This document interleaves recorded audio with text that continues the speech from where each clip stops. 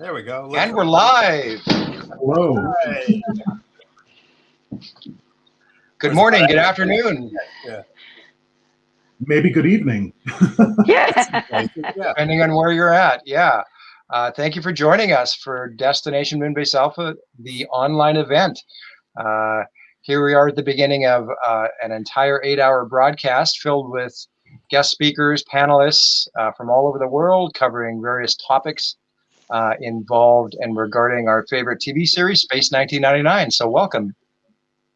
With me today is Robert Wood, co-host, Suzanne Peterson, and David Hirsch. And we're going to open the show with a quick little segment. Suzanne's going to be coming and going throughout the day, helping us out with various things. Robert's going to be hosting a lot of the guest interviews you'll see coming up, along with our friend Roy Belquist, who will join us shortly.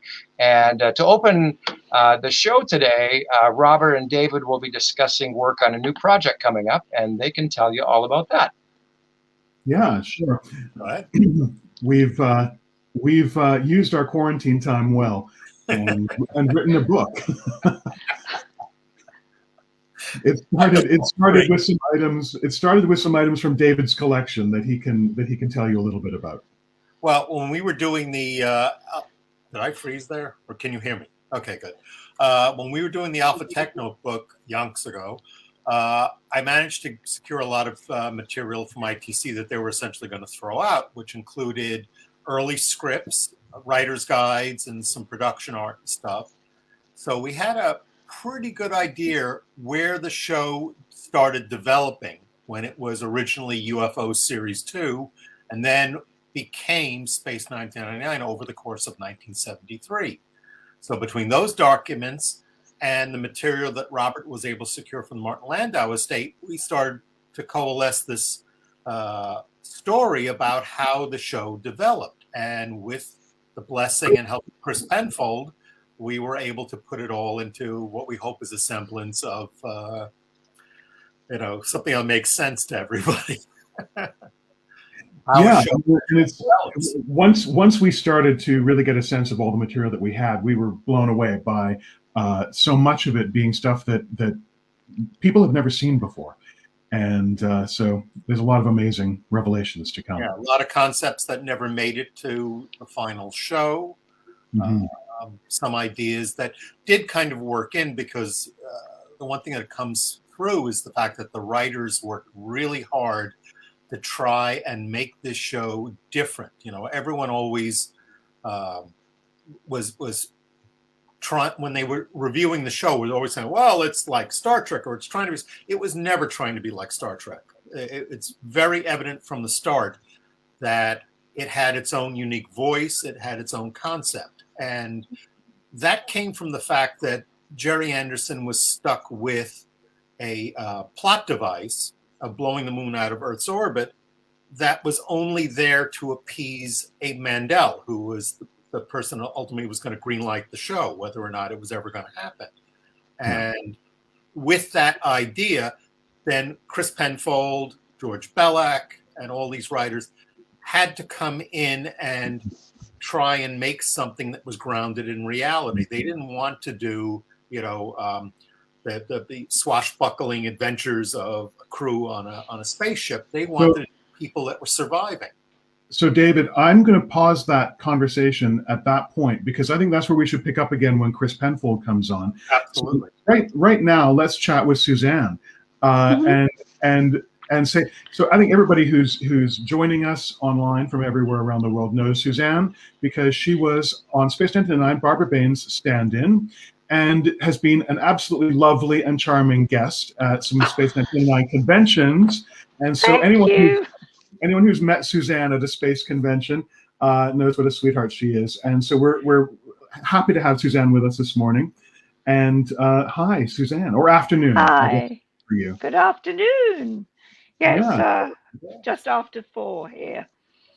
Just after 4, right. And Yeah. it's just after 8 a.m. for me. And we're beginning this marathon. We're going to be on for 8 hours now. We got plenty of coffee. Wow. So Suzanne, how do you feel about this kind of thing all these years since you participated in working on Space 1999? Sorry, I didn't quite catch that. I'm sorry. Yeah. How do you feel about participating in an event like this all Yeah. these years after doing Space 1999? It's amazing. That's all I can say. Never thought, I mean, in all, when we were making that series, never in a million years I thought that we'd be on computers and, talking to people at different parts of the world. I mean, it is unbelievable. It's fascinating to me. And also going to conventions and actually meeting the fans in person. Absolutely. And you probably noticed Not so all these years. Yeah, exactly. Well, I was thinking about that today because I lived in the States for quite a while. I lived in Connecticut, and I couldn't believe that you were having conventions then. And otherwise, I would have been able to get more involved with it. It was only because as I've said many times before, it was my son, Justin, that said about these conventions. And my first one was in, where was it? Somewhere Peterborough. in north of England. Where? Peterborough in 2014. Peterborough. That was my first one, and it was really nice to see like Nick and Prentice and Anton, and it was great. It was lovely, and so it's so nice to be involved with the conventions and meeting the fans because they seem to know more than I do. And you've maintained friendships over the years with some of the Space 1999 cast as well, haven't you? Yes, I am. I'm quite friendly with them. Prentice, Anton, and obviously Suzanne. We were really good friends, Suzanne Roquette and myself. So that was really sad when she passed away. So it was sort of, it was lovely. It was really good. That's great. That's wonderful. And you've made some friends, I think, with some Space 1999 fans as well. Yes, I have. Yes, I have. I keep in contact with people. Yeah, it's wonderful. Nice. It's wonderful how a show from decades ago is still, leading to friendships among us all. Hello, Chris. Yes, it's good. Hello, Chris Penfold. Can't hear. Hello. Hey, you see him this time. Good afternoon to you. Now we're getting funny. That's okay. That's okay, Suzanne. Warren. You and I will let the boys talk about the book coming up, and we can talk off to the side. Okay. Okay. All right. Hi, Chris. Good afternoon. Hi, Robert. Good afternoon, sir. Hi, David. Hi, how are you? Good, thank you. Are you in London? Yes, I am. Yes. Right. Wonderful. So we were just chatting a little earlier, a couple minutes ago. We were just chatting about the book a little bit, and then we were talking to Suzanne a little bit. And so now we're going to go back to the book again. And we were just talking, David was talking about how the initial creation, the initial genesis of Space 1999 was creating a show that was really very unique and completely unlike anything else that had ever been, and that there had been some criticism, when the show came out, that it was like, Star Trek-ish and that kind of thing. But from the original genesis of the show, there was nothing of Star Trek in it. It was a completely original piece. It was. I've been asked about the kind of central difference between Star Trek and Space 1999 many times, and I think Johnny Byrne put it at its best when he said that the difference was that in Star Trek the Enterprise was always under the control of its commander. And in Space 1999, the moon was at the behest of whatever gravitational pull the universe had in store for it. So the Enterprise was boldly going, the Alpha people were on the winds of fortune. Yes, yeah. It was survival. It was, instead of Yeah. adventure. Yeah. Yeah. And there was this initial concept for the show about how they were going to be the invaders, as opposed to the saviors of the galaxy, as it were. I think that kind of evolved as the show progressed. The sense, virologists are all around us at the moment, but the sense that humanity was some kind of virus that would infect innocent areas of the universe. I think that was a theme which wasn't necessarily there at the outset, but which came into the show as we progressed. Mm-hmm. Yeah, it was touched upon in episodes like War Games and stuff, where they were. Yeah, very much so. War Games, very much so. Yeah. But it was generally a story about a community surviving in this enclosed environment, and I think especially in the first series, there was a lot of focus on that. People getting along and just trying to live their lives. Or not getting along, because in some of the original concepts for the show, there's a lot more stress and antagonism and that kind of thing coming out amongst the Alphans. Right, more so. I think that was a lot of George Bellac's original concept. There was going to be a lot more conflict between the people who were not adjusting to life on Moonbase Alpha as possibly their sole existence. Yeah, I think that was a fair guess. Yeah. Yeah. But we tone that down. Under those circumstances. Yeah.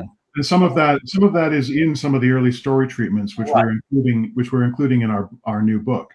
Yeah. So the new book that David and I have written with Christopher Penfold's tremendous assistance and input is called "To Everything That Might Have Been: The Lost Universe of Space 1999," and that kind of gives you a clue as to the content, and it's focused mostly on things that almost could have happened but didn't, because the show took slightly different turns at each corner that it encountered. Various roads the show could have gone down, because even though the show has the tagline, created by Jerry and Sylvia Anderson, there was input from a lot of sources, whether it would be the writers or even Abe Mandel in New York, Lou Grade. Everyone always put their 2 cents in. Even the Landaus, had desires of where they wanted the stories to go. So you see a lot of potential in what the show could have been, for good or bad.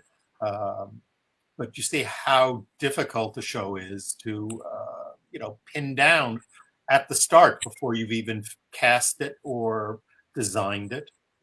It changes so quickly, and you mentioned casting, and the characters evolved and developed in those early days, I think, very quickly, and they kept changing. It was initially the American commander, and then the name was settled on, and the doctor was initially male, and then became a female doctor later on, possibly even as late as when Barbara was cast. Yeah. So changes like that happened and evolved. And then once Landau and Bain became involved, then the characters were tailored with their input as well. Right. We see that in a lot of George Bellac's early drafts, that the characters are fine-tuned to the actors, just as the sets were fine-tuned to the designs. And of course, there was that large contingent of Italian performers that were supposed to be in the show at the outset, which didn't happen until later, and they had to adjust the characters based on the actors they decided to cast in the roles. One of them. So I think it was one of Jerry's strengths, actually, well, Jerry and Sylvia, that they were open to suggestions from people like Martin and Barbara and other writers who were contributing to the show. There wasn't really from the outset, although there was a Bible, there wasn't really a template for how this show was going to be. And I think that's one of the reasons why it's kind of admired now for not being the kind of formulaic science fiction show that you've come to know and like or not like, as the case may be. Well, a lot of shows back then stuck to a particular format. Now they're much more flexible, and the one thing that was very evident in the first series of Space was you would go 1 week from an alien invasion story to a ghost story to something that was, I mean, we had everyone likes some people like End of Eternity, which was really about what happens when immortality is given to a character, and what would they do with that life that was never ending. So yeah, there was a sense that the show was a kind of the shape of the show was like a kind of umbrella for a variety of different stories and different genres. I mean, I think that enlivened the way that the show looked. And it enabled individual writers to make very valuable individual contributions. And in your case, Chris, you had some really big, epic concepts in your episodes. You know, with Last Sunset, you gave the moon an atmosphere. You know, and you know, Space Brain, you flooded the moon with alien antibodies. You know, all these big concepts in your episodes, very epic stories. So yeah, I'd never thought of myself as the master of the high concept, but I guess when you put it like that, maybe. You certainly have the effects people on their toes, that's for sure. Yeah, those are pretty big high concept ideas right there. Well, it was a lot. And then we had Dragon's Domain, which is feature film like. Yeah. All through, because it just, there were some episodes that were just so beyond what you would expect from television to begin with. There's a question for you, Chris. I haven't ever asked you this, but Dragon's Domain was filmed after you had left the series. Yeah. Your script, but after you'd left the series. And I understand that there were some changes made to the script from what you had written to what they actually filmed. Which would have happened, you know, during production. Martin and, you know, the director, they would have gotten their bit in. Your sense of seeing that episode, was it pleasure at watching it and seeing that script come to life? I didn't see it for some time after I'd left the show.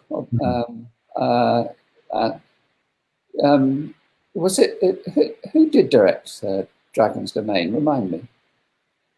Was that was Charlie Crichton? Charlie, yeah. Yeah. It's Charlie. Are we right? Somebody let us know. Somebody let us know right now. No, if it was Charlie Crichton, was it Charlie Crichton? I really enjoyed working with Charlie Crichton. We had a very close relationship, and I learned a huge amount from him. He was. It was Charlie Crichton. Yeah, it was. I just checked my book. Oh, right. Okay. I mean, Charles Crichton was for me, by some distance, you know, the best director we had on the show. It was actually, it was a privilege to work with him, and Charlie's career had a few ups and downs in it, and of course he came back at the age of 80 to direct A Fish Called Wanda for John Cleese, and he was you know, at the top of his game right then. Yes. And he and I worked very closely to the extent that we worked very closely on the script before we got onto the studio floor. And Charles was insistent that I also attended rushes every day when he was screening them, so that we could, after rushes, have a discussion about how characters were developing, how particular scenes were working, what maybe needed to be introduced in order to improve things, and so on. And Charles's background was as a film editor. He was trained as a film editor before he became a director in the Ealing Studios. It was, for me, it was a terrific experience of blending the experience of being a film editor and a script editor. Many of the lessons that I learned from Charlie have stayed with me for the rest of my life.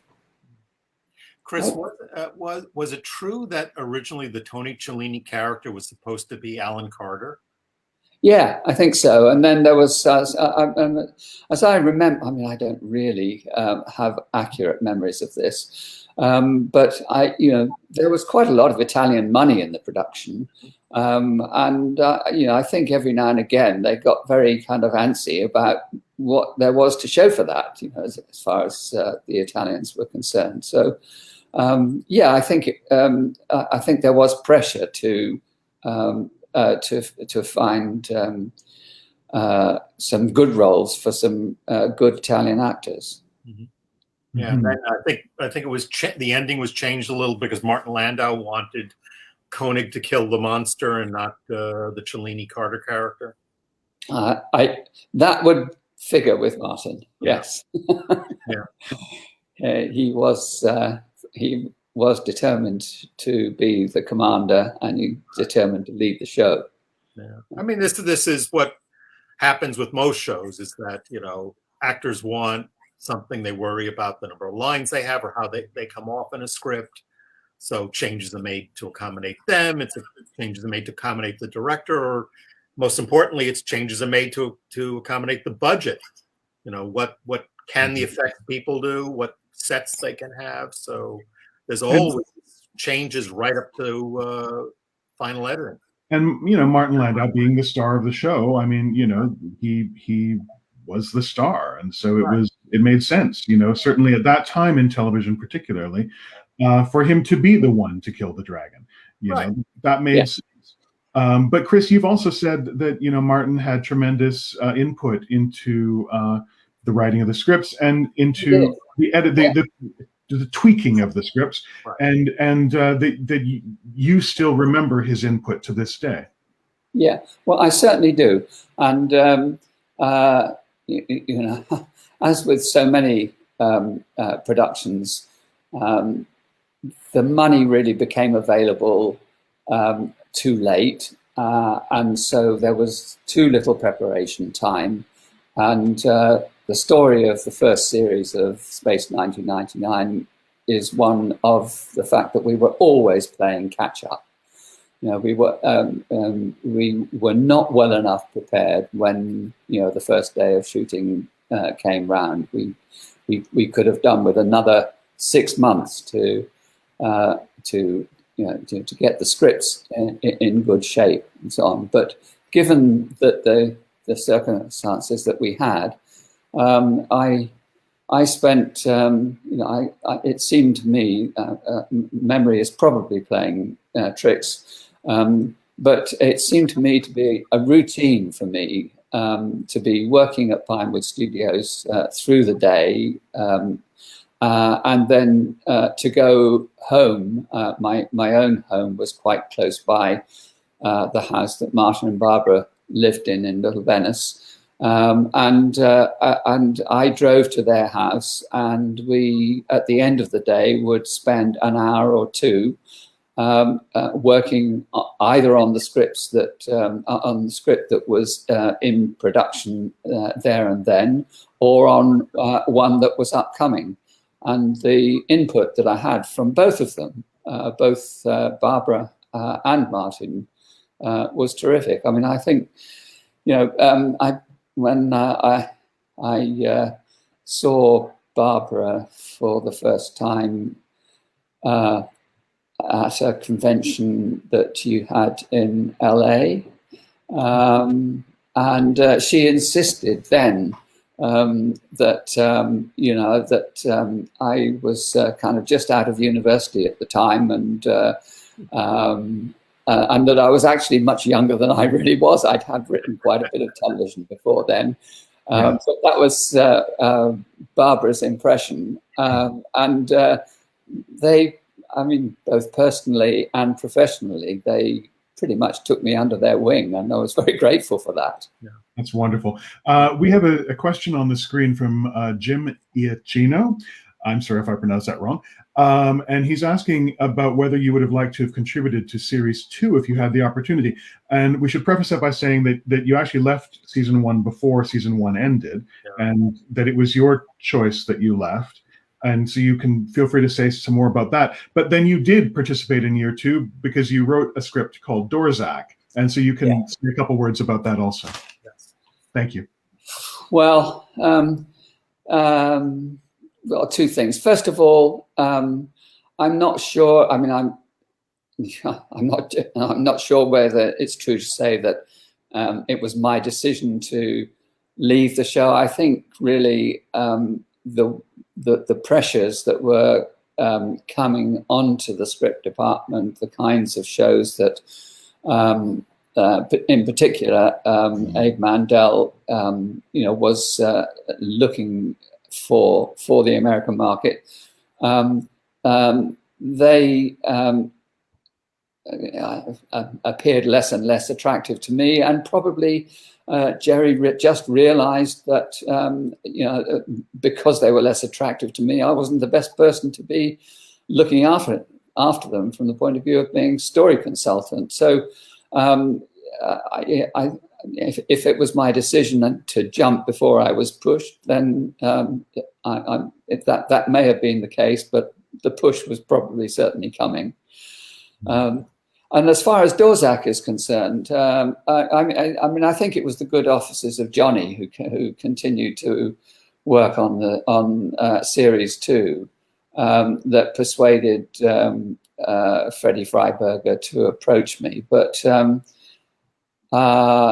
know, I did write a script for Dorzak, but when eventually, you know, I'd submitted it, and a printed copy of the script came back to me in the post, and I opened it. It is true to say that the only thing that I recognized was my name on the cover. So, right.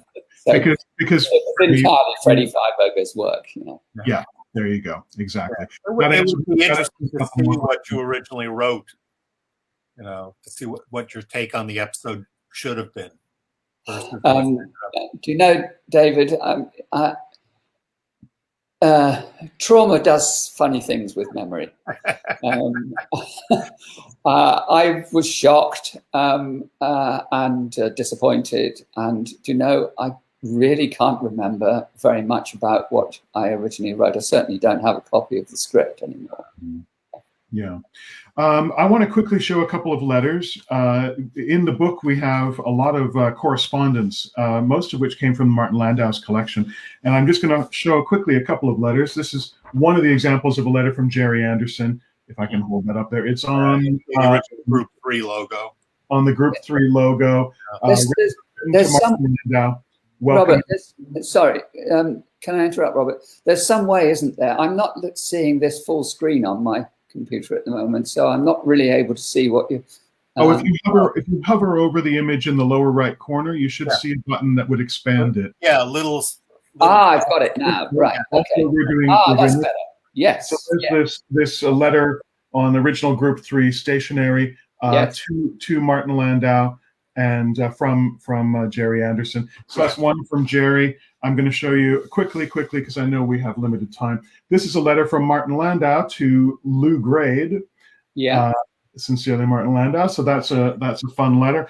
And we're very excited to have a letter from Sylvia Anderson to Martin and Barbara. Yeah. Well, so that just shows a few examples of letters that are included in this upcoming book. Right. We had also have some memos from ITC about changes they wanted in the show and stuff. Yeah, yeah, yeah. So Oh, it's well, exciting. There's a lot of great content coming up. Well, they will be much better challenges to my memory. Well, and we want to thank you, Chris, for all of Yes. the help that you gave us working on this book, because it was tremendous, your input, and we appreciate it tremendously. As I said at the start, I wouldn't have wanted to do this book without you. Well, I think one thing I'd quite like to say about it is that your book and your approach to it gave me an opportunity of putting things right with George Bellac in relation to the series. Yes. Because although George Bellac left the series before it actually went into production on the floor,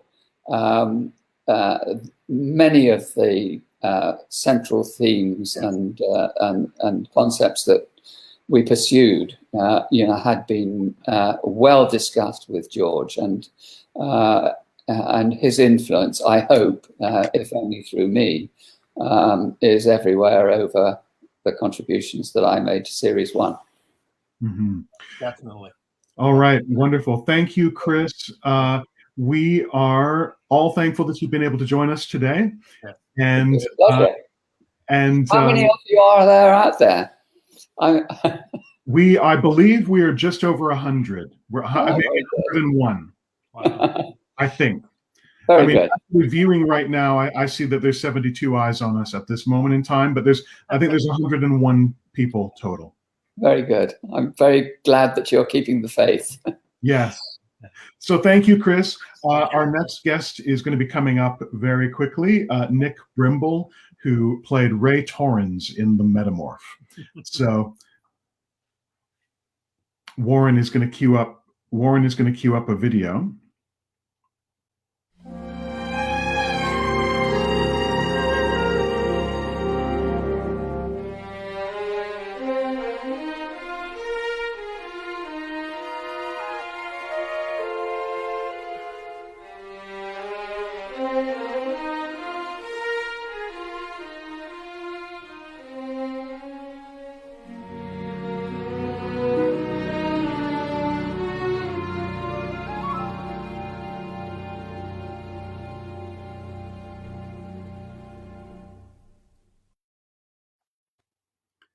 Hi, Nick. How are you?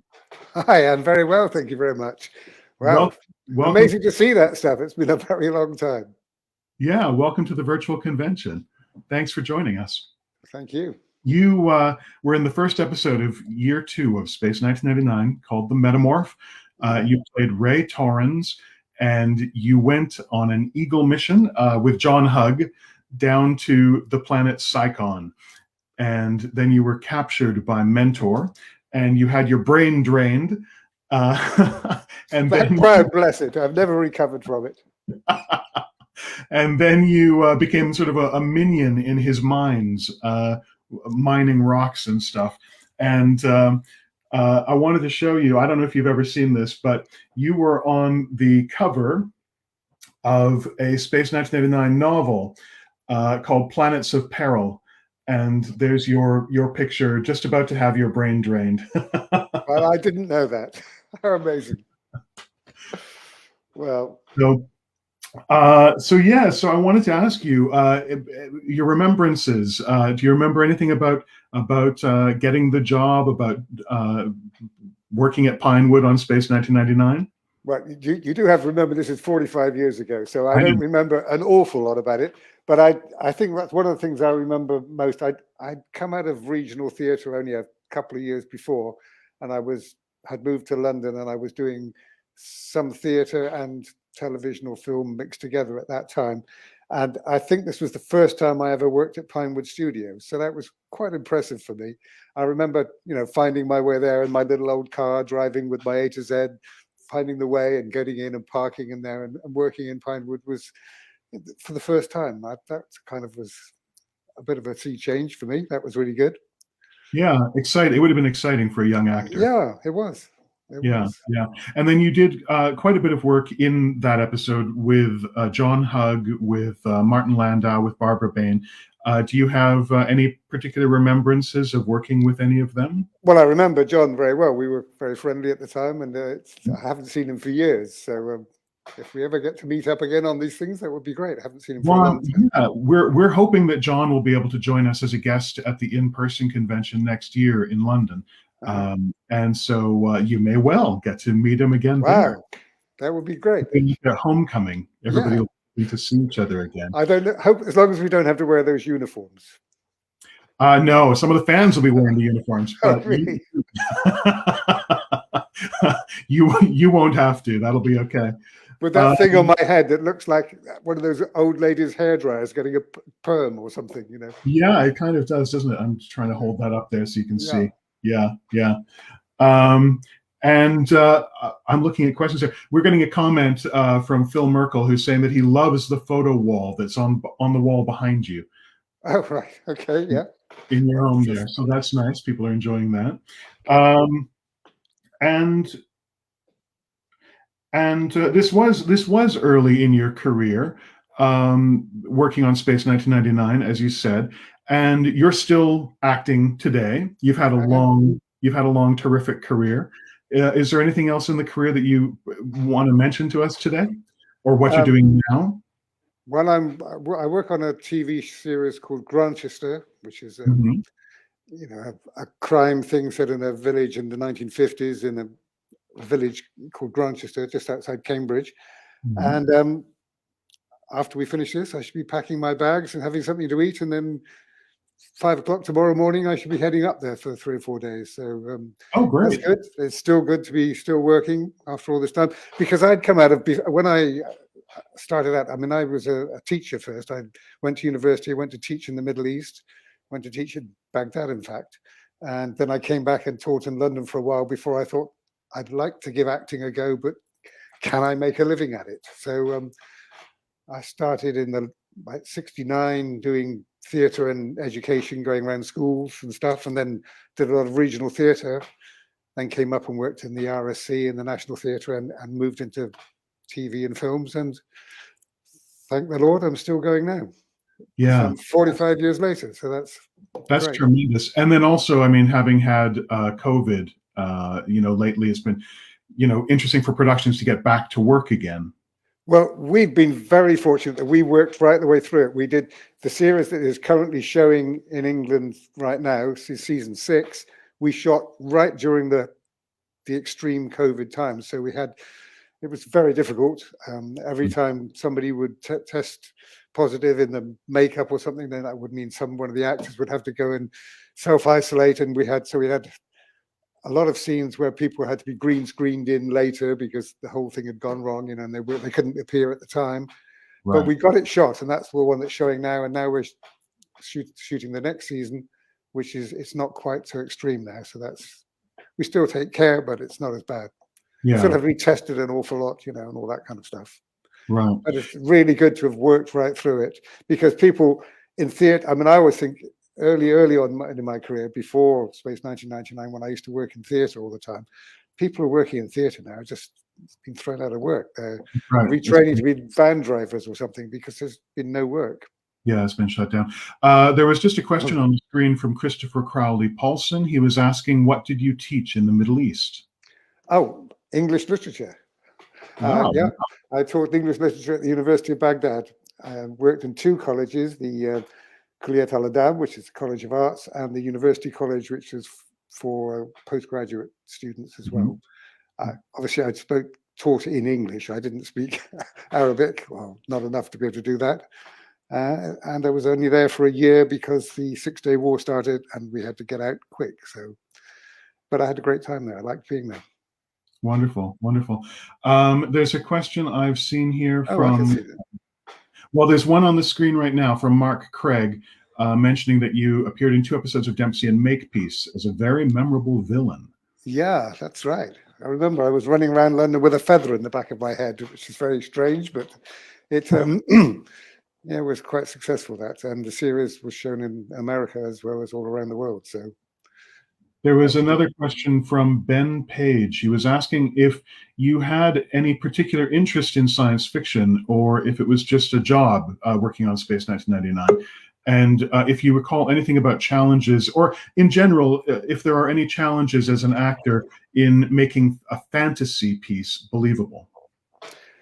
I think that's the same with anything, really. It's all make believe, and the challenge is to make people believe that you are whoever, Little John. Now I'm a nice, kindly gentleman. That's just as much of a stretch as being having my brain stretched out in this. So it's just to try and be convincing. And so I wasn't particularly a science fiction fan or anything, but I was just trying to get established working in television and film, and it was a very good job to do. I remember we started out, I think I was only employed for 1 week initially, and then it got more difficult, so it turned into 2 weeks, because I think there's a lot of animals in that episode. I haven't seen it since then, but I remember trying to get the animals on their marks was tricky. And Right. so we were wandering around like a zombie in mines trying to work with chickens and all sorts of animals, I believe. Right. Yeah. And then in the end, there was explosions and fire, and in the end there was a big piece of girder work that fell down and there's a question I just saw asking if you enjoyed the chance to play Little John in Robin Hood. Oh yeah, that was great fun. Obviously, it was one of those things. I'd have grown up with that story, and I think the film that was around when I was a kid was with Richard Todd as Little John, and James Robertson Justice was with Richard Todd as Robin Hood, and James Robertson Justice was Little John. So we'd grown up playing it, the fight in the waterfall and stuff as kids. So to be actually employed to do it in a big successful film, which is still shown continuously on British television, I don't know about anywhere else. So that it's just very gratifying to be in something that people still know and remember. That's great. And back to Space 1999 again. So when you did that episode, you were directed by the great Charlie Crichton. Yes, that was very impressive, because of course I knew he'd done some of the Ealing comedies, the Lavender Hill Mob and things like that. And I did work with him again. He employed me on, I think it was an episode of The Professionals and maybe something else. So I was very pleased to be working with him. Yes, great. And did you meet the creator of the show, Jerry Anderson, co-creator of the show, Jerry Anderson? No, I didn't. No, didn't meet him. Brian Blessed, of course, I've worked with on various occasions since. He's fairly memorable. You don't forget him. We did a show together in Jamaica called Return to Treasure Island. He was Long John Silver, and I was a villainous pirate who was trying to usurp his power, called Keel Haul, because I'd been dragged under the hull of a ship and I had a big scar on my face, except Brian kept calling me Keyhole half the time, so I remember that very well. But we had a lot of fun in Jamaica on that location. That sounds like a great show. That was a film? There was a television series. Television series. Okay, yeah. That would be a fun one to track down. I've never seen that. Oh well, if you want to see Brian, it would be it's a good thing. To Return to Treasure Island, it's called. Yeah. Return to Treasure Island. That's great. People are commenting that Grantchester airs in the United States on PBS, so Americans can see the show as well. Yeah, it's very popular in America. I know that's contributes to the fact that we're on the 7th series, because they do like it over there. Yeah, there's a person who's asked about whether you would have wanted to do more episodes of 1999, or if it was pitched to you as a one-off. Well, since your character passed away in the episode, I don't think there was any chance for you to come back as a zombie. You would have been sort of a zombie character, but I don't think that would have worked. Well, as a zombie, I can come back as a sort of a Frankenstein put-together character. Well, you did a Frankenstein film as well, didn't you? I did, yes. With Roger Corman. Frankenstein Unbound. With Roger Corman, yeah, that was in Italy. That was great fun. Yeah, that was a fun movie. I've seen that. I remember that. Have you? Right. Yeah. I don't think a lot of people have seen it. It didn't get the distribution we'd have hoped for, but it was great to do with John Hurt and Raul Julia, Bridget. Yeah, terrific cast. Yeah, it was. Absolutely.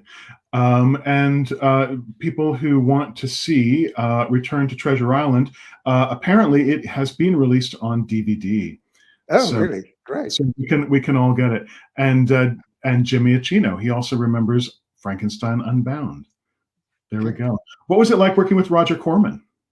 Oh, it was fantastic because, you know, I didn't know him before, obviously, but you always had this impression of this sort of wild man with strange ideas. And of course, in fact, he's a very sort of conservative gentleman, very polite and friendly, and he just makes these kind of off-center movies, but he's very sort of straight and conservative. And he was a great guy to work with. I remember, I'll tell you one little story about him. We had a scene, one of my early scenes, I was the monster and I had superhuman hearing, and our pitch was to try and he'd been made to be better than ordinary people. So his hearing was very acute, and he came down into town and there was fireworks going off, which was hurting his hearing. And so he was very distressed, and a night watchman comes and is holding up his torch and shouts at him. So he grabbed this night watchman, lifted him up, plunged his fist straight through his chest, pulled his beating heart out, which was pumping in my hand while they were pumping blood up my arm, blood coming out. It's the most extraordinary scene to be thrown straight into do. And at this point, Roger Corman came up to me, and the direction he gave me was, Nick, at this point, overacting is impossible. That's a great direction. Yeah. That's wonderful.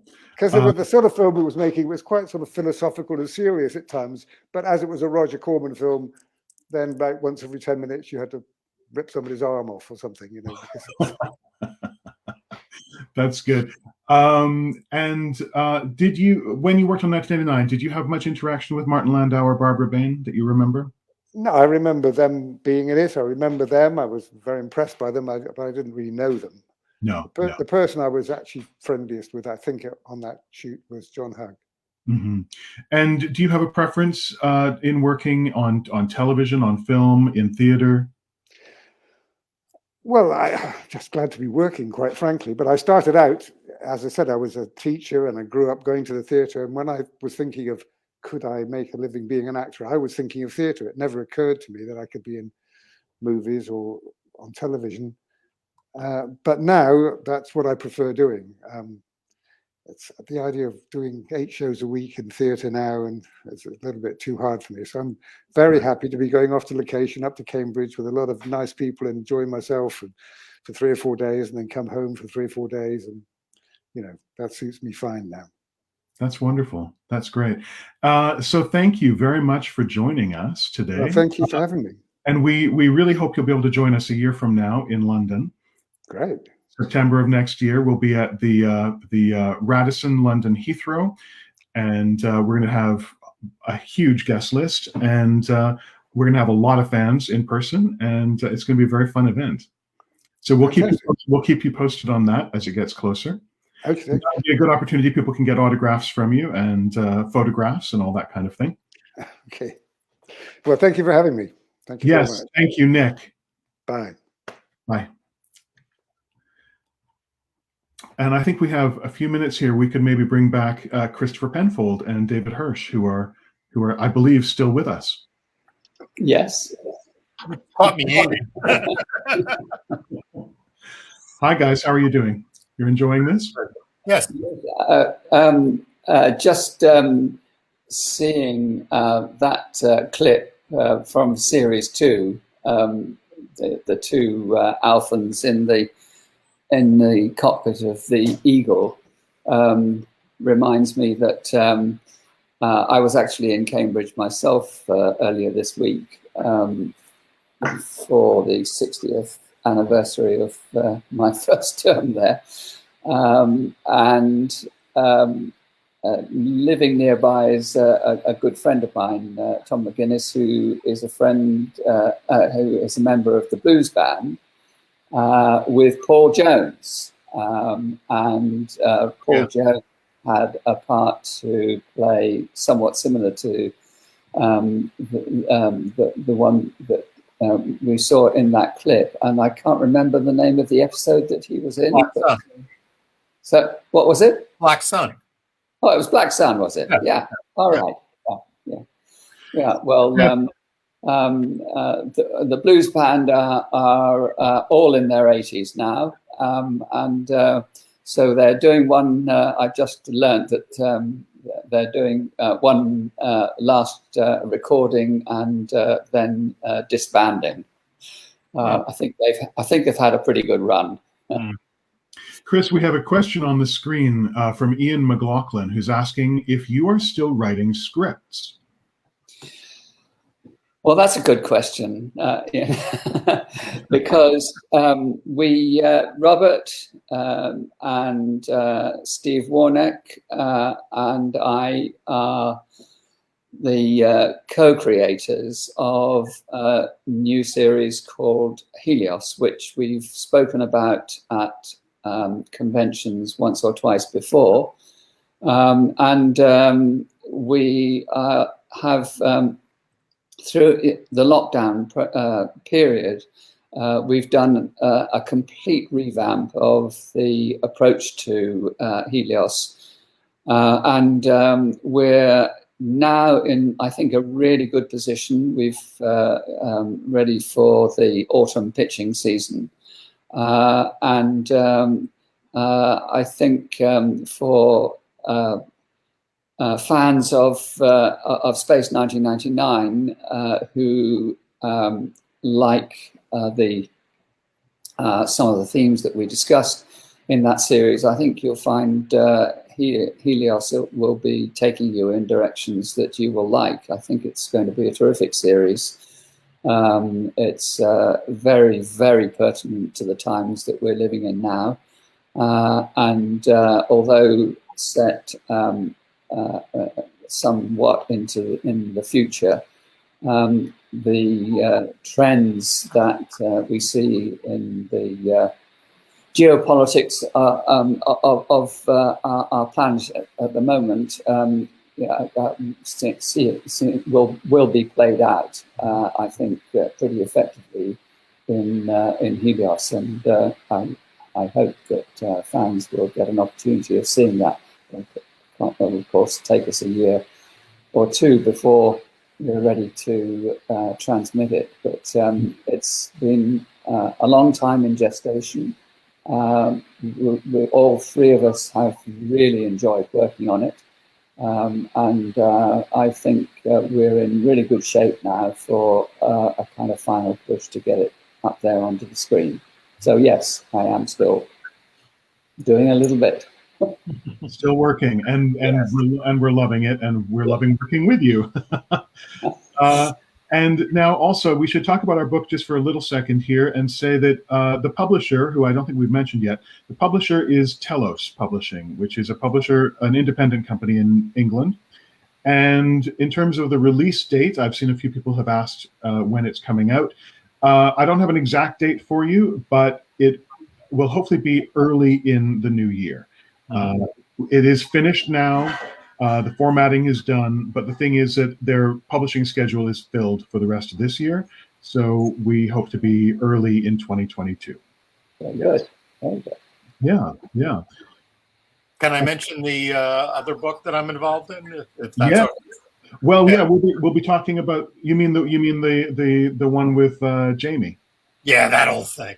Well, that old thing. Well, we'll be talking to Jamie later too. But yeah, you can mention it now. Sure. Cool. Well, Jamie approached me about a year ago to if he could reissue the Moonbase Alpha Technical Manual as a new edition, and he and Chris Thompson and Andrew Clements have done a spectacular job reimagining it, and that goes up for pre-order on Monday, Breakaway Day.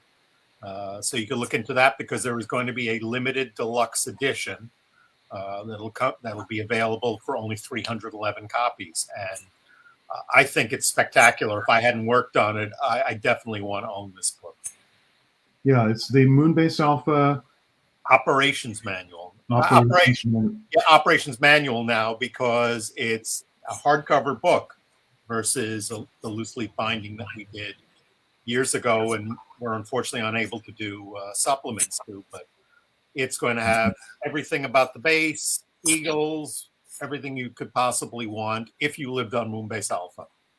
Right. Which some of you all hope to. Well, we better get up there by tomorrow, September 13th, breakaway day, right? Yes. Yes. So, Chris, are you going to be sticking with us, or will you be taking off? I'm now? going to take off. I'm going to take off pretty soon Okay. now. But it's been a real pleasure to be here. It's been Really wonderful good having talking you. to you, Chris. Thank you. Always Thank a you for pleasure. joining us. Yeah. And no doubt we'll be talking again soon, Rob. Absolutely, we will. Yes, Very we will. Take care of yourself. Have a good evening, Chris. Good luck with the rest of the show. Thank you. Thank you. Bye now. Bye. Bye-bye. Yeah, And I'll just stick around for about another hour or so Yeah. before I have to run out. And I That's should be wonderful. back by That's wonderful, about- David. We've also got Roy Belquist with us, There he is. who is The man who got us together in the first place. It's all his fault. It's true, actually, because David and I knew each other online, but the first time we met in person was at the two conventions that Roy organized in the U.S. Yeah. And so that was what got us talking in person and devising this book. Yeah. Then I had to drag a box of all that stuff to the last one just to entice you. That's right, yeah. And then Luckily, we had Chris there, and I think it was because we had Chris there that really spurred me on to want to do this, because I would not have wanted to do it without him. Right, and we were showing Chris some of the stuff that you had, and he was amazed by it, and he agreed with us that it looked like it could be a book. And then I had the access to a bunch of stuff that came from Martin Landau's collection, and that kind of filled in the second half essentially of the material that we needed. That was a treasure trove, because we all knew about the complicated production on the show, and Martin was a wonderful pack rat, keeping all the shooting schedules, the call sheets. We saw all the actors. I mean, we're going to have in this book listings of all the performers who appeared on screen, including background characters. You can see how consistently they were there from episode to episode. But just some of the chaos that went into the shooting, because Breakaway actually was reshot several times after they went on to other episodes. Mm-hmm. So, David, I'm going to end the particular conversation about the book right now, because I think we are about ready to be joined by Carla Romanelli. And so I think Warren has a short little 30-second video he can play, and then we will see Carla.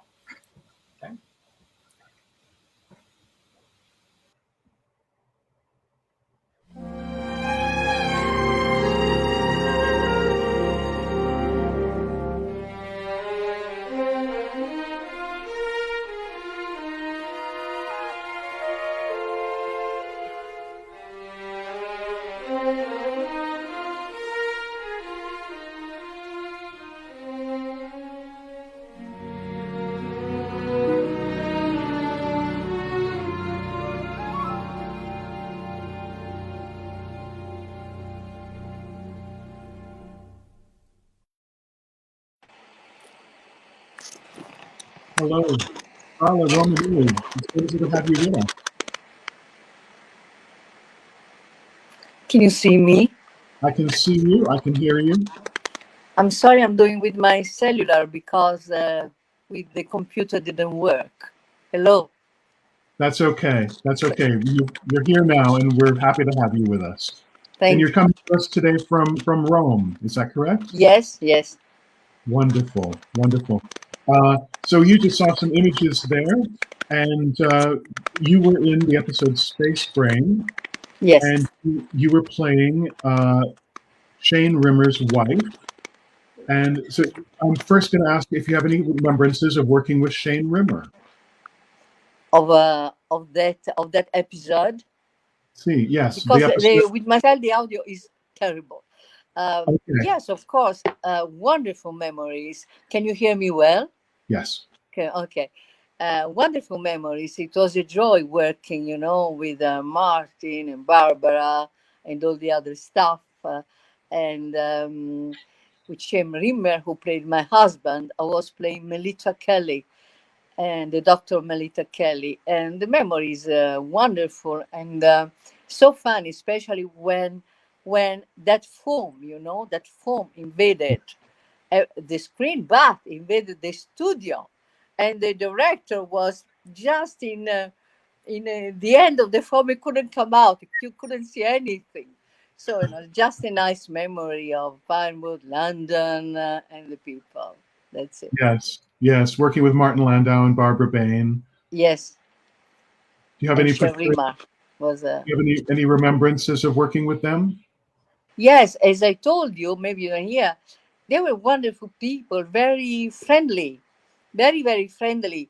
And actually, Martin and Barbara, they knew very well my father-in-law, Bosley Crowther, was a the mythic critic for the New York Times. So Oh, wow. in a way, we know already each other, and John, my husband, knew them. So, That's so it was wonderful. like a family gathering. That's great. Do you remember anything about how you got the job in Space 1999? Was it because of Sylvia Anderson? Yeah, my agent, called me up to go in her studio, to meet with this lady, and as soon as she saw me, she said, "She's Melita," and that's it. That's it. So I went off to London. That's wonderful. Now, you not only played the role in English, but you also dubbed yourself for the Italian version. Of course, I'm Italian. Yes, that's wonderful because I don't know that anyone else did that. Well, nowadays, I think if you do not able to dub yourself, you cannot work.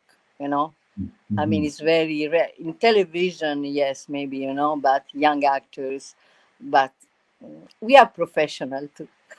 Yes. And your friends personally with your other Italian actors who worked with in Space 1999. Your friends, I believe, with Gianni Garco and with Orsa Maria Girini. Yes, indeed, and especially with Giancarlo Prete. Giancarlo, yes. Giancarlo, we did the acting school together with Wow. Maestro Alessandro Fersen. And we did study as a young boy and young girl. We did study together.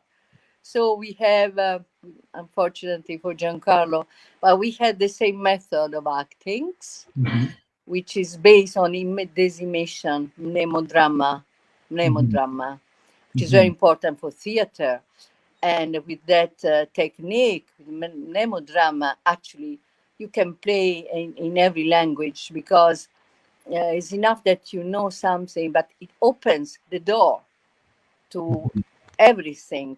The mnemodrama, go inside yourself. It is a universal language.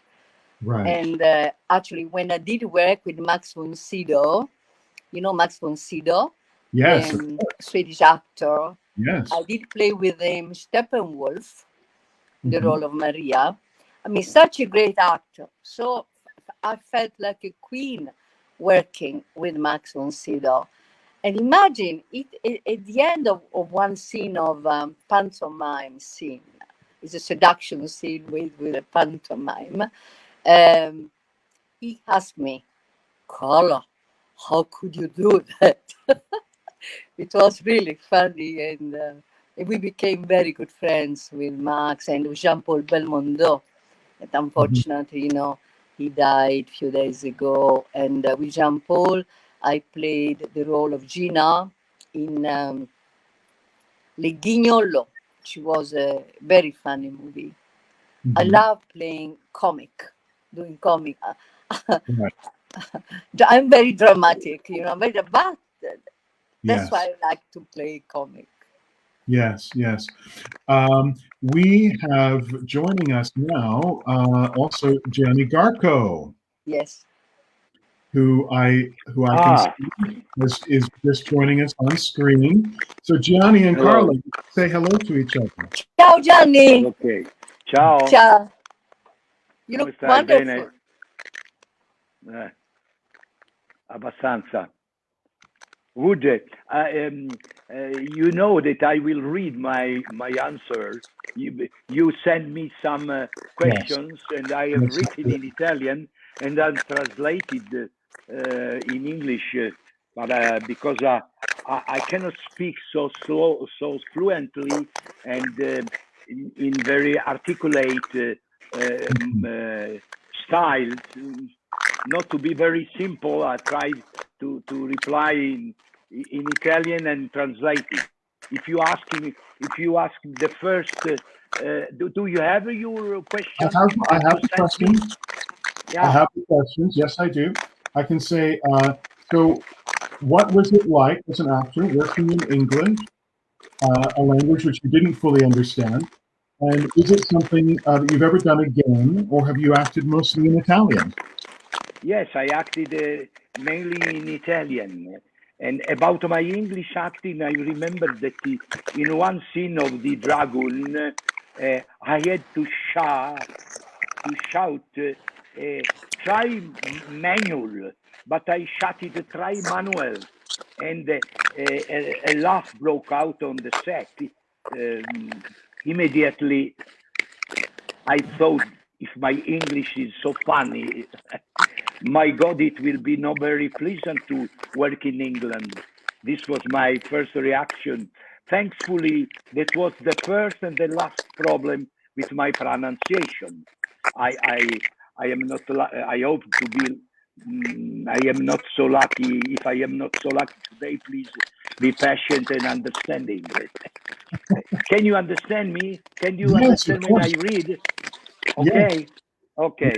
I actually, in order to have a correct lip movement, I played all my Western in English, helped by a dialogue coach, of course, or listening to the correct pronunciation on from a type recorder. Okay.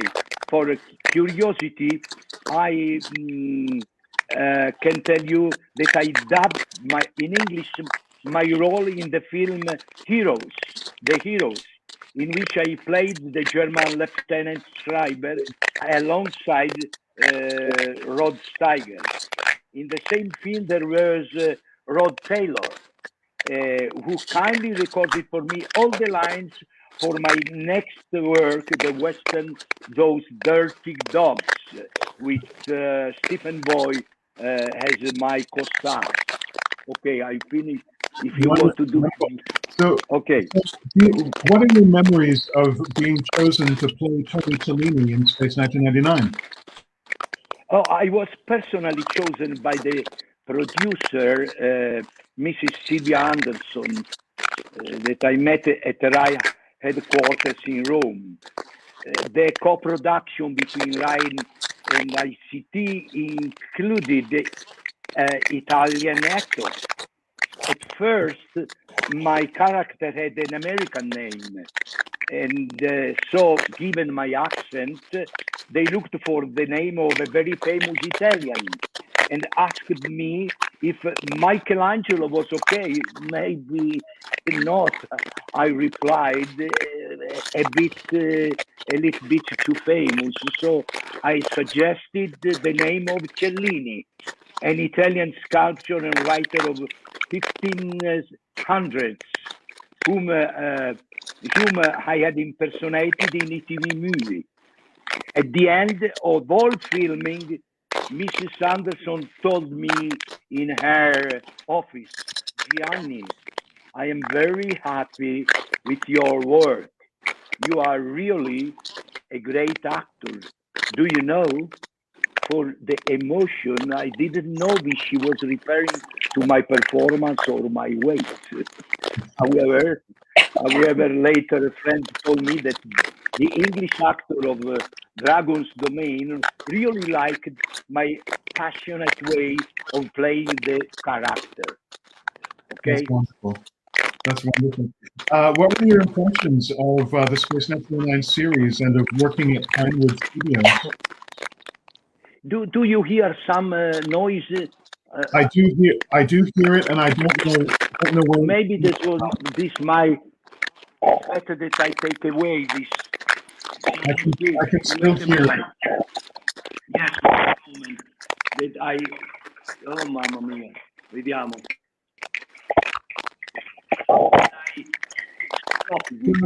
Johnny, Wait. Now I will. Just a moment. A pad.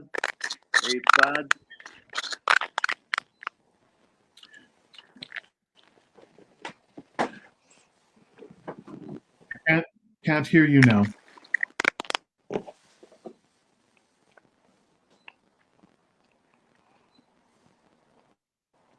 Can't hear you.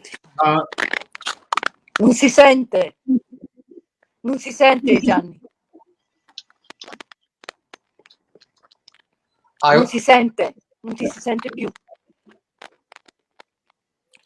Warren, I told Gianni.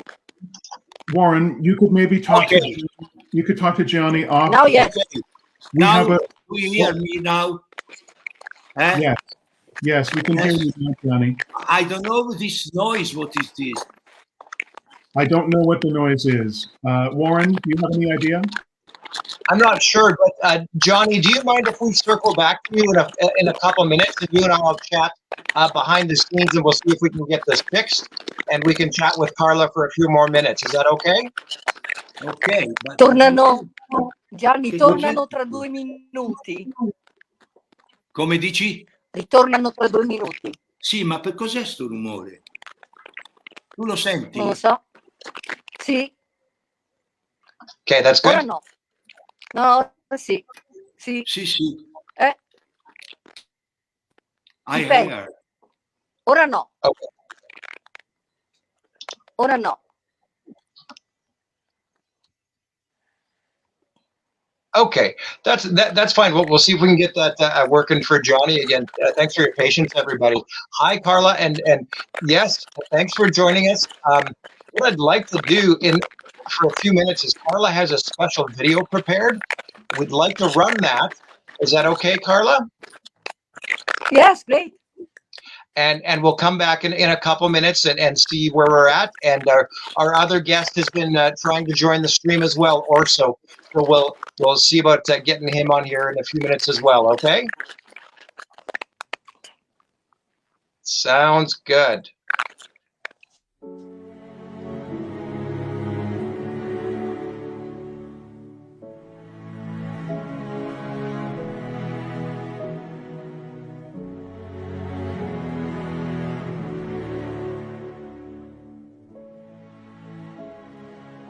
Oggi non ho voglia. Tornate domani. Guarda, Consola. Guarda cosa ti ho portato.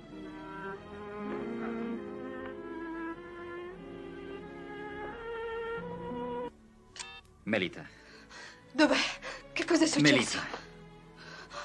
Lo stanno operando. Che cos'ha, comandante? Melita. Kelly. Aiuto. Kelly!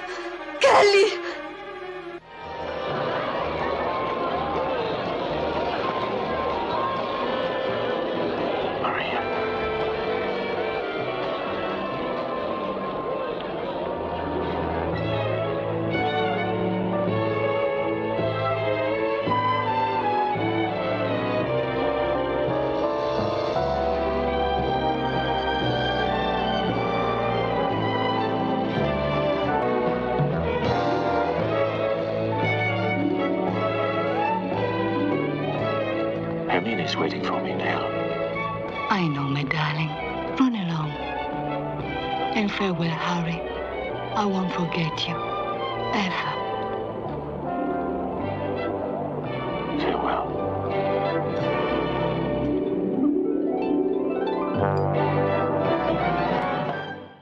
Look, my village, Chinhao. I was born there.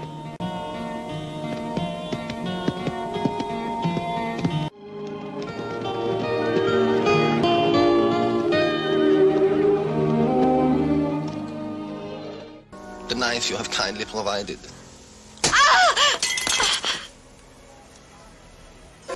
Ingo's gone! Taken his suitcase with him. Some man scared him.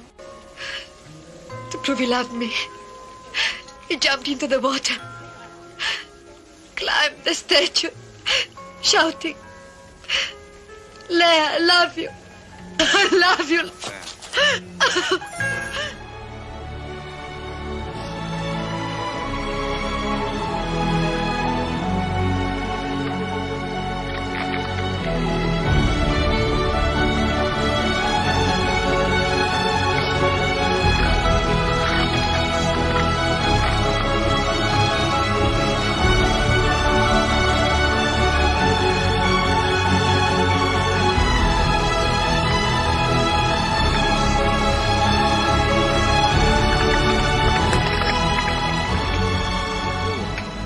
Je veux dire par là que des flics, des assassins tournent comme des guêpes autour du pauvre Alexandre. Ah, c'est ça.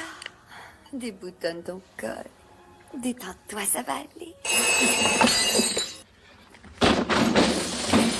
Entre, mets-toi à ton aise. On peut très bien vivre dans le noir. D'accord, c'est d'accord. On ne complique jamais assez. Il nous reste une demi-heure avant l'arrivée du bijoutier.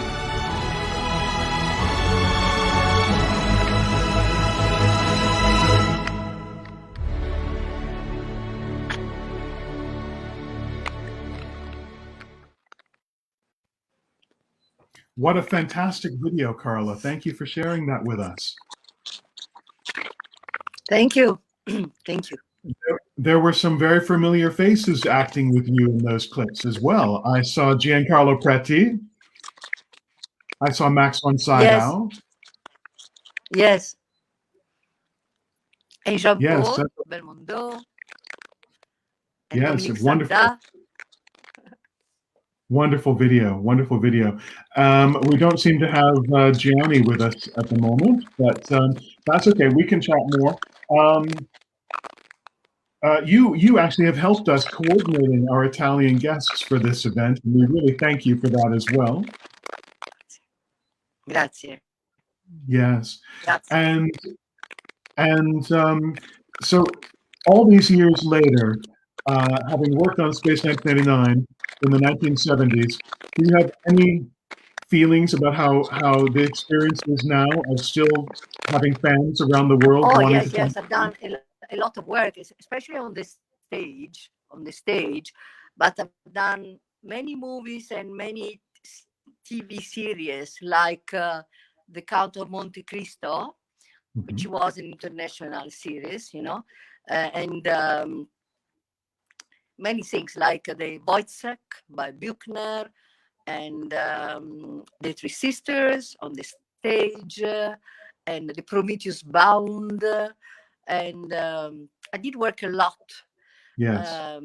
And especially in Hungary, I became very, very well known, like an icon in Hungary. And I did 4 movies, 4 full movies.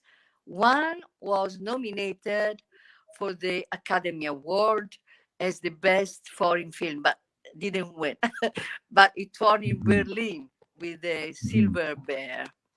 And another movie that was shown at the Cannes Film Festival, it was A Very Moral Night. Wonderful movie by Mac Carroy, a great father of the cinematography in Hungary. And two other movies, very, very important, because the cinematography there is very, very good. Very, very good. Like, at any rate, I did work a lot, especially on the, now I'm a writer. And my book is coming out soon. Oh, wow. Tell us quickly about your book. I hope I can bring it next year in English in London. It is, Yes. The name is The Valkyrie of Peace, and it is about Bertha von Suttner, the first Nobel Peace Prize woman. She was incredible. She was born in a military, you know, her father was a Feldmaresciallo, a lieutenant with Radetzky. So she was raised among military people, but she became the first pioneer for peace in the world. And she did fight a lot in order for the First World War never to happen. And she influenced the Tsar Nicholas II, you know, to write the peace, appeal for peace at Haya, in the Haya in 1899. And she influenced Theodore Roosevelt, so that the war between Russia and the emperor of Japan couldn't happen. She asked him, please let them hold their hands instead, you know. She was incredible. I'm in love with her. And, That's wonderful. It took me 4 years to write this book. I did a lot That's of wonderful. research. Well, we look forward to having you at the convention in London next year in September, and we'll be able to purchase your book from you and have you autograph it. That will be wonderful. Grazie. Grazie. Okay. So thank you, Carla. We're going to let you go now and continue with Gianni. And so, Carla, thank you so much for joining us, and we will see you in person next year. Yes, grazie. Ciao. Wonderful. Ciao. Ciao. Ciao. Hello again, Gianni. Hello again. Now it seems that the sound is good. I think the problem might have been on Carla's end. Ah. It might have been on Carla's end, yeah. So it sounds great right now. Let's continue with where we were with the question and answers.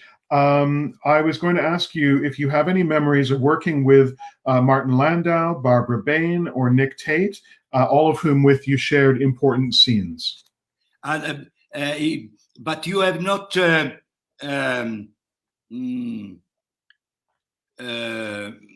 did we do the previous question was what were your impressions of the Space 1999 series and of working at Pinewood? Yeah. But it was a wonderful experience. Work on the set in Pinewood was very well organized, and there was an attitude of a great respect toward the actors, which the community of actors reciprocated. I remember that in a window of the studio's restaurant reserved for the artists, many Oscar awards were exhibited, among which I saw the one received by Laurence Olivier for Hamlet. I don't know if it was authentic or a copy. However, it surprised me because I remember that the Oscar of Italian directors were not exhibited in Cinecittà, but on the fireplace of their private homes. So I was very surprised. This many other Oscars award I see, not only of Laurence Olivier. This was a nice thing, nice surprise. Okay. Okay. So, so the next question was if you have any memories of working with the cast, Martin Landau, Barbara Bain, Nick Tate, all of whom with you shared important scenes.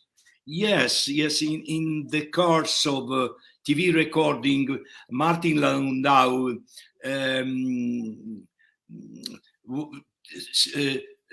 very often told me, don't worry during that we were shooting before the take, don't worry, Gianni, keep your time.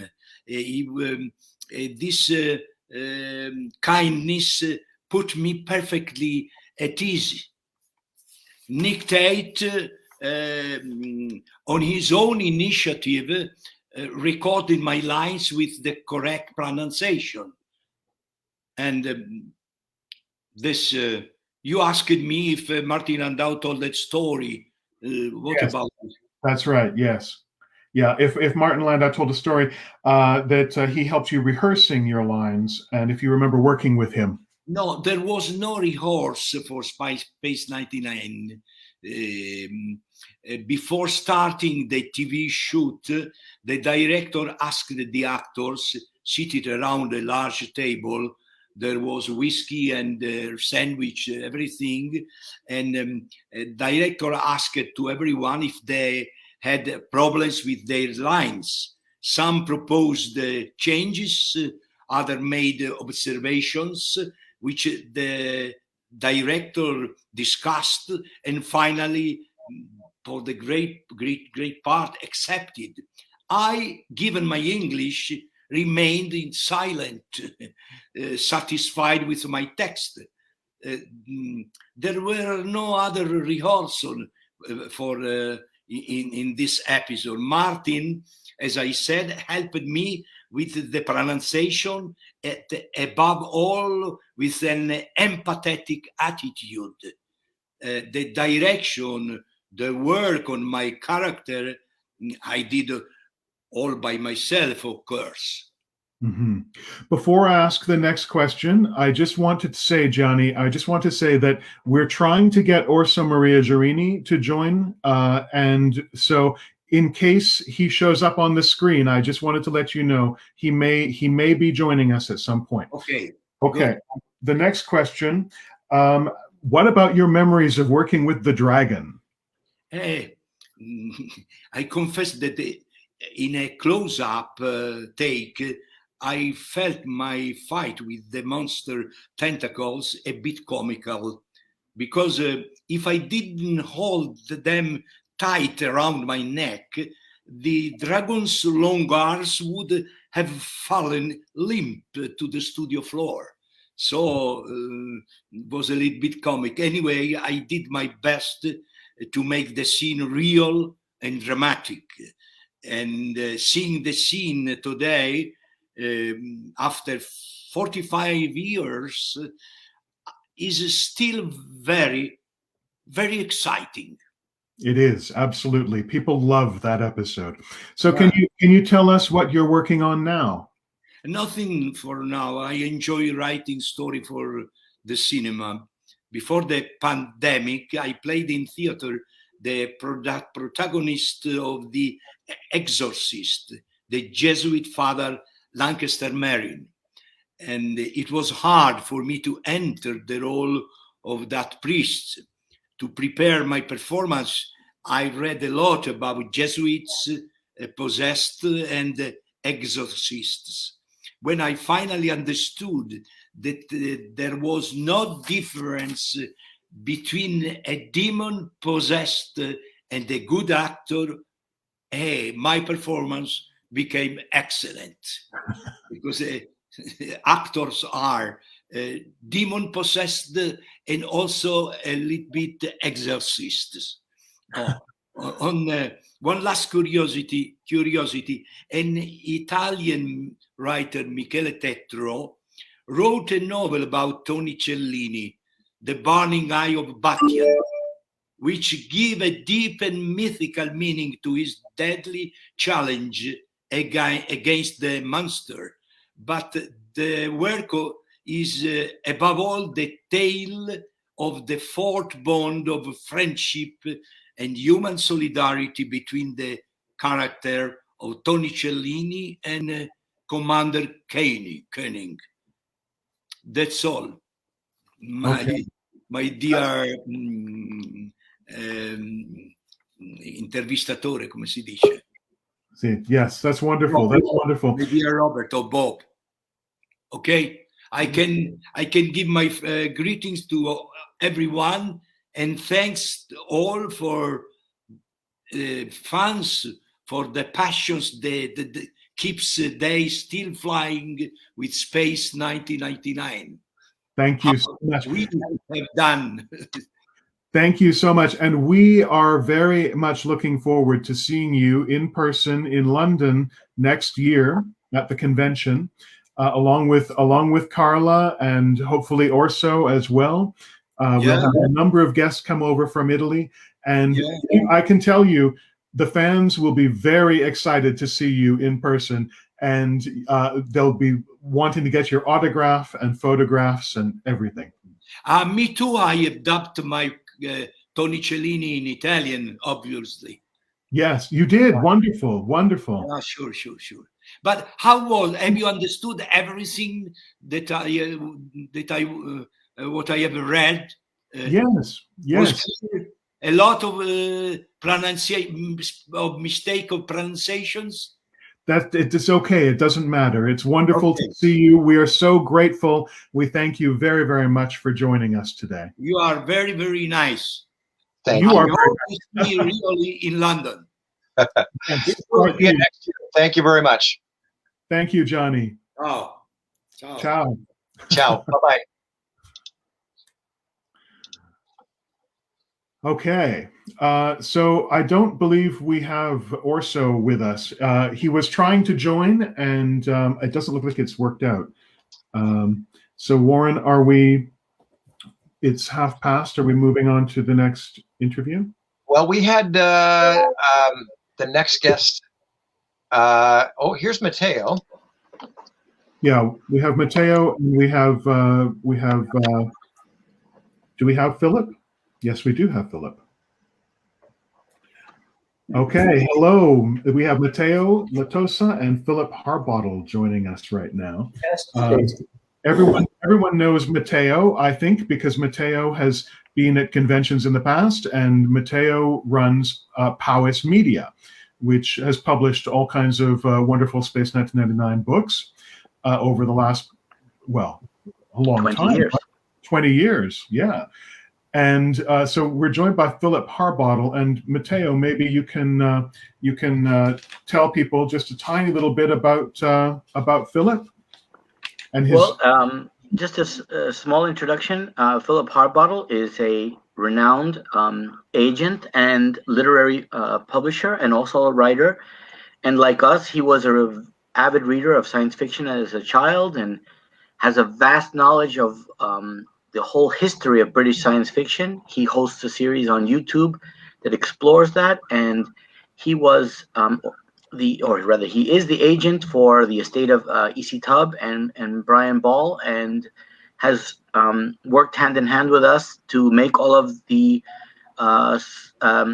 Space 1999 books to be able to be republished, and also new works to be published, including Survival and the works in Shepherd Moon, and now we just finished republishing all of the original novels from the 70s. That's wonderful. He's got them right there. Philip is showing right now. Yeah, welcome, Philip. So, Philip, you became the literary agent for E.C. Tubb and for Brian Ball, but you weren't their literary agent in the 70s, actually. No, I was a fan of their work. I knew them as authors, and I followed them, and I actually began corresponding with Ted Tubb in the 1960s as a fan. And I became a friend of his, and he kept me abreast of all his new work. Well, I wasn't his agent. I was the next best thing to it, because I knew all his books before they came out and what stories he was working on. And sometimes he used to run ideas by me that he was working on and get my opinion and so on. So I was the next best thing. Brian Ball, I became his agent in 2002. And Matteo was responsible for that, because in 2002, or maybe it was in 2001, I can't remember exactly, Matteo might. Matteo contacted me because he wanted to republish the early works for the year one of Brian Ball and Ted. So I was able to get in touch with Ted and act for him then, because I was by then his agent. But Brian Ball was without an agent. So thanks to Matteo, Brian Ball became my agent in 2002. And I worked with them both ever since, until they passed away in recent years, of course. Brian only died very recently. Yeah. E.C. Tubb wrote some original novels of Space 1999, which are actually my favorite novels from Space 1999, Alien Seed and Rogue Planet. And you rewrote those novels, changing some of the elements that were Space 1999 elements. You made them into original elements so that the books could be republished. Yes. But without that, tie-in connection, they could be original. I was always trying to get Ted's books reprinted, but the English publishers, they were too mean to pay the franchise fee to ITV. It was too much trouble for them to do 2 contracts. Right.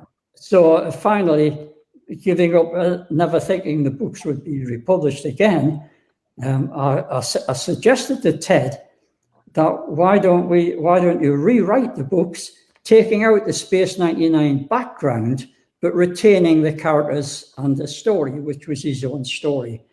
And he agreed that initially, and we wrote Alien Seed is Child of Space, and Road Planet is Destroyer of Worlds. And so those books, essentially, they tell the same story, but it's still on a moon base, but yes, it's a different moon base. The moon isn't moving through space; it's a static moon base. And the characters are different characters, but it's essentially the same story. So for EC Tub fans, you can also purchase those. Oh yes, indeed. But then Matteo contacted me last year, and he wanted to republish the originals. So I made an arrangement with the publisher of this. He gave up his paperback rights to the story, and these are only available in ebook now, apart from second-hand copies. And that left the way clear for Matteo to bring out his new editions, and with publishing the original version. That's great. You also had a hand with the new additions to the canon that are in Shepherd's Moon. Oh yes. Yes, Matteo contacted me about 2000, would be around 2002, and he commissioned new stories by Brian Ball and Ted Tubb. So they wrote short stories, like novelettes, in fact. And that was exciting because I collaborated with Ted. Ted was a bit stuck for a plot, so I suggested one of his old stories from a 1951 magazine, which everybody would have forgotten about, and Matteo probably didn't know about. And Ted's very skillfully, it was a new story, but he adapted it. He adapted the plot elements, and that was his story for that. Brian's story was completely original. Right. Right. That's the anthology there. Oh, I'm getting it off. Shepherd Moon. Shepherd Moon. But I didn't know the book was published because I'd lost touch with Matteo after that, and I only found out that Shepherd Moon had been released. So I was delighted at that, and I was able to eventually get back in touch with Matteo and continue our early association. That's great. I'd like to add that Shepherd Moon is by far our best-selling book, and I think it's because of their additions to the selections in the anthology. Yeah, that was a great idea. And Philip, what are your impressions of the Year One omnibus that Matteo published? Oh yes, the big omnibus book. That was wonderful. It wasn't just republishing. Matteo and his colleagues, I think Rupert Booth and other colleagues of his, they'd actually edited all of the stories so that the continuity was perfect throughout. And because some of the stories, as devotees know, were written from the original script, but when they came to the shooting script and the actual production, sometimes there were slight changes in the script. So Matteo and his colleagues very cleverly went through and they seamlessly edited the original paperbacks to reflect the actual shooting script, which was very well done, and it made a perfect edition. And I just wanted to say that when that book came out, poor O'Brien was in his sort of final illness, and he'd just gone into a home, and I was able to send the book to him, to his wife Elizabeth, and she took it in, and she said it sort of revitalized him. It gave him a new. It actually extended his life. Oh, that's wonderful. And he proudly showed it to everybody in the home he was in, and he was like a celebrity again. And Elizabeth, his wife, said he really loved it. So it was published just in time. Unfortunately, Ted had died some years earlier, so Ted would have loved it as well. But at least Brian got to see that book, and he really appreciated it. And I think all the fans of the series appreciate it as well. Absolutely. That's a beautiful story. Thank you for sharing that. And so there's a forthcoming book, Earthfall. Can you tell us about that? Yes. That's the original edition. Yes. Sorry. Yeah. Okay. In the 1970s. Now, the story behind that was that Ted's publisher was Futura Publications, Anthony Cheetham in London. And they held the franchise rights for the first series. And they were writing all these novelizations. And then the second series came along, which, as everybody knows, completely transformed by Frieda Freiberger. And the thing was that Futura lost the bidding rights. Star Books outbid them for the rights to the second series. So Ted was informed that there would be no more books because Michael Butterworth was working for this other publisher. But Futura still had the option of one more original novel. And they commissioned Ted to do it. And Ted was given a completely free hand because they were losing the rights to Space 99. They didn't care about this. So he was invited to write a completely original novel as he would have done it if he had been the writer for it. And that was Earthfall. It's a brilliant. It was later republished by Fanderson, the Jerry Anderson Society. Chris Bentley was the editor, and that was a wonderful edition of Earthfall with lots of stills. I should be able to find them somewhere. I'm sorry. I've got the wrong book. I'm thinking of Earthbound, the other one. I'm getting ahead of myself. No, that was republished. Now, recently, Matteo has contacted me, and we're doing a new edition of Earthfall, or Matteo is, a Powers edition. Yeah. And that's due, I think, next month. That's awesome. Yeah. But I like this book because Ted really gets into the character of some of the minor characters in the TV series that had sort of like bit parts, but in Ted's book, he adds extra depth to people like David Kano, especially. Yeah. They all come to life in the book. And I think it's an excellent reimagining. It's a sort of parallel universe to the TV series. Mm-hmm. It's fantastic. So I think we're going to do a giveaway, aren't we? Yes. We're going to do a giveaway of the Year 2 Omnibus. Yes. I can have Warren with us.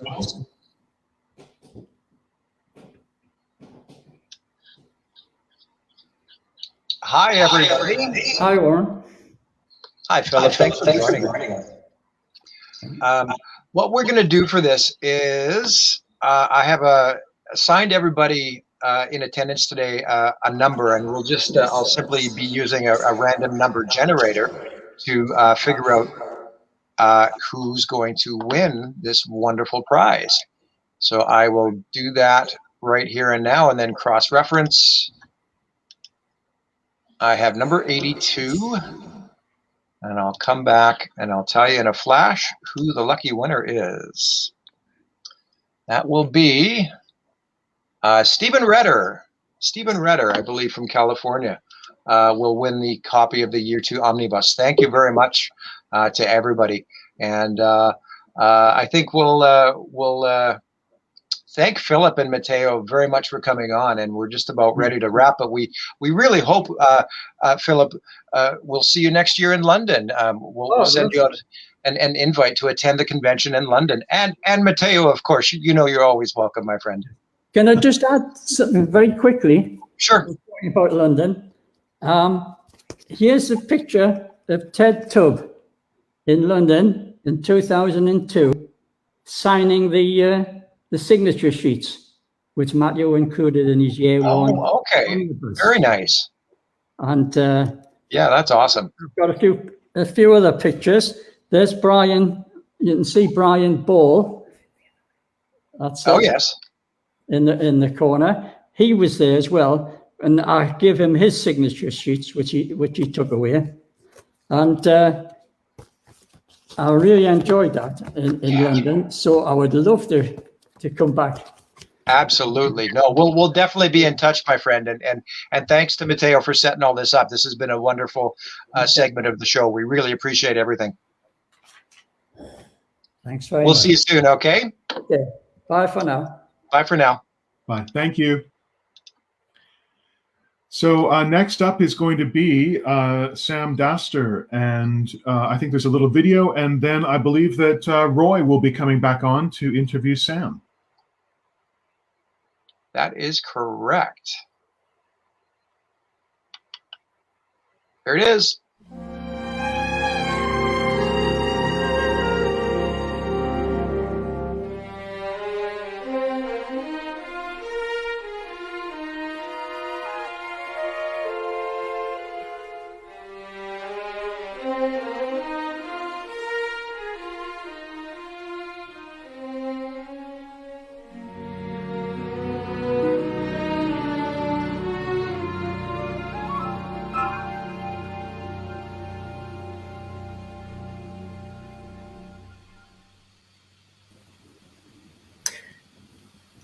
Hi, Sam. How are you? I'm fine.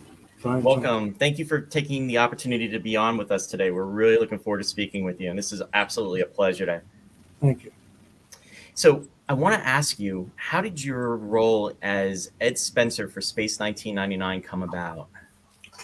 It came about in a very weird way, really. The first episode I only did 3 episodes, and the first one was Dorzak.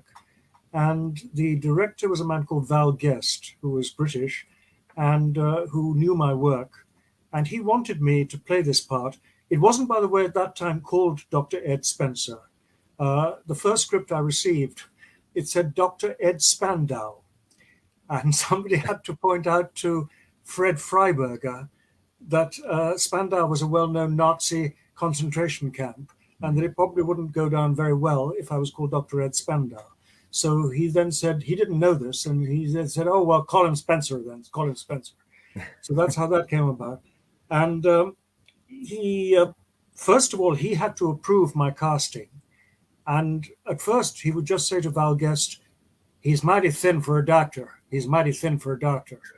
And Val Guest said, "Well, doctors can be fat or they can be thin."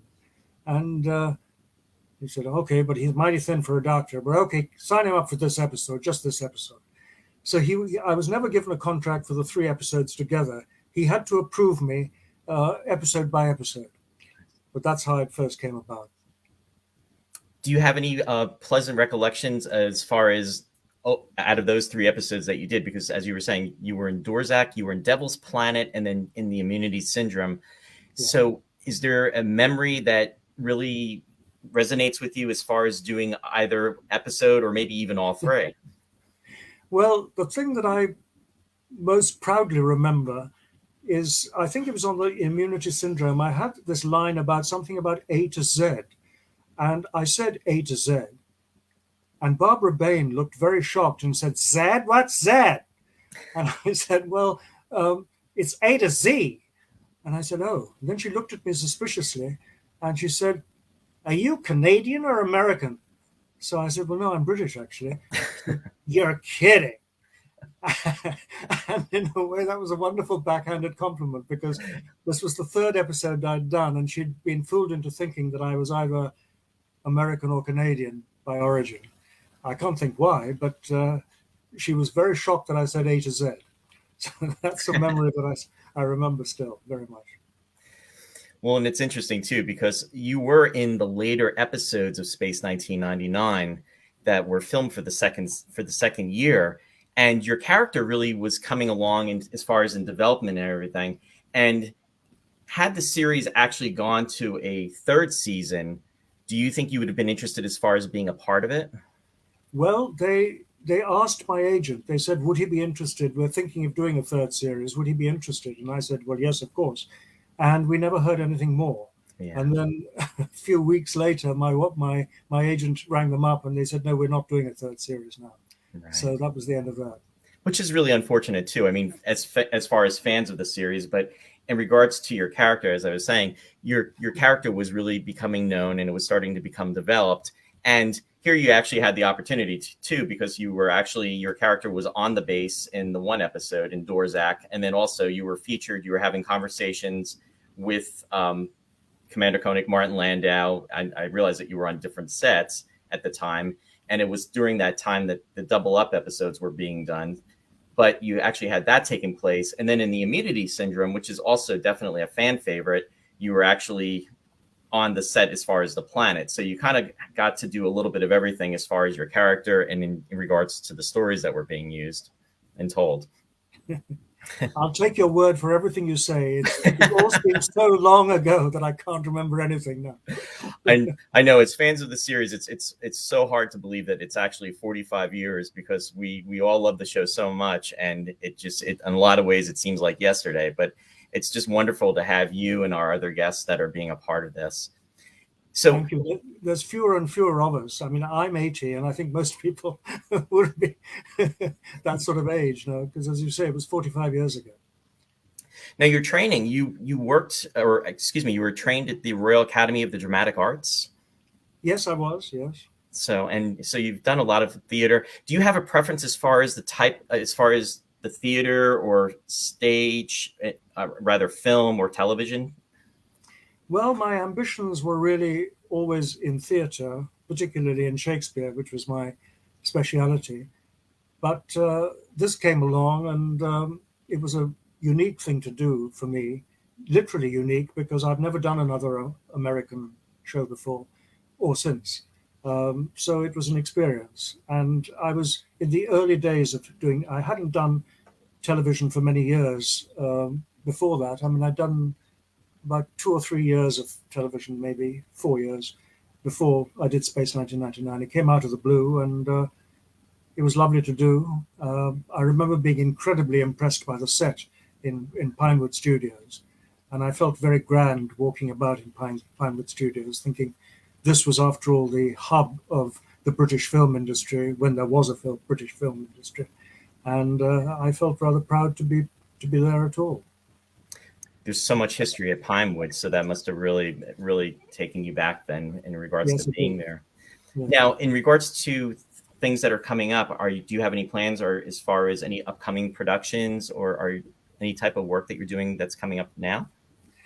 Roy, I'm 80. You don't look 80. No, the honest answer is no. I do a lot of recording now, but that's about it. I see. No, that's wonderful. In fact, a lot of the folks out there, because I'm seeing the comments that are coming through, are saying that, how great you look and everything, and very surprised that you are actually 80 years old. And I have to concur with that too. Now, as far as in regards to other cast members, did you have any recollections specifically of working with Martin Landau? He was incredibly kind, very, very nice, very gentle. Barbara was too, but Martin was very, very welcoming and very kind. And Tony Anholt and Nick Tate, who were also sort of important members of the cast, were also very welcoming. Barbara, I had less to do with, really. Right. And Catherine Schell, I hardly met at all, just to say hello. I certainly never did anything with her, I don't think. But no, it was a very happy experience. Oh, that's really, really wonderful to hear. And in regards to, we're hoping to see you next year, and that's in regards to coming to the convention, because I know the fans would love to see you there as well. Thank you. If you ask me, I'll be there. Oh, yeah, we're hoping that you're going to be there. And like I said, the fans are looking forward to that very much so. Thank you. Now, I have to ask you, in regards to theater, what would you say would be your favorite role that you did? Oh, that's a difficult one. Theatre has mostly been frustrating. I haven't played most of the things that I wanted to play. I enjoyed coming over to the States. I've hardly worked in the States, but we did I was with the Royal Shakespeare Company, I think it was about 2001, something like that.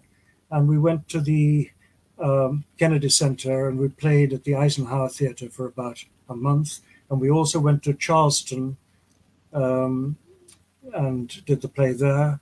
And we also went to New Haven. And I've also sort of toured around the States doing a one-man show of Shakespeare's sonnets. But no, I mean, those are... nothing comes to mind immediately of something that I would want to remember from my theatre days. No, I see. And the other thing I wanted to ask you too is that in regards to you had done one show I had read about was that you did The Tempest with Paul Scofield. Yes, I did. Yes, it was. I played Ariel to his Prospero, and in fact, it became the longest run of any Shakespeare play in London, in any theatre in London, for the whole of the 20th century. Wow. It was, there were some theatre historians in London called Mander and Mitchison who wrote to Schofield's agent just as we were about to finish. And he said, do you realize that you've now overtaken Sir John Gielgud's record of doing Hamlet in the 1930s? Wow. This is actually longer. It was 100. I think it was 164 performances. Oh my goodness! In London. So yes, that is something I was proud of. That's quite an accomplishment. Particularly with acting with Paul Scofield, who was the most wonderful man and the most wonderful actor. Oh, absolutely. Well, it has been such a pleasure to actually have the opportunity to talk to you and to see you. And I have to admit, I was a little bit taken back because I did not realize in regards to you being, with your accent. So you covered it well. So in defense, in regards to what you said, with Barbara Bain, not realizing, that you were British, I had no clue either.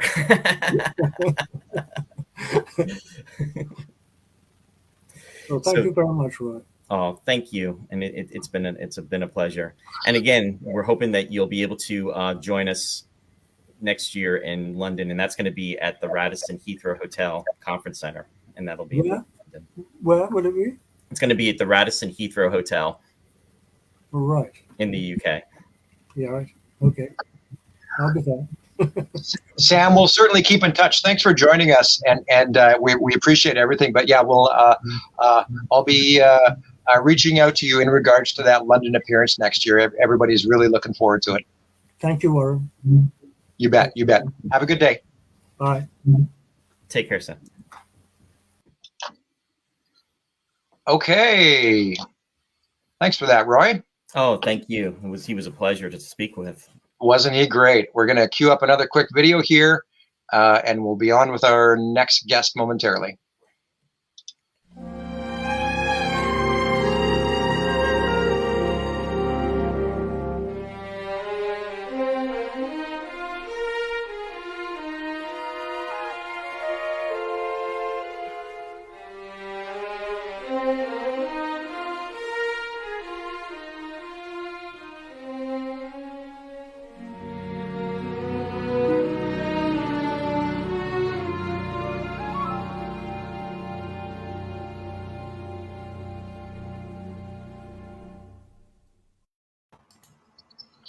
Hey, we are happy to welcome Jamie Anderson to the virtual convention today.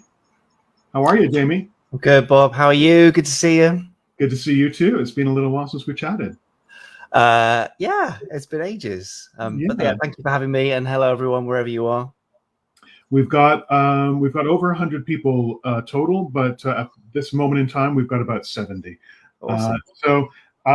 You have a very exciting new product that is being launched tomorrow morning, my time anyway. Tomorrow afternoon, I guess your time. Breakaway Day. You've got the Moonbase Alpha Technical Operations Manual. That's a great title. It's catchy. It's catchy, isn't it? It feels like in universe, and no, it's really exciting. It's the biggest project that we've done to date, I would say, and I can take zero credit for it at all. Other than saying to the team, wouldn't it be cool if we did this? And they've just taken it and run with it. And I'm sure you've seen it. Loads of your audience have seen previews and stuff. We do have some images that we're gonna bring up to show people as well. But that was Chris Thompson and Andrew Clements who've done the work. I think predominantly Chris Thompson. You can tell us about that. We're looking at it right now. We're seeing the special edition. We're seeing the regular edition.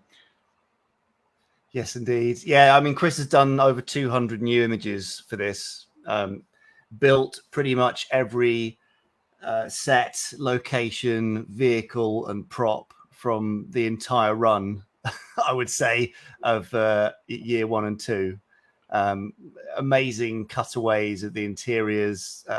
He's worked out kind of problems with logistics and layouts to make things work in the real world while not kind of destroying or changing sets and locations. And the guys have just done an amazing job. And I should say, really kindly supported by David Hirsch, who, as you guys know, was the author of the original technical notebook for the Starlog version, and some real world science as well. David was with us earlier in the show. He'll be back again later, and David was already talking about his involvement with the book and pitching it earlier as well. But you've also had some real scientists. I think you had Phil Plait, the bad astronomer. Yes, indeed. Phil, who's a big fan of the show and has done a scientifically accurate, as far as it can go, breakaway report. And Dr. David Parker from the European Space Agency, who came in and wrote a thesis on how the Eagle transporter's engines work or would work in the real world. So just some little touches of real world science in there, which is nice to have. That's amazing. And so the concept of the book is that this is what new arrivals to Alpha would receive as kind of to help them break into their new life on the base. Yeah, exactly. It's not as if they're going to send people up to Alpha and say, hey, you're an Alpha now. Good luck up there. Right. They want to be fully briefed on the place and everything they're going to come across, including, procedures of how to safely handle nuclear waste and that kind of thing, which I'm sure they all read very carefully. Exactly. Exactly. That's what you do in your downtime, I guess. You've got, with the special edition, you've got a couple of very fun little items in there. I think that there's some anti-radiation tablets that people can take in case they get exposed. There they are right there. So in case of radiation exposure, you can take those. Yeah, I should add, they're not actually for medical use. If you do get radiation poisoning, please seek proper medical advice. Don't just buy the special edition for that. They'll taste a little minty, I think. Extremely, they're extra strong, in fact. Yeah, right. Okay, that's true. So there's those. Is there a working little device in there as well for? There is actually. I've got one here in a prototype case, which I'm not going to show you because it's the wrong color. I don't want people to think it's going to be that size. But there's a little 70s style radiation detector. Oh, wow. Oh my God, that's worth the 100 pounds on its own, isn't it? It's the most authentic looking thing we could find, and we thought it was pretty cool. So that's very fun. That's very fun. Yeah. And then both editions of the book come with a bonus poster and a badge, don't they? For the week, yes, for the first week. For the first week, right? This is a very QVC teleshopping style presentation, Rob. I love it. We want people to know what they're going to be getting because people are really excited about buying this book. Oh, well, I'm pretty glad to hear that because everyone has worked super hard on it. So there's a great poster. Christina Logan, I think, has done it, which is a kind of Conquer the Moon recruitment poster.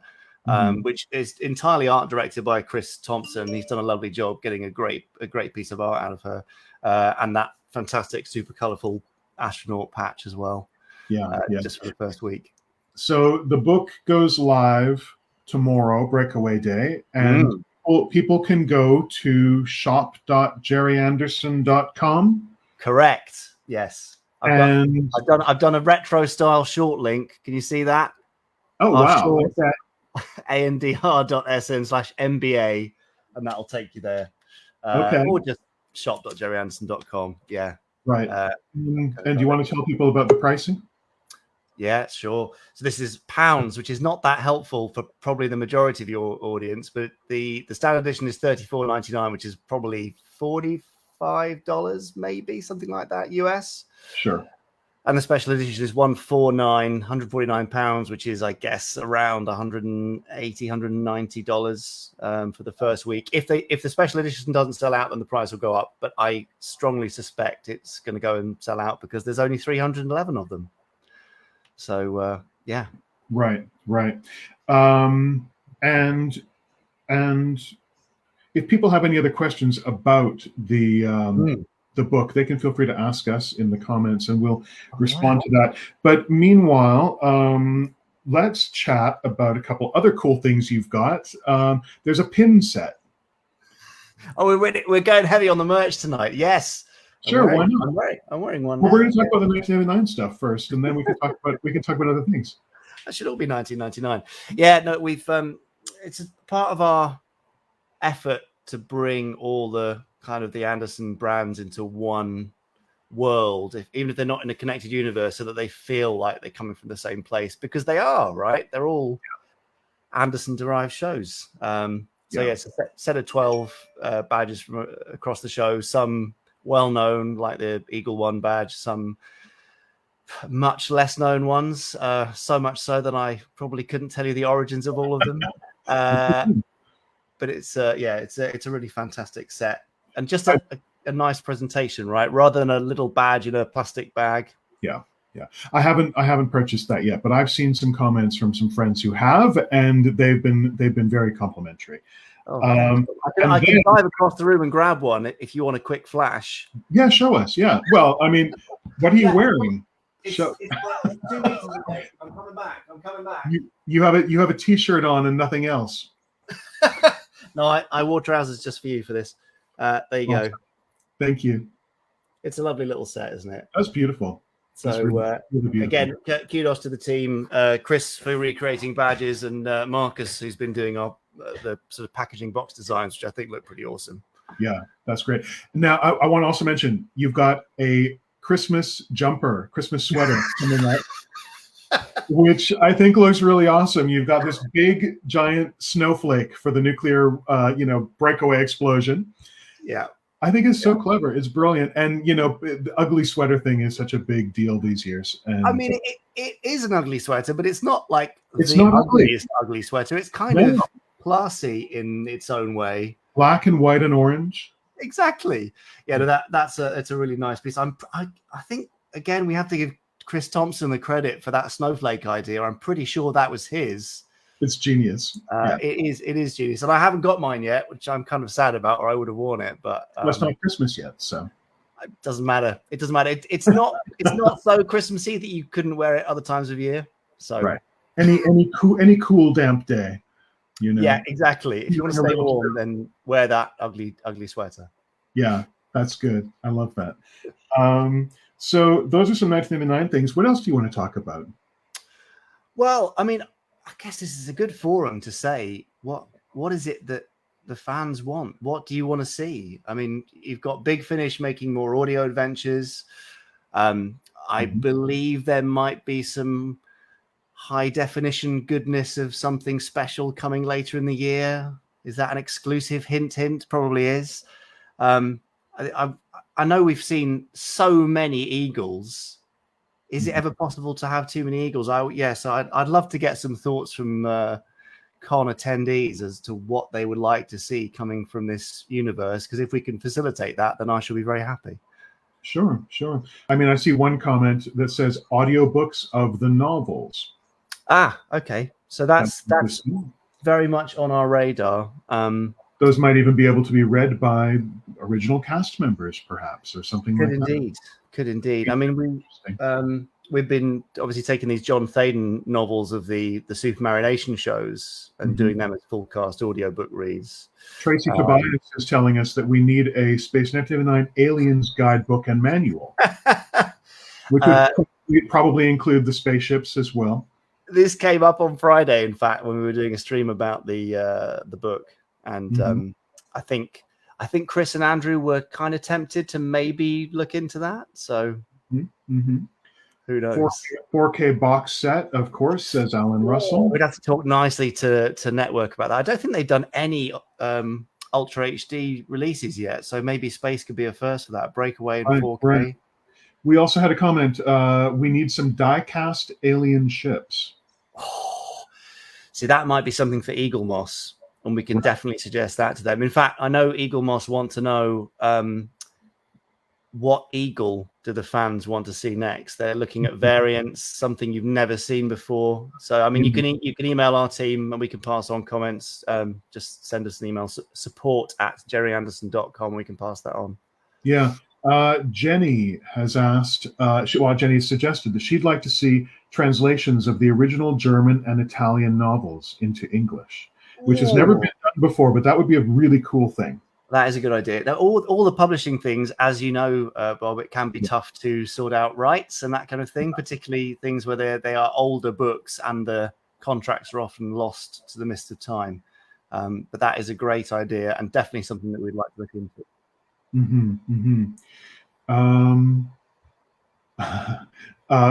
Full Ultra Probe, Metaprobe, Centauri Station. Wow, people want just little things, don't they? Yeah. Easy. Okay. How about a hardback collection of the Look-In strips? Well, so we are right now putting together our UFO comic collection, which will be over 2 volumes in November and the following March. I suspect that the Space 1999 one could well follow. Okay. Someone is jokingly said, "How about a snow globe with an actual eagle?"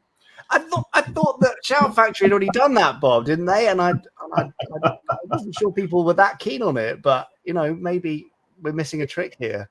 I don't know. I think it could be done possibly with a little more finesse than. Oh, okay, noted. A little while ago, someone asked you a different question. What was your favorite of your dad's shows? I feel like I almost should say Space 1999, but you're not going to. I'm really sorry. I can't. I've been delving into them all for a project that we're working on, which will be announced in a few weeks' time, I think. And my answer always used to be Terrorhawks, which would surprise most people, to those who even know the title. I think that would really, really surprise them. Because you were a kid at the time, though. I was a kid. Yeah, exactly. You grow up loving what you know at the time, right? But as we've kind of gone along, seeing and learning so much about his reinvention of Captain Scarlet, new Captain Scarlet from 2005. Yeah. Despite the fact that it's CGI and CGI ages so quickly and all that kind of stuff, and it's now 16 years old, that show, and it had so many problems, it was so poorly treated. The more I learn about it, the more I love it, and the more it's worth delving into. So if you haven't seen it, there's 2 or 3 free episodes on our YouTube channel, and you can give it a try. And despite the fact it's CGI, just think of the millions of man hours that went into this thing. It was not an easy project, and it paid off, that hard work. It's an exciting show. It's a really, really fun show to watch. I really enjoyed it, and it still has a lot of the adult element that Captain Scarlet always had. I'm amazed they managed to make it as grown up as they did, despite the fact that it was made in the era of Ofcom here in the UK, who have really strict requirements for kids shows. I mean, it pushed the boundaries for them, and still feels like it should appeal to an adult audience too. It does. Yeah, it's wonderful. There was another Facebook user who said that Terrorhawks is also their favorite, besides Space 1999. So you're not alone, Jamie. Just the two of us here. No, that's great. It's just, I mean, there's something to love about every show, right? There's, you know, even the little curios and the oddities and the lost worlds into infinity. There's some charming stuff in there. Yeah, Francine, I'm not sure Joe 90. I can't agree with you there, but everyone could find something to enjoy on on all the shows, even Joe 90. That's right. That's right. Exactly. I don't think we have much more time. I believe that we're preparing for Carl Held to come up next. Was there anything else you want to say before we go, Jamie? No. I just thank you for having me. I really appreciate it, and thank you to all of you who are watching and supporting this kind of thing and supporting, you know, the ongoing legacy of Space 1999. It doesn't really matter what Bob and Warren and I try to do to keep it going. If there's not an audience of people that love it, then it goes nowhere. So thank you, and please keep loving it the way you do. We will. And also, Jamie, you know, we're going to be having a convention in London in September 2022. We want you to be there. Everyone wants you to be there. You can sign all the Terrahawks, you know, merch that people bring to you. Okay, fine. You've made that promise now. But no, I would love to be there, and I'm glad you're doing it. So hopefully see you in 12 months' time. Well, and also, we hope that you'll have some more exciting news to tell us by then. You know, not just on Space 1999 merchandise, but also on hopefully, you know, something new and exciting. Almost certainly for them. Fantastic. Yeah, stand by. Fantastic. Stand by for action. Absolutely. Thanks, James. Have a great one. Thanks very much. Bye.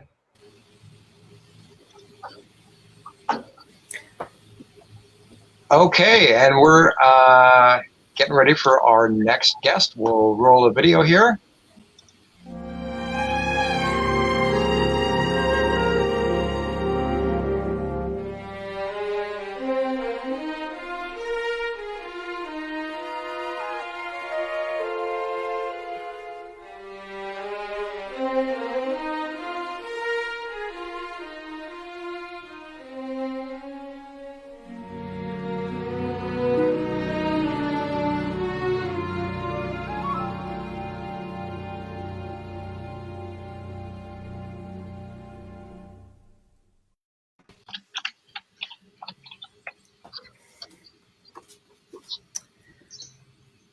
Hi, Carl. How are you?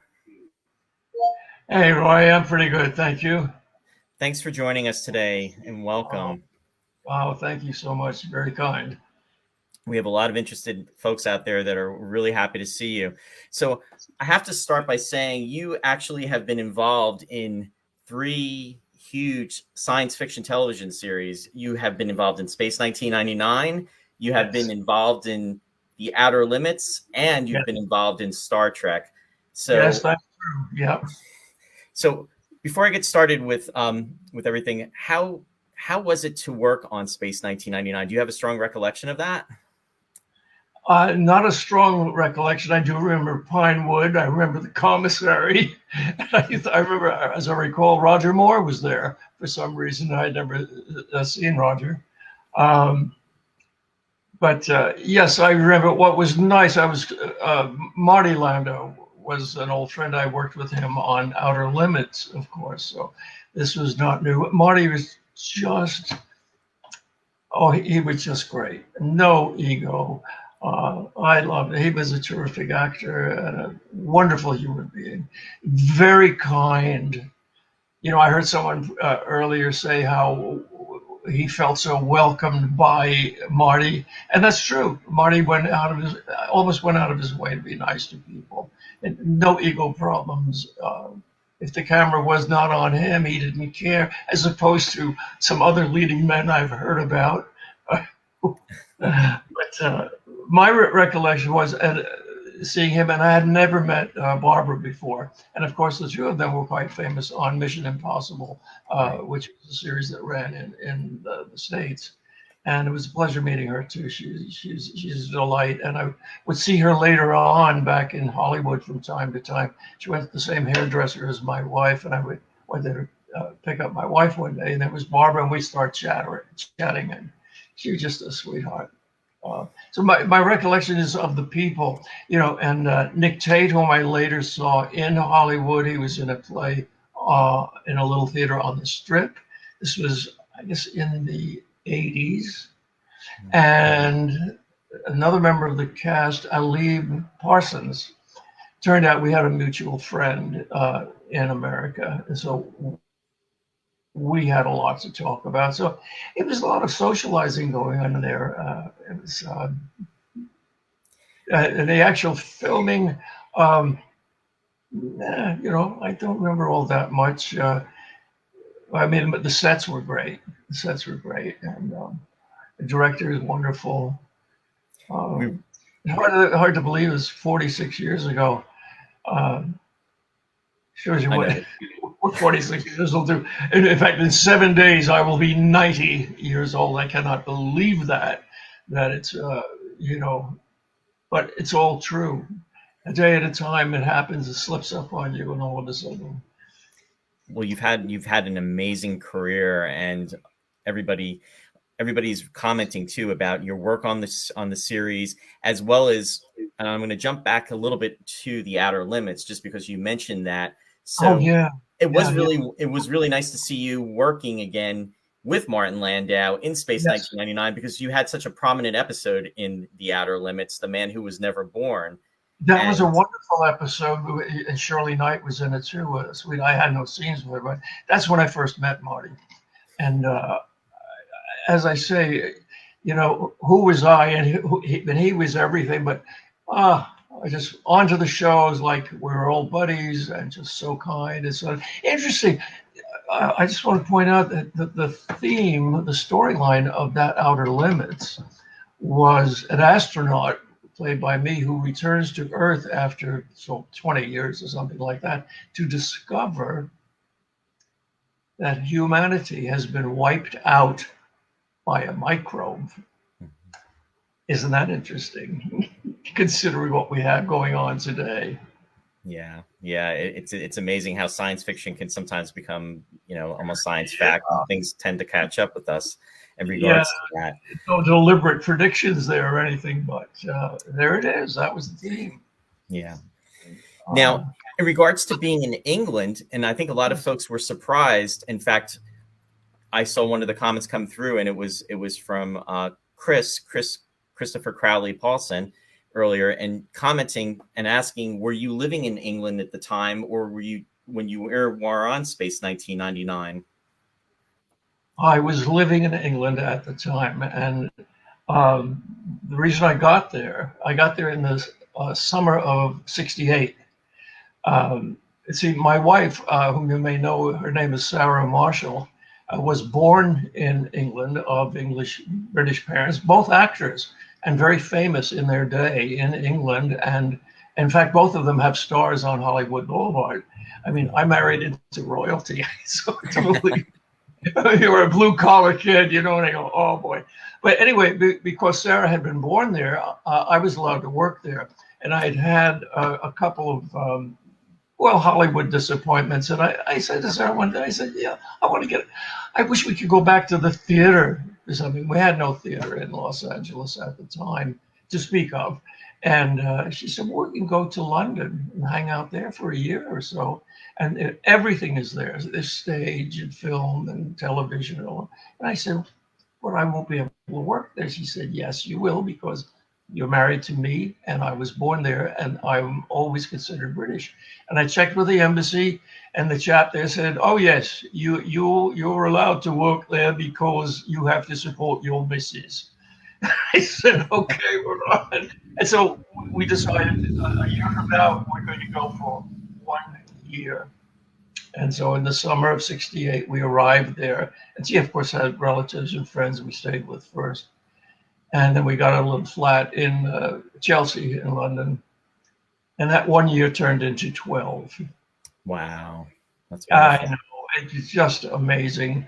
And I even had a year with the RSC in 1976 with such illustrious people as Patrick Stewart, Zoe Wanamaker, Mia Farrow, John Wood, Bob Hoskins, bless his heart.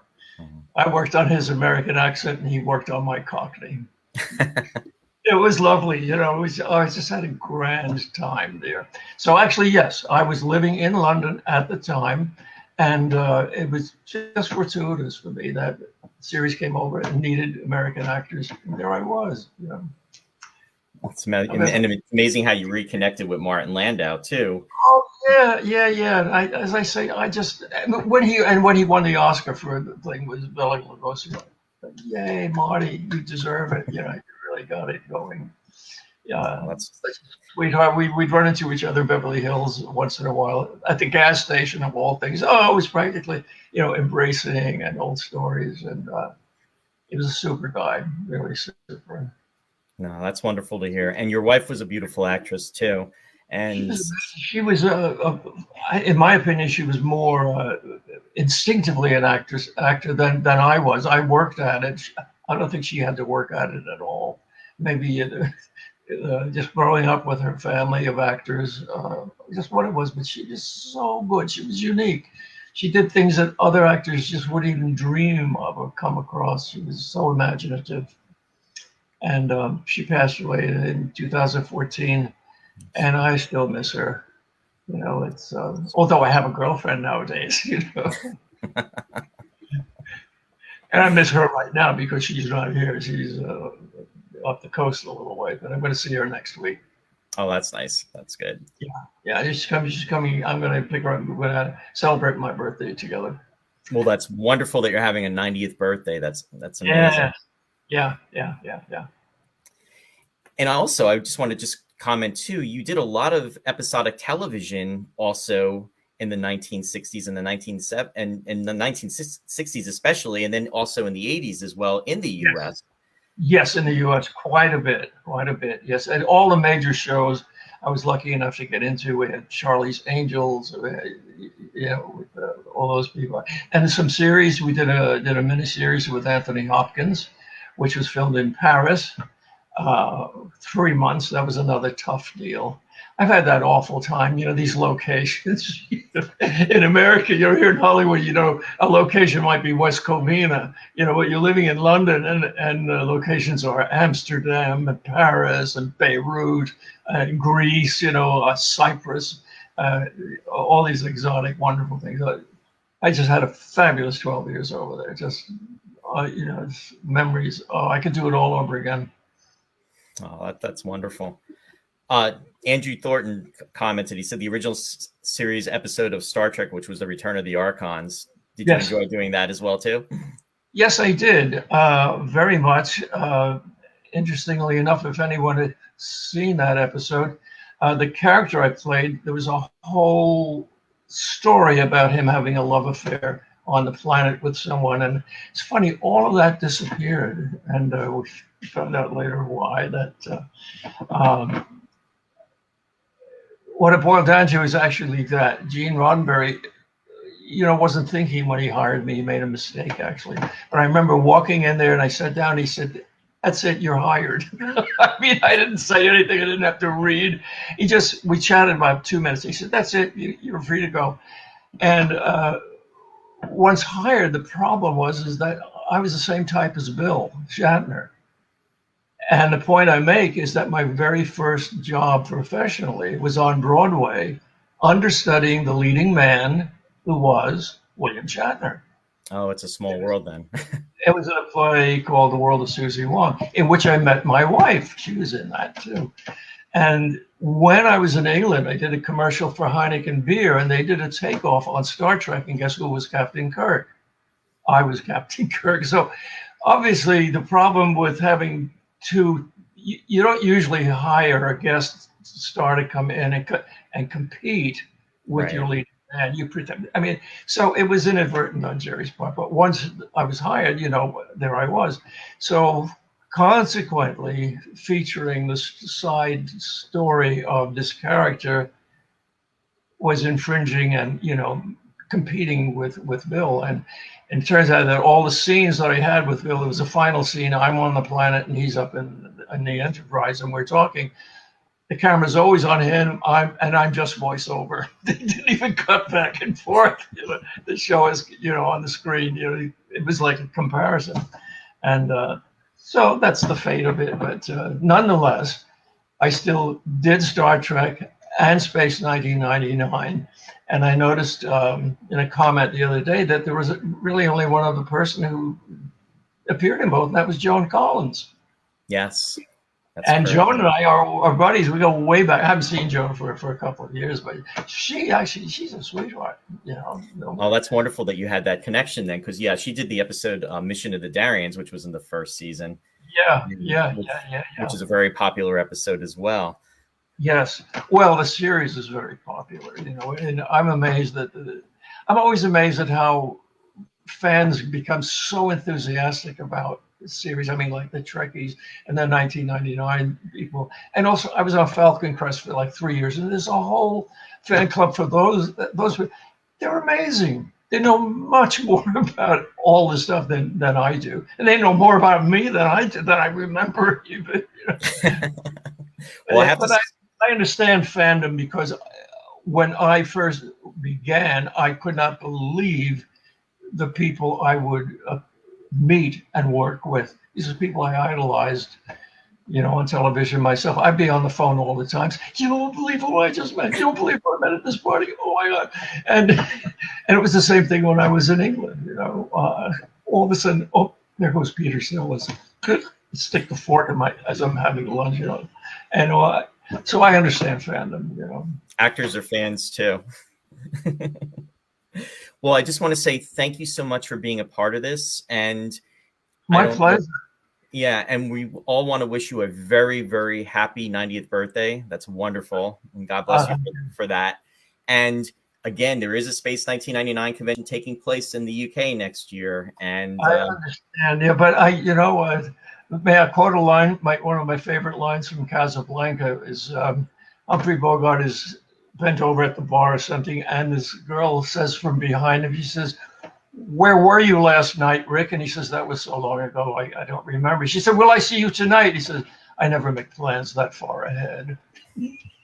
So, I mean, considering, you know, at my age, if I go out and buy a bottle of Perrier, for all I know, it's a lifetime supply. So to make plans for next year, I'd love to. But we'll see what we see, you know. Okay. Well, we understand, but thank you, and we'll definitely keep in contact. Warren and Bob will keep in contact with you. That's super. Thanks so much, Roy. I appreciate it. Thank you. It was a pleasure. Thank you. Mine too. Next, we're going to be having Warren is going to be coming on, and he's actually going to be doing a conversation with Martin Bauer. So stay tuned for that.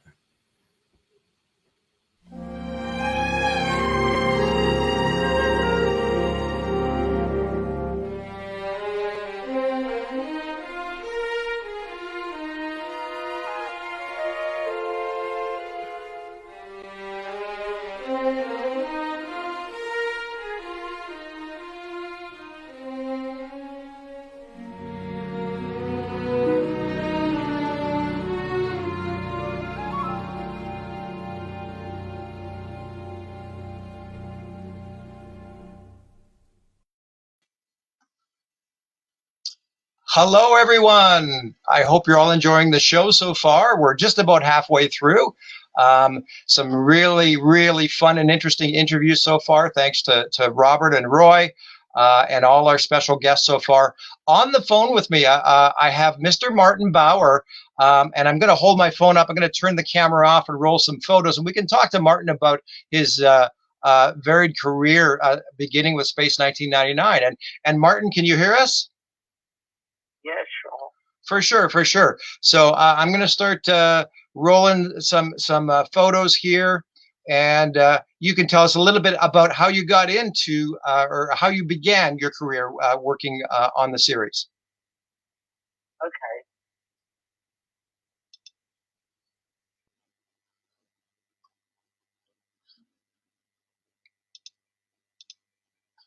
There we go. You ready to go, Martin? Yeah. For sure. So who contacted you initially to begin work and start with the model making on Space 1999? I wasn't actually. Hello, everybody. By the way, from not so sunny England. That's nothing new. I actually contacted, well, starting from the beginning, I was sitting in a pub one night, and one of my friends came in, and there was a little tiny snippet on the page, on the main newspaper, and it said Jerry Anderson to make new space series. So I thought, well, you know, I've been waiting and doing space models and loads of models since being inspired by 2001. And the first thing I'd done, one of the models that I'd done was eventually to be called the battle cruiser or the bomber. And actually, I worked on that after seeing 2001 twice, and then they threw me out the cinema because you're only supposed to sit there once and see the film. Instead, I got a message from Pinewood Studios, and it said, go to Bray Studios, and well, we're doing the special effects. And hang on, oh, crumbs, hang on. Right. Sorry, getting interrupted. I was asked to take whatever I could to show Brian Johnson, who at that time I didn't know had formerly been on Thunderbirds, but under a slightly different name, which was a bit difficult, which was Brian Johncock. Anyway, I put as many models as I could in my rather large old Jaguar car, and took all the seats out and put all the models in that I could get, and also took all my photographs. And bearing in mind I've been doing this since I was about 10 years old, I took various models along, in particular this battlecruiser. Anyway, got to Bray Studios, and I'm just driving down towards the studios, and I've driven 40 miles from my house where I built this model in my parents. I was still living with my parents, and they had a tractor barn in the house's grounds, and it's absolutely ideal for doing modelling and whatever. I'd never had so much space, and it was the best workshop I ever had on anything. Anyway, just as I was approaching Bay Studios, a guy pulled out right in front of me, and I had to slam on the brakes, and the battlecruiser shot forward and hit the dashboard, and several pieces went different directions. Oh no, anyway, that's awful. I got there. Sorry? Oh, I just said that's awful. Please continue. Sorry. Yeah, it was pretty awful for me because I got out and Brian was very understanding. You know, I said, "You're not going to believe this." I said, "The guy's just pulled out up there and one of the models has broken." He said, "Well, don't worry, get in another car." And I did this and bought this 8-foot-long model out. And essentially, he looked at it and didn't say an awful lot. And because I was quite nervous, because I'd never really been, I'd been into BBC studios, but it was nothing like working on Space 1999. But he looked at the model and he said, "I'd like to shoot some test footage on this. Do you mind?" And I thought, do I mind? Wow, no, you know, by all means. And they took the model out and more bits fell off, and there were a number of people at studios who thought it was rather funny, but there was enough there who were really interested in it. Basically, the whole special effects crew on the models, which was about 10 in total. And the shot that they did was actually used in the opening of Space 1999 episode, where the bomber, this model that's just got crunched, is flying overhead, and he shot various angles on this thing.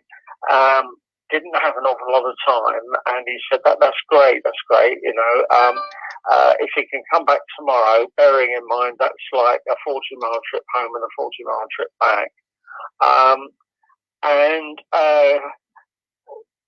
The photographs which I took was really what Brian was into, because I didn't notice at the time, but on 2001, he had been the person who'd taken many of the photographs which were actually what ended up on the screen. Those who know 2001 will realise that actually what you're looking at is not very often a moving model. It's actually a photograph. And sometimes you can tell from the way in which the model went across the screen, but in fact it wasn't a model as such. It was a photograph of the model, but it wasn't really noticeable. But Brian said to me, you know, get your photograph album out, and I got this album out, which had a load of 10x4 inches across. Took this out and showing various photos to Brian in particular, and he took the album out of my hands and just went through it. And I'm sitting there and I'm thinking, you know, does he like it? It's not saying an awful lot. And mind you, you know, saying he's going to shoot test footage was the thing that really got me, because that was great. You know, that was really the sort of thing that really made me go, wow, you know, this is fantastic. You know, I shot my little models at home on a 16mm Bolex camera, and these photographs were being shown to Brian, and many of them, the battle cruiser was actually 6 years old, because I built it after 2001, which took place, many of you will know, it was 4 years in the making. And I also got various smaller models out as he was doing it. He said, take them out, take more of them out. And they were being laid out on his office floor. And he said, these are great, you know. And I was very flattered by his comments. And he said, after probably about an hour, which seemed to go like in 5 minutes, he said to me, how much, I'd like to buy the battle cruiser off you. And also, I'd like to see if you can design and build a ship, which was the Alpha Child ship. And I said, yeah, but that's great. Yes, I can do that. And as I drove home, I suddenly remembered that he'd actually said to me, I'd like two of these models, one of them 5 foot long and one of them half the size. And I suddenly realized that the kind of shape he was talking about, as you'll be familiar with those battle cruiser things and by the Alpha Child ships, they actually ended up, as you'll know, being in the series. And that was the beginning of doing 80-odd models. At the beginning, Brian said to me, because of the distance problem, and because there was no computers then, there was no way I could send him the picture other than in an envelope. Right. But it was quicker to get in the car. Yeah. Right? So after I'd done the Alpha Child ship and got it there on time, and the thing he said that he liked about my models was the fact that they came already weathered and looking like they could be used on the screen. And that's what happened. I ended up quite a lot of the time being allowed to work on models that he trusted me to design, as long as they fitted in with a script. And it became a regular occurrence about every 2 to 3 weeks, sometimes less, sometimes more. And he'd underline in highlighter pen the models that he really liked, the drawings that he really liked. And because he would then tell me how long I had to make them in, which was frankly rather short. I wasn't used to working quite that fast, so I would go round shops pitching bits of, not pinching, buying plastic kits that I could, use to decorate models, and that was the beginning of nearly 3 years working in about halfway through Space 1999. That was the first series, and then Brian said, "I want you to look at this," and I thought it was another ship for Space 1999, and he said, "This is for we're making a pilot called Into Infinity, or The Day After Tomorrow." Nobody ever really knows quite which one works the best. But anyway, I did a drawing of the Altaris, and I phoned him up, and he said, "Yeah, I've got the drawing.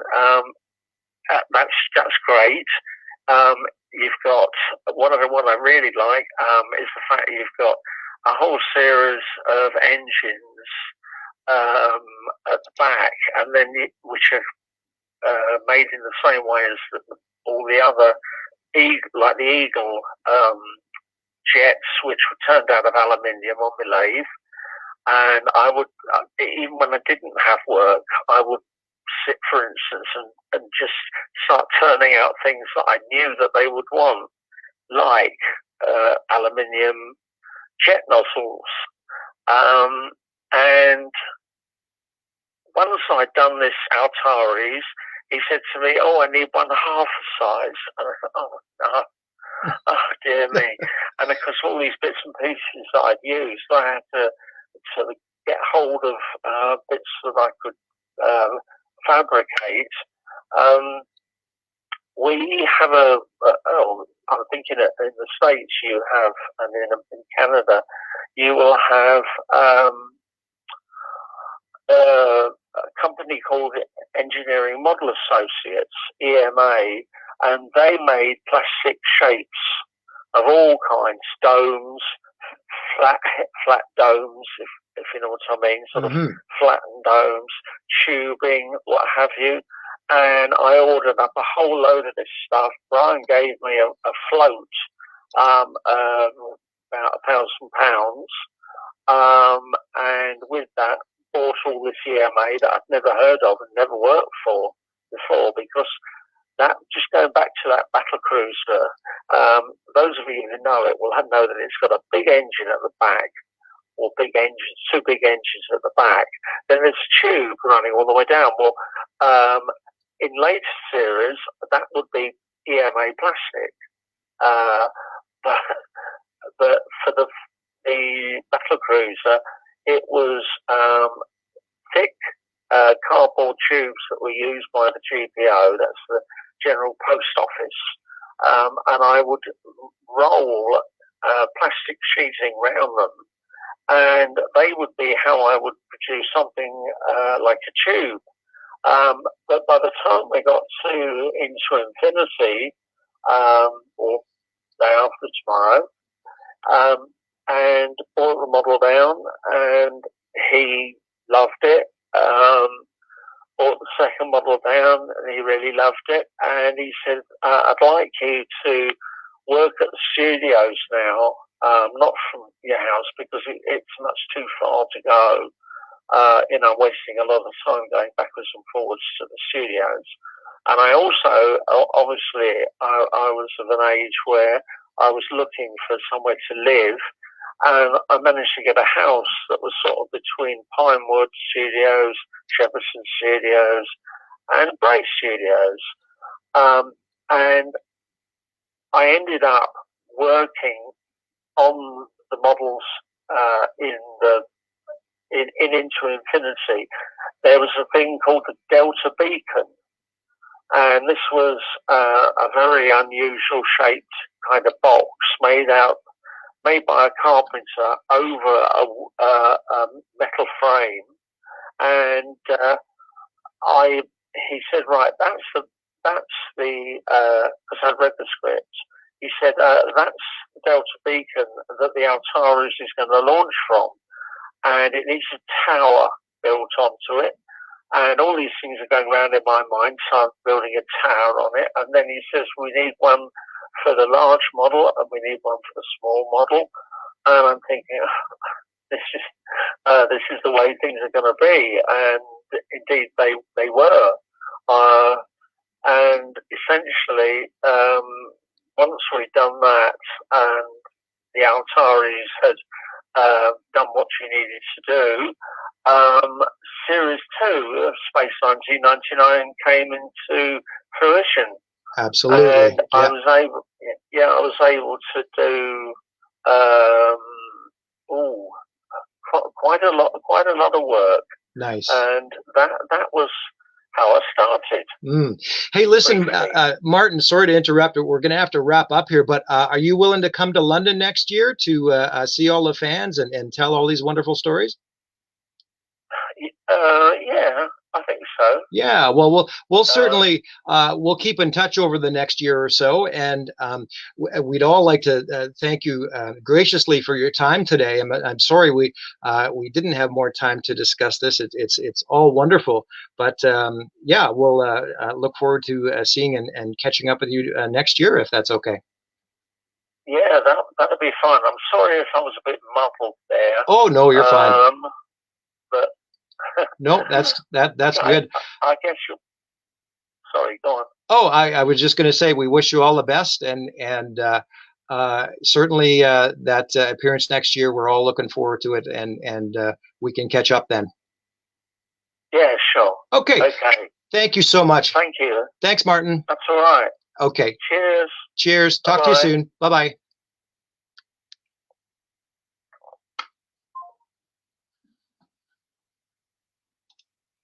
Okay, wonderful.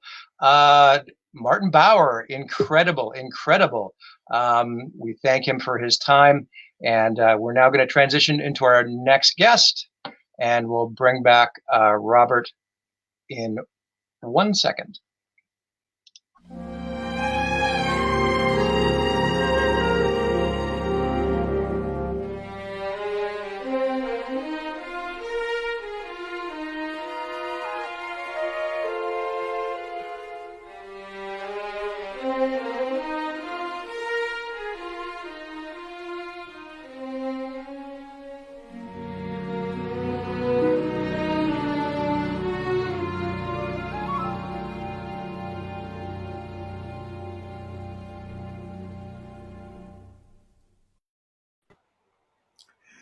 Hello. So here we are going from one Martin to another Martin. We have Martin Willie with us from the Catacombs.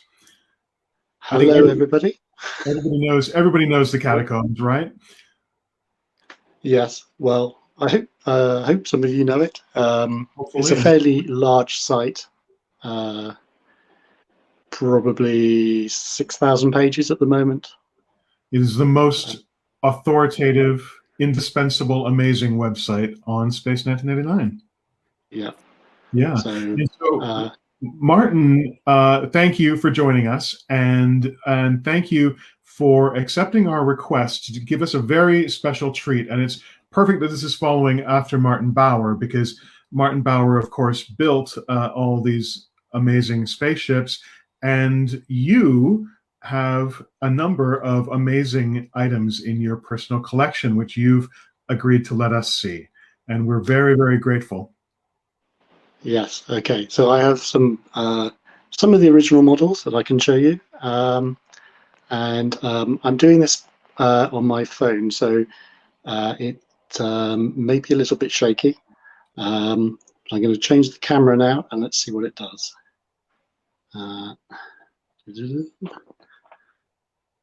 So that's the site I do, the Catacombs, if you don't know what it is. Yes. And let's start to see how we're doing. It's getting a bit dark now, but let's start with some pre-production paintings by Keith Wilson. So we'll move off models and start on Keith Wilson art. It's a little dark, but it looks beautiful. There we go. Go ahead. So this is the pre-production art for Guardian of Piri. So this is Catherine Shell's first appearance in the series, and you can see she's wearing a sort of pantsuit with a big headdress there. So a little different from the series, but you can see the checkerboard pattern, the balls suspended in the sky. All this is the original concept before they actually even building the set.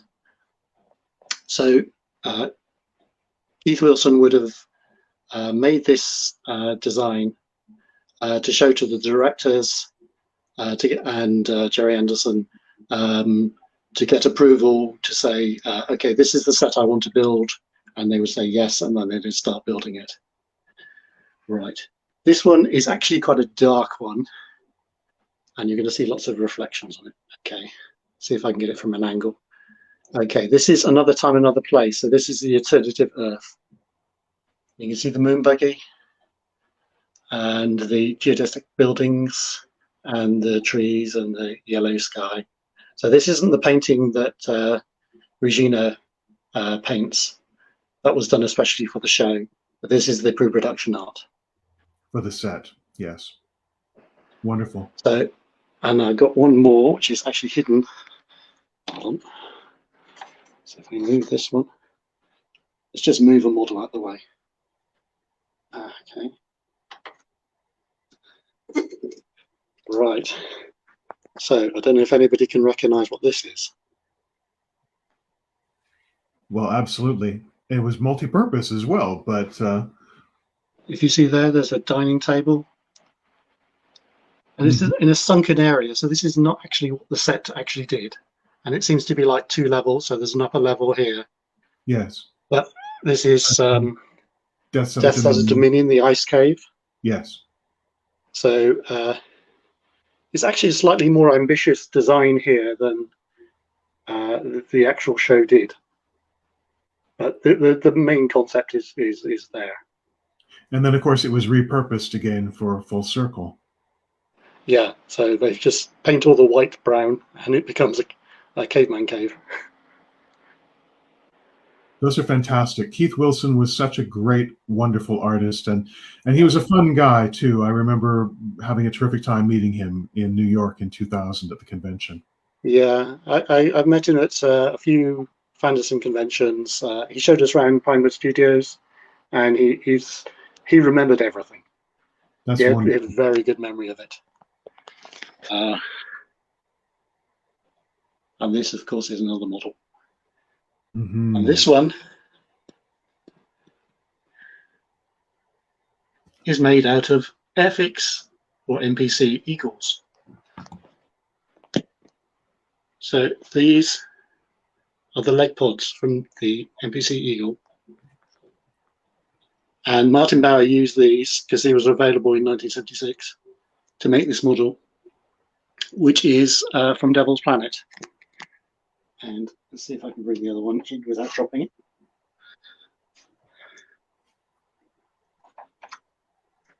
So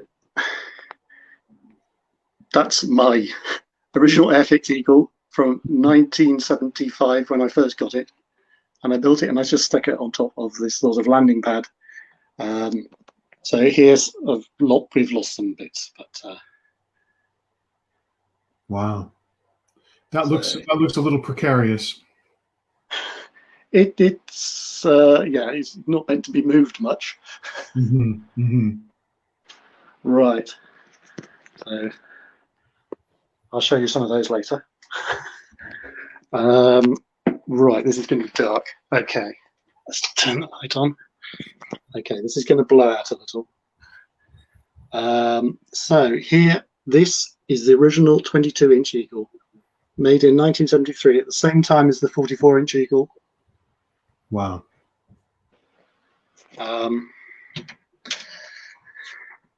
So that would have been made by.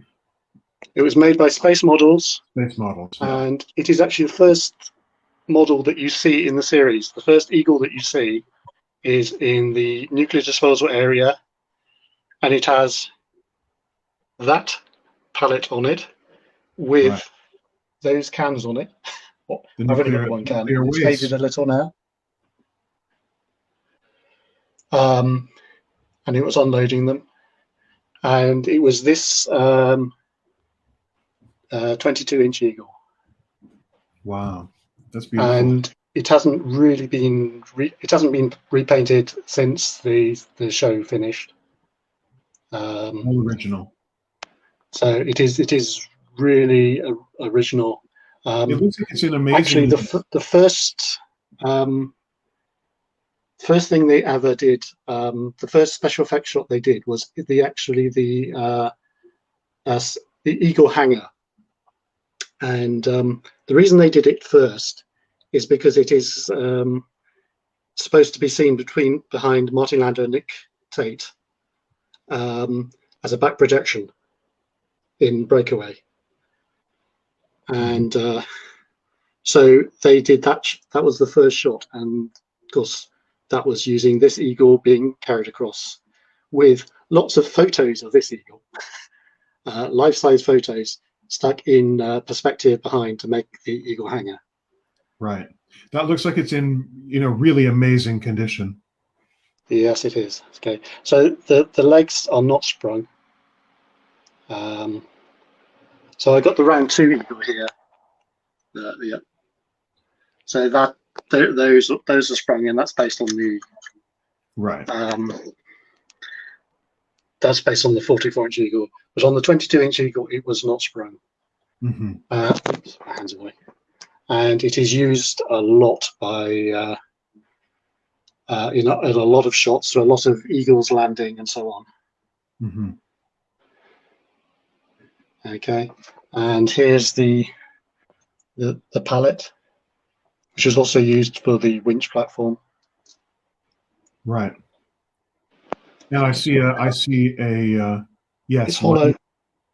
One nuclear canister. There's no nuclear waste in it. And okay, let's see if I can get the light. Yeah, I'm losing the light at the moment. Sorry. It's okay. So this is the. Let's move this out of the way. So that's the collision course mine. Yes. I'll turn it upside down. So that's a smaller version. There was a larger version as well. That was made by Martin Bauer. Wonderful. Put that back. The one thing here that is not Space 1999 is this. This is the lift from Into Infinity. Oh, cool. So it's basically just a thimble. And it just lifts like that. So again made by Martin Bauer. That's made by Martin Bauer. Yes. And there's a gravity tower.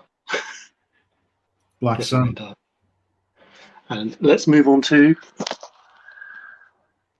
the Hawk. Okay, it's getting quite dark. Okay. So that's a 1612.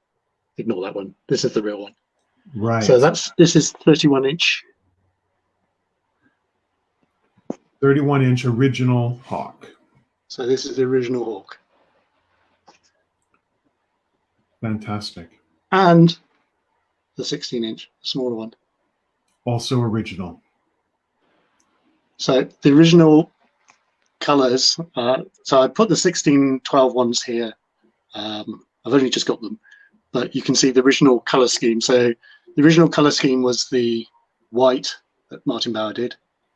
Mm-hmm. And then for the show, they did them, they painted the orange on it, and they did the white windows. And then afterwards, but still at the studio, they painted them with black. But the one thing most people don't get is I don't know if I can get this light. The actual windows are orange. Oh, wow. Most people don't get that. Most model makers don't get that right. That's fantastic. They are always orange in all of the versions. Martin, we have limited time here, so can you show us any other highlights quickly? Dragon ship. Right, I'm going to go quite quickly from now on. So dragon ship from the Dragon's Dragon's Domain. Okay, so this is original. It's huge. Fantastic. There's a little bit of a prop for you, which is a microscope, often seen in the series. The Ultra Probe. That's the one that docks to the dragon ship above. Yes. Right. Tanks. More tanks. Moonbuggy with a 1612, just for comparison. Right, right. Props. Comlock. Original Martin Comlock. Landau's Comlock. So I did have a picture on here, but it's faded out, and I've removed it for now because you can hardly see it. And it has a wonky button, which is perfect. And it has a wonky button, yes, because they're just stuck on. Even the hero props are just stuck on. Right, right.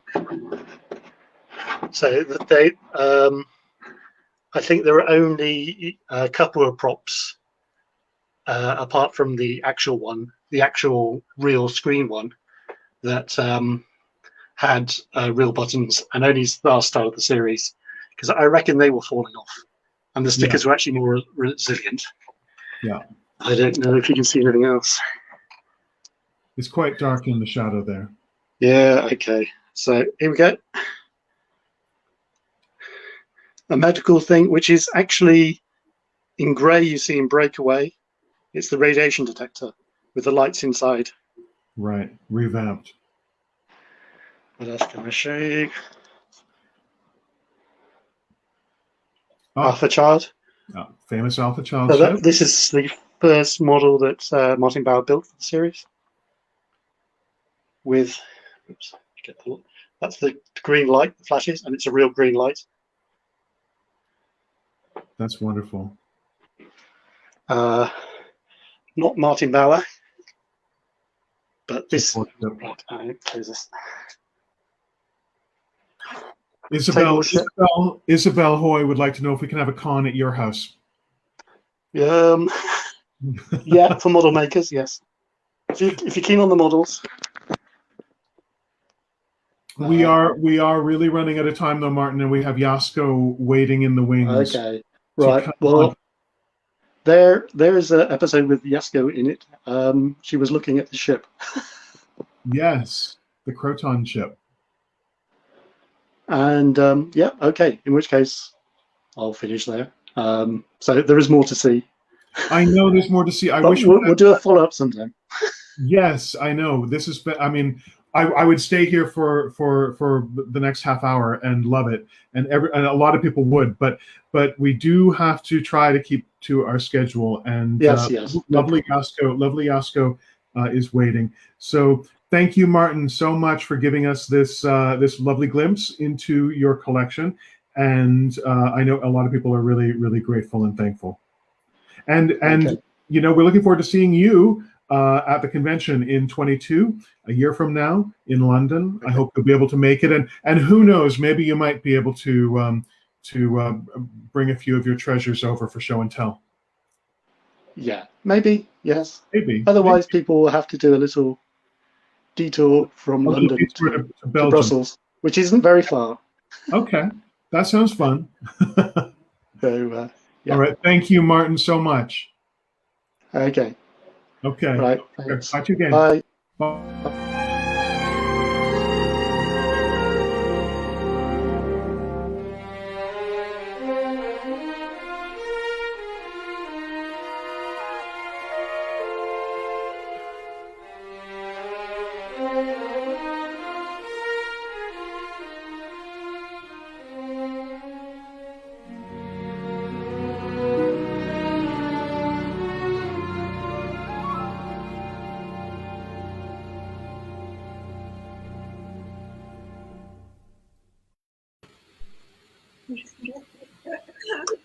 Hi, Yasko. Hi, Roy. How are you? Oh my God, I was very young once.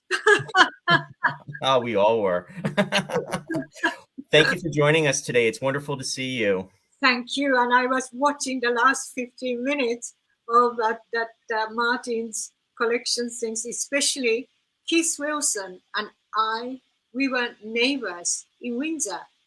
He lived in the same Adelaide Square, and I lived in Adelaide Square in Windsor, across from the Windsor Castle. So I was always having lunch and dinner and tea with Keith and his partner all the time while I was living in Windsor. So it is so nice to see what he did for Space 1999. It's so wonderful. He was so creative. I mean, his innovations and his it's amazing. Yeah, and then he did all the art direction for VR protectors as well and all that. So I have a very, very fondest memory of Keith Wilson.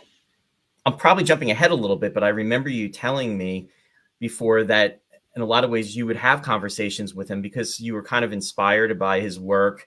And then when you left and stopped doing acting, after you came to the States, you started doing location work, and you were really interested in set design, and it was something that you really had a lot of interest in. Yes, see, because of Keith's the influence, I have been always, even when I was acting, was interested in interior decoration.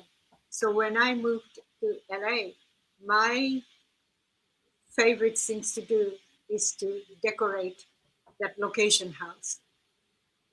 And that's all thanks to Keith Wilson. And even when I was at the beginning of my career, for that little part in the James Bond movie, I wasn't particularly interested in what I was doing in the scene with Sean Connery and the other ladies. I was more interested in the set, about the set in Pinewood Studio. So I was always talking to the art director, even at the James Bond movie time. I was going to bring that up too in regards to that, because the James Bond movie that you were in, you had a small scene, was in You Only Live Twice, right? Yes, and also at the end, I did that the March of the following year, I did the appearance of the title.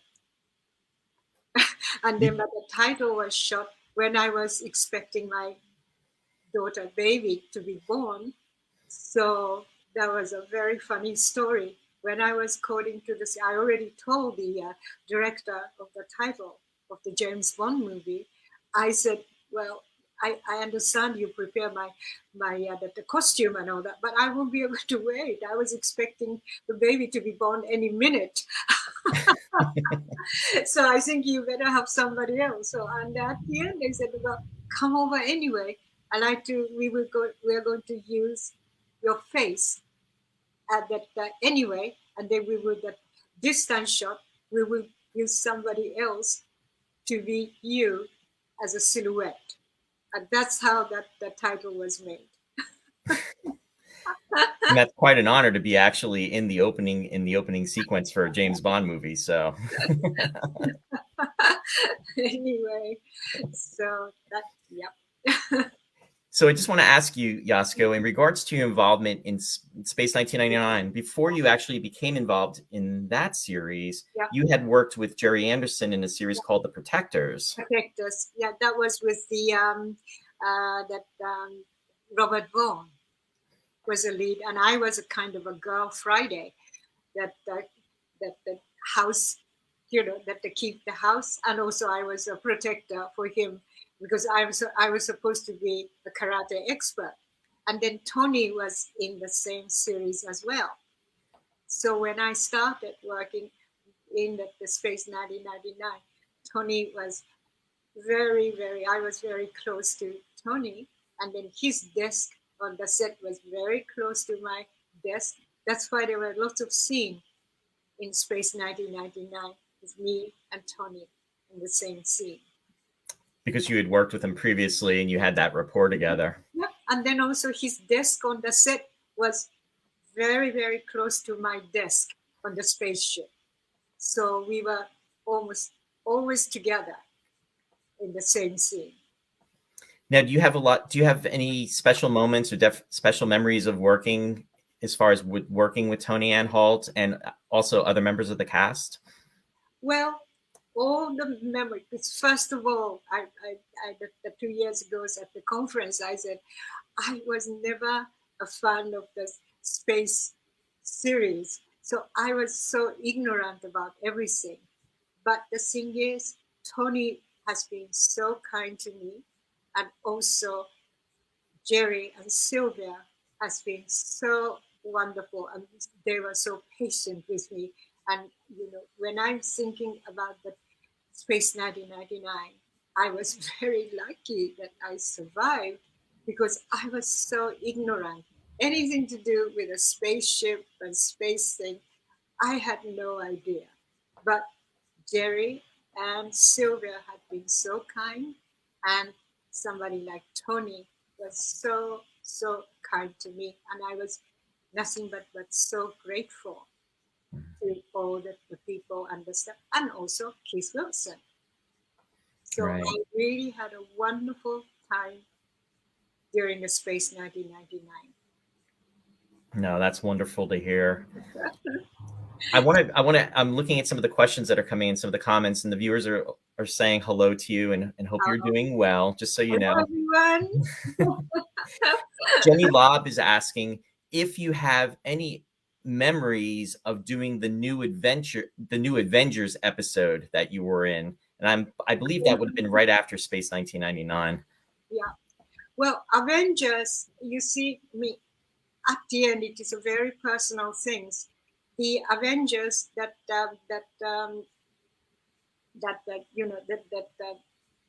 I work with Avengers is because I started dating with Ray Austin, which I eventually married. And Ray was one of the very, very steady film director, the director for the Avengers series. And that's why I was involved. And then Ray was a very good friend of the producer, writer of the Avengers, who lives in Amersham. So we used to go and visit him. And then Brian was another very, very, very kind and funny writer. And then we always had a wonderful time. And of course, I had a great time working for the Avenger episode with Diana Rigg as well. I really, really think Diana is one of the greatest actresses of even now. I think she is so great. I mean, not only she was so good in the action scene, but she was a very, very good actress. And I really, really enjoyed working for the Avenger as well. That's really pleasant to hear too. And when I'm saying referring to Ray, and that would be for the fans out there, Ray Austin, who directed several episodes of Space 1999. Yeah, Space 1999. Yeah. So and then then eventually we got married, but then our wedding, the reception, Keith Wilson and his partner came over and attended as well. Now, when you came to the U.S., Yeah. did you do some acting when you were over here, or did you immediately make the transition as far as becoming working in doing location work? When I moved from London to Hollywood. Yeah. Well, yes, because Ray already started working as a director for many TV series, like for the Universal Studio and the 20th Century Fox and all that. So, of course, they straight away, because, offer me to be an actress here, and they gave me the union, membership as well.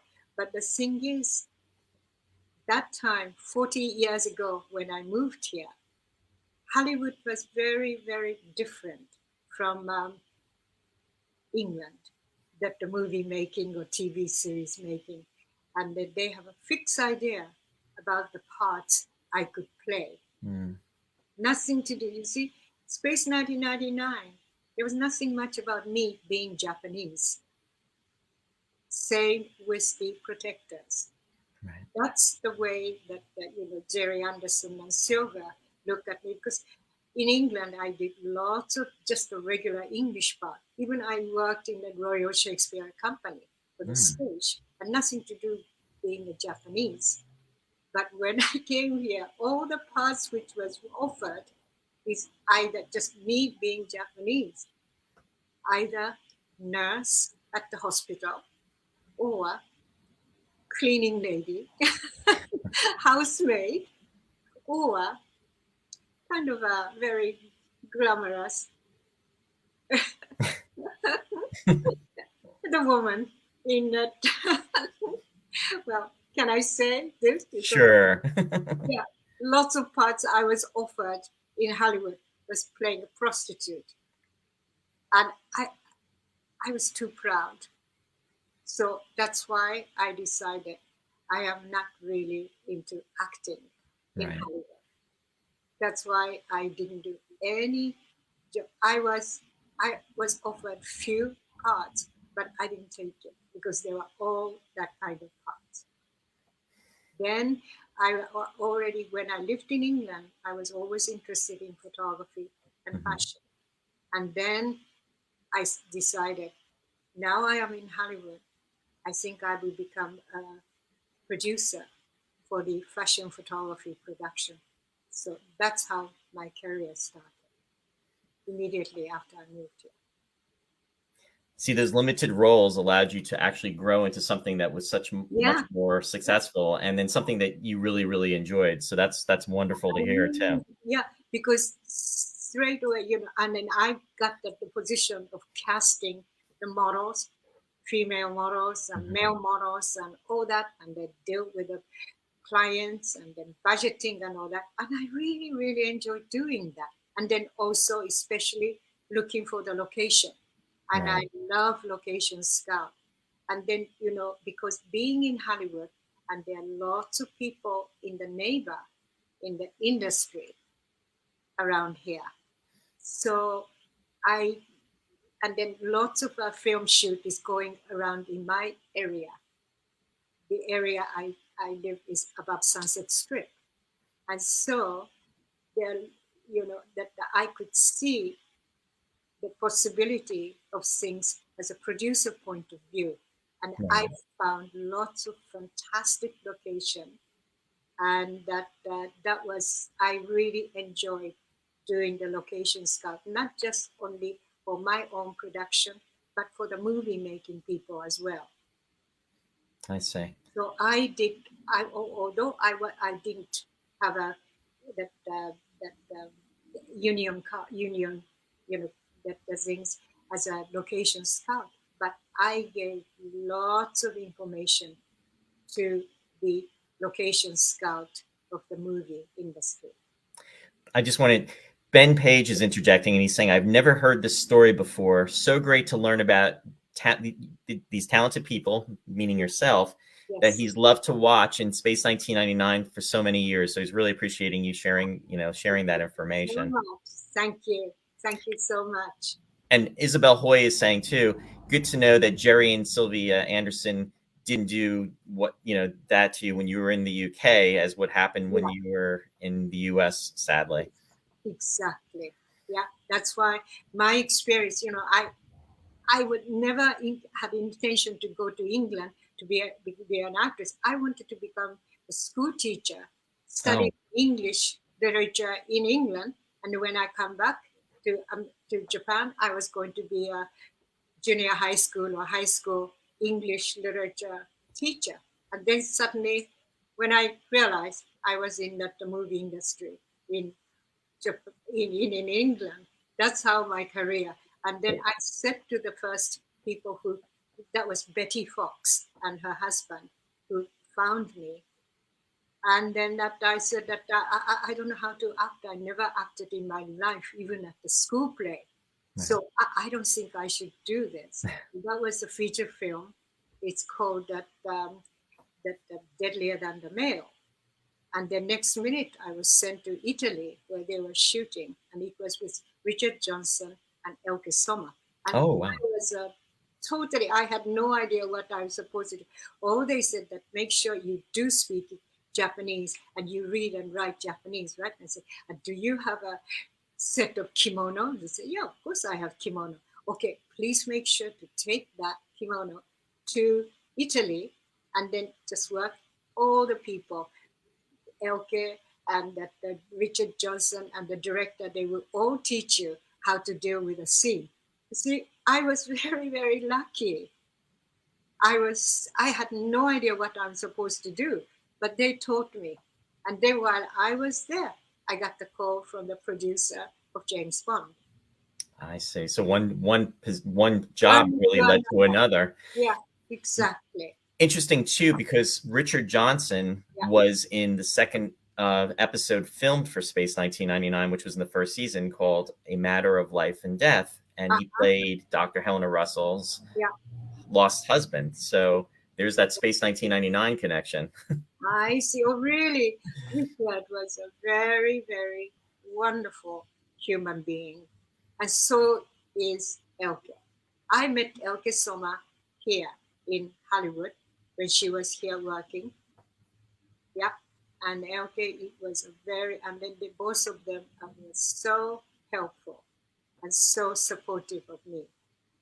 So I really appreciate. I was, all my life, I should say, I have been very lucky. And so everybody asked me, wasn't there a nasty moment and all that? I never had any nasty moment at all as an actress. And I was very lucky. That's very, very positive too. Yes. One comment that came through was from Alan Russell, and he said your character came and went very quickly on Space 1999, and he was asking if there was a reason that you maybe didn't do more episodes.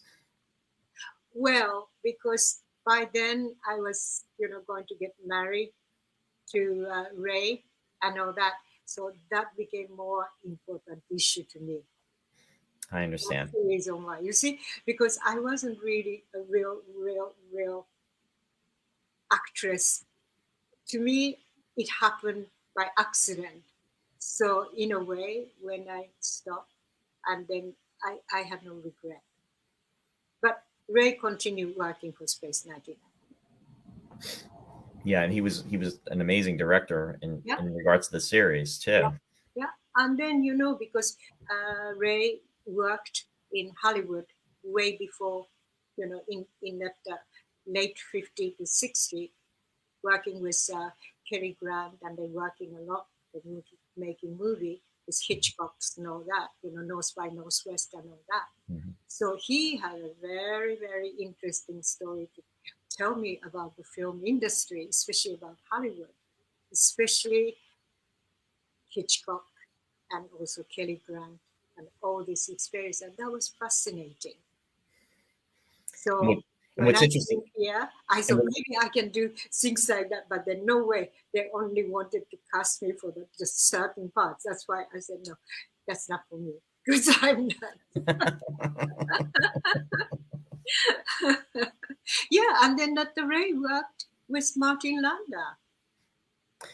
Exactly, because he worked with him in North by Northwest. Yeah, so Martin and Ray was a good friend when they worked together for Space 1999. Yeah. Absolutely. Yeah, it's a small world. It really, really is in the scheme of things. Yeah. Phil Merkel is commenting. He's saying, Yasko, you were fantastic and memorable at the last convention, and you told very wonderful stories, and you truly made the weekend very wonderful for everyone. So he just wanted to put that out there. Thank you so much. Oh, thank you. This word makes my days. Thank you so much. No, it's been truly a pleasure. Oh, and I'm really, really looking forward for the next year convention. Well, that's the other thing I wanted to put out there, because I know that Warren and Bob have extended, an invitation to everyone, and so definitely hoping that you're going to be there for next year. And again, that's going to be at the Radisson Heathrow Hotel Conference.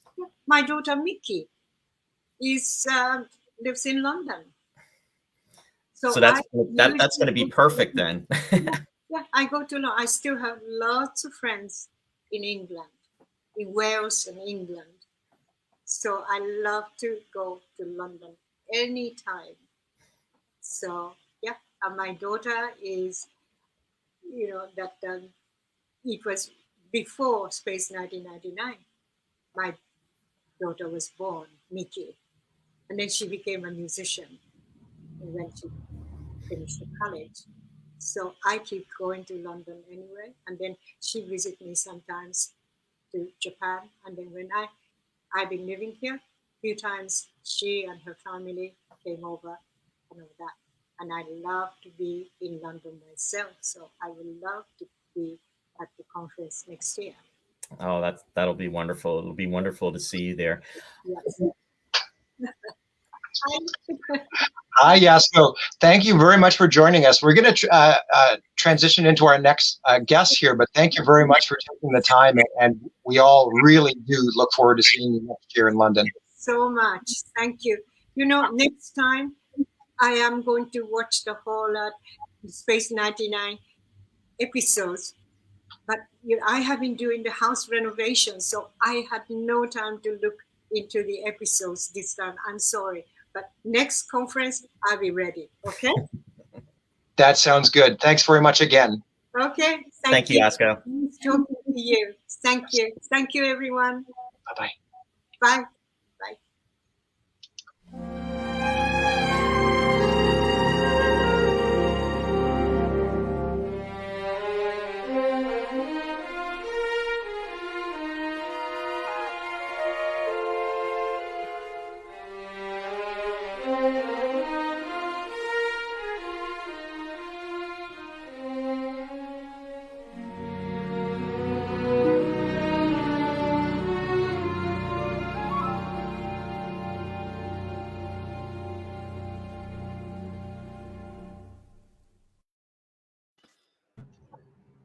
Hello.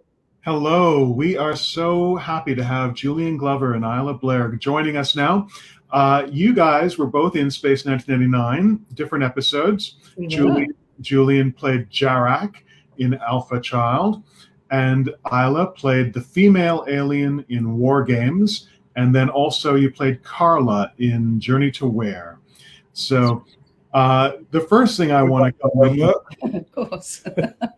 yes. The first thing I want to comment on, I'll go with ladies first. Isla, in your first episode, you had a rather amazing makeup with the bald head and the jeweled forehead piece. I know, and even purple eyelashes I had on, which were rather amazing, I seem to remember. Yes, it was an astonishing makeup, actually.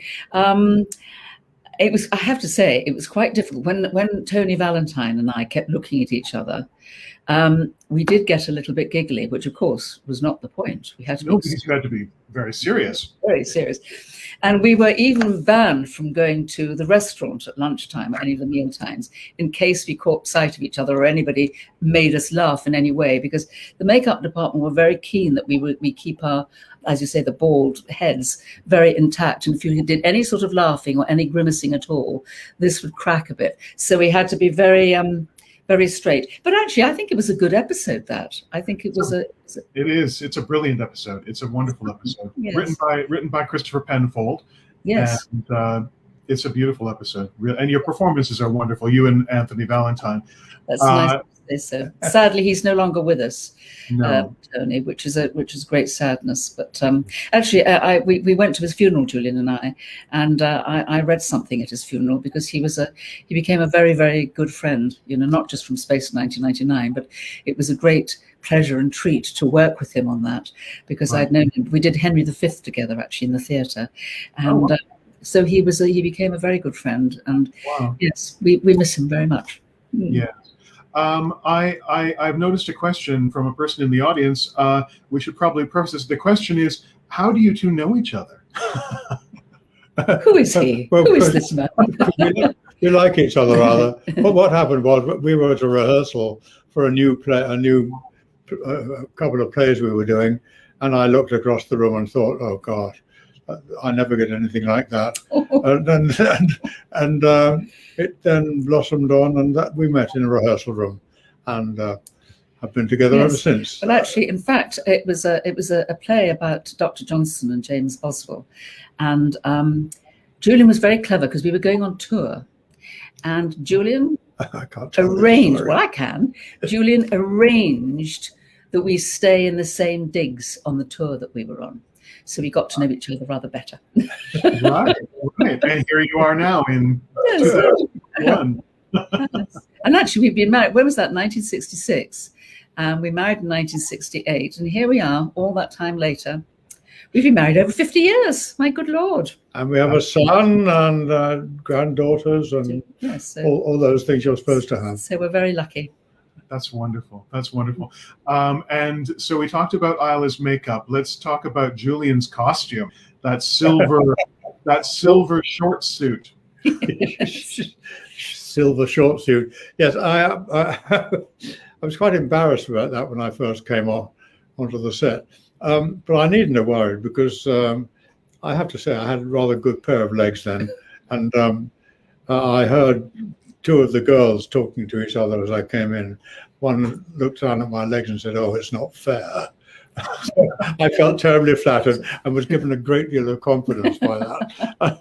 I was able to play the part with conviction because I knew I had good legs. Yes. What's happened? What's happened to those legs?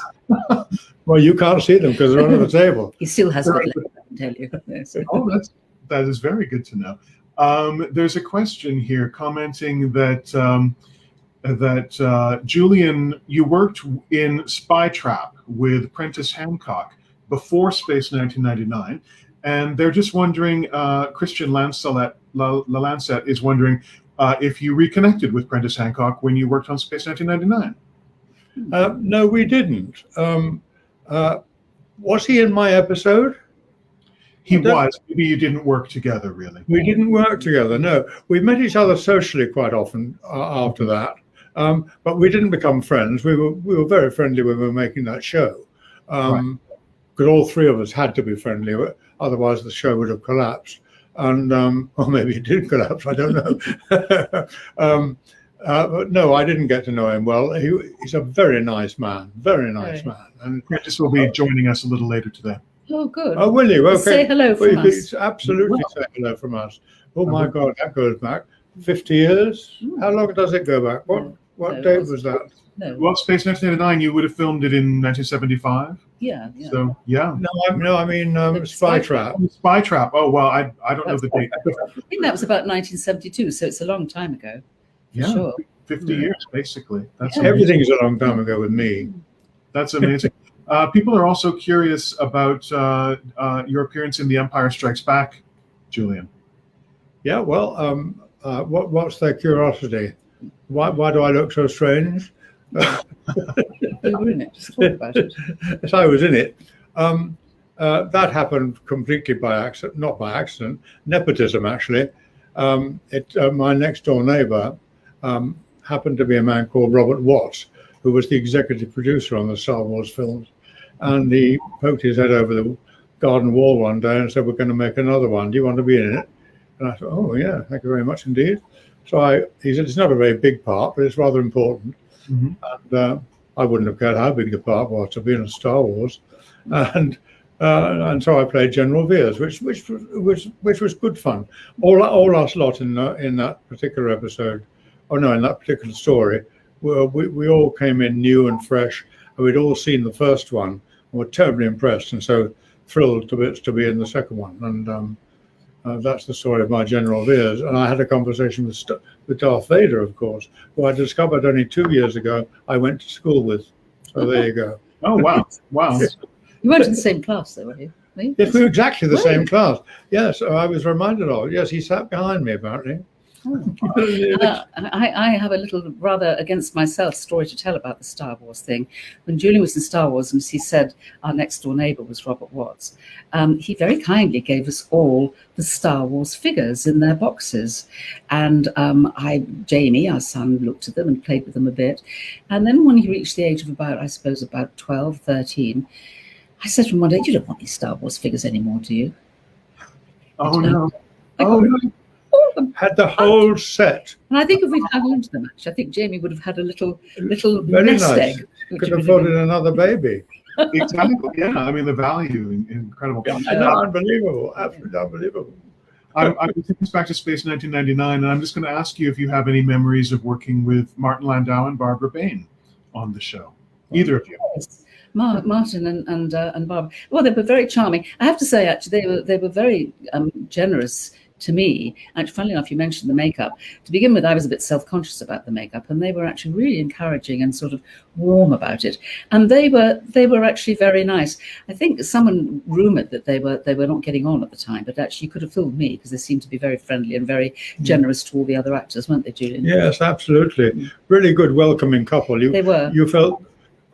Maybe they were breaking up because they did in the end, but I don't. Certainly, as Isla says, you'd never have known it because they were welcoming as a couple, they're not individually coming and they came together and welcomed you and made you feel you were the only person in the room, which of course is the best way to be a producer, isn't it? Yes. It really is. It was great.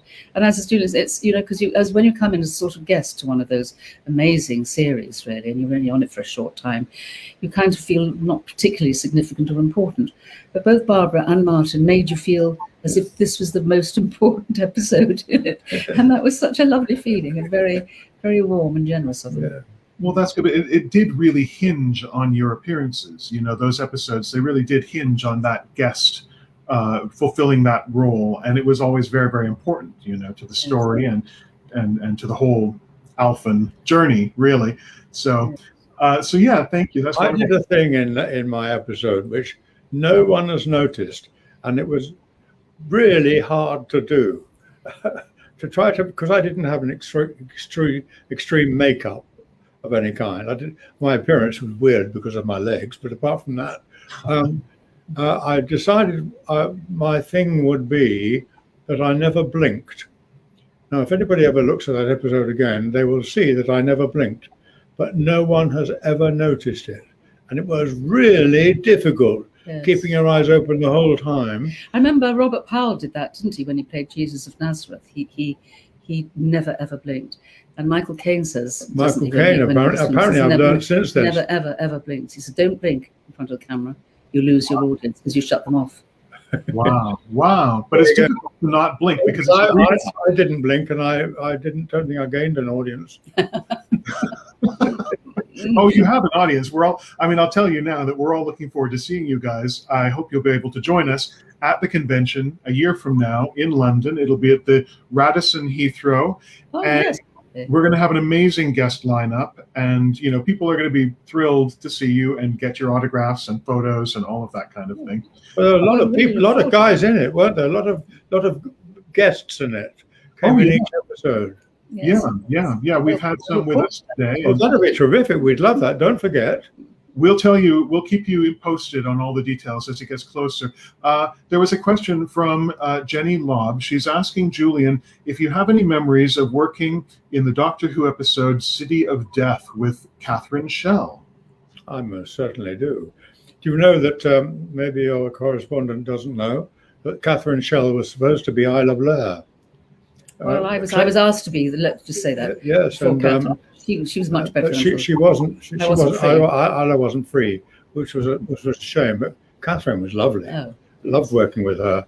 I also tell your correspondent. I also worked with Tom Baker on that, Yes. It wasn't just Catherine Schell. No, well, no, the question is, but it mentioned Catherine Schell just because of her connection with Space 1999. Of course. Oh, right, okay, yes, absolutely. Yes, that's the Catherine That Schell. was a great story because it was so well written. It was completely daft, completely ridiculous story.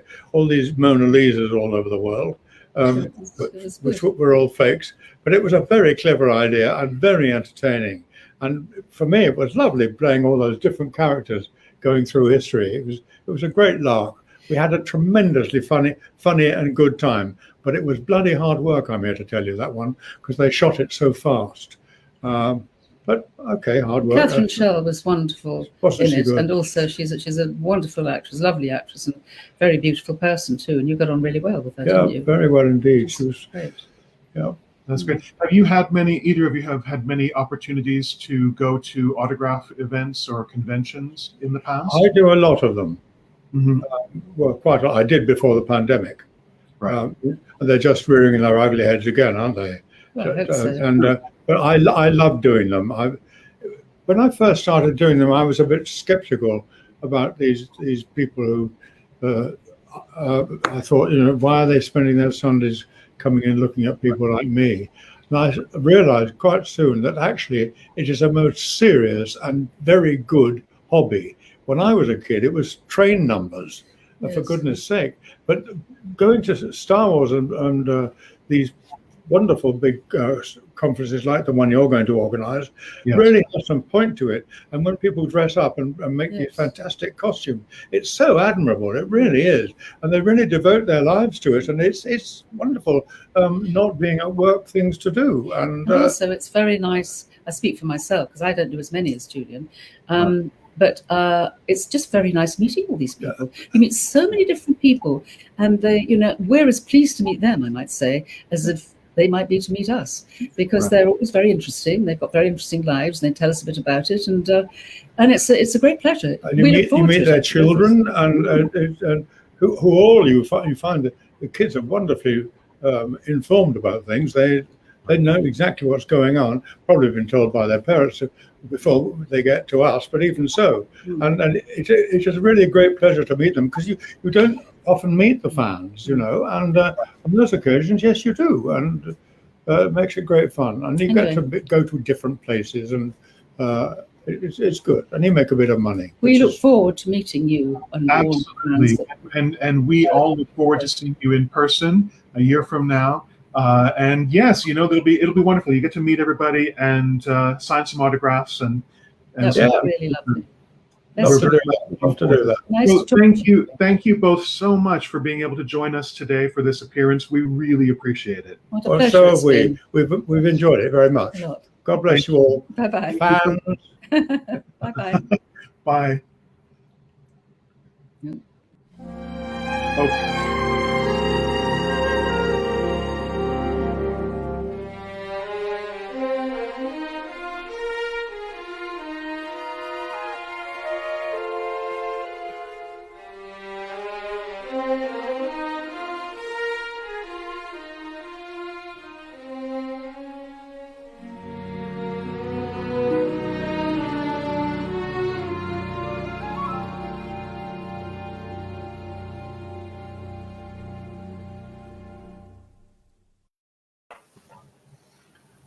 We are happy to have with us now Nick Williams from Fanderson. Hey, Nick, how are you? Hello, Bob. I'm fine, thank you. How are you? I'm great. We're closing out hour 4, I think, right now. So we're almost at the halfway point of our telethon today. Just amazing. I just think, how do you follow Julian Glover and Isla Blair together? Isn't that amazing? I will try to be slightly entertaining in the next few minutes, but nowhere near as good. They're pretty wonderful. So tell us what's going on with Fanderson, and I know people are going to want to have us talk a little bit about the recent soundtrack releases as well. Yeah, sure. Well, what can I tell you? What's going on in the club? The big thing for us this year, it's our 40th anniversary. So, for those who don't know, 40 years ago, Jerry Anderson decided there were lots of disparate clubs around at the time, and he and ITC wanted to support a club. Mm-hmm. So he pulled all those clubs together, and that's where Founderson was born. So we're celebrating our 40th anniversary this year. We've had some stuff go on online, which I won't bore you with, but personally, I think it's an amazing achievement. I've been involved in the club for about 30 years. I've been the chairman for the last 14 or so. And things like this just don't exist much nowadays. There have been Star Trek clubs and Star Wars clubs and Doctor Who clubs and Battlestar Galactica clubs, but they tend to have been absorbed by the program company, the production companies, and they become commercial. So to have something like Founderson that isn't commercial, we're a non-profit, by fans, for fans, as our strapline goes, is really quite unusual. I think it's something to be just amazingly proud of. Little plug of one of our latest products, literally came in from the printers this week. We've done a series of these books now. I think we've done 10 of them, looking at dinky models and Viewmaster reels and so on. This one, as you can see, jigsaw puzzles, and there's a nice bit in there about the Space 1999 puzzles. Over the years, the different reissues. So little plug for a new product there. We've got some ideas for next year that I can't talk about, unfortunately. Secret, top secret. It's one of those things. It's not top secret because it's like someone else out there might do it. Yeah. It's top secret because it might not happen. We're so reliant on club members and our friends giving up their time freely to do stuff. So, we have loads of ideas. Sometimes they don't come to fruition. And I think the worst thing is you can promise something and then not deliver it.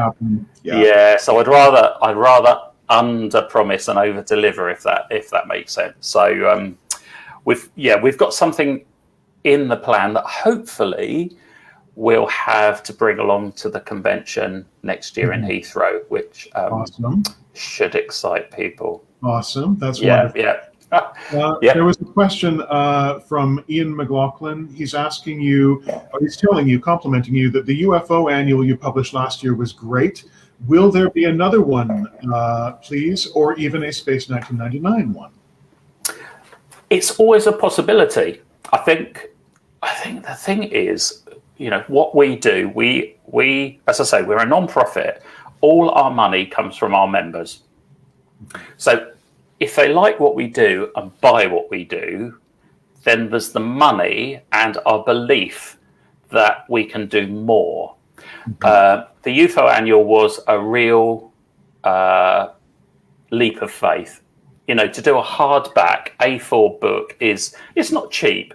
But it was the vision of Chris Drake, who wrote pretty much all of it. And Mike Jones, as usual, did a fantastic job designing it in the style of the 70s UFO annual. And we've had an amazing response to it. So I think without promising, I think we will look to do some more similar things in the future. Whether it's Space 1999, whether it's one of the other shows of Jerry and Sylvia, I don't know. But it's been a lovely surprise. So, yeah. Good. David Hirsch is complimenting the artwork on your wall behind you.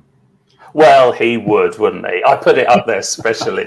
Oh, that side. Put it up there specially for David. Yeah. We did this book.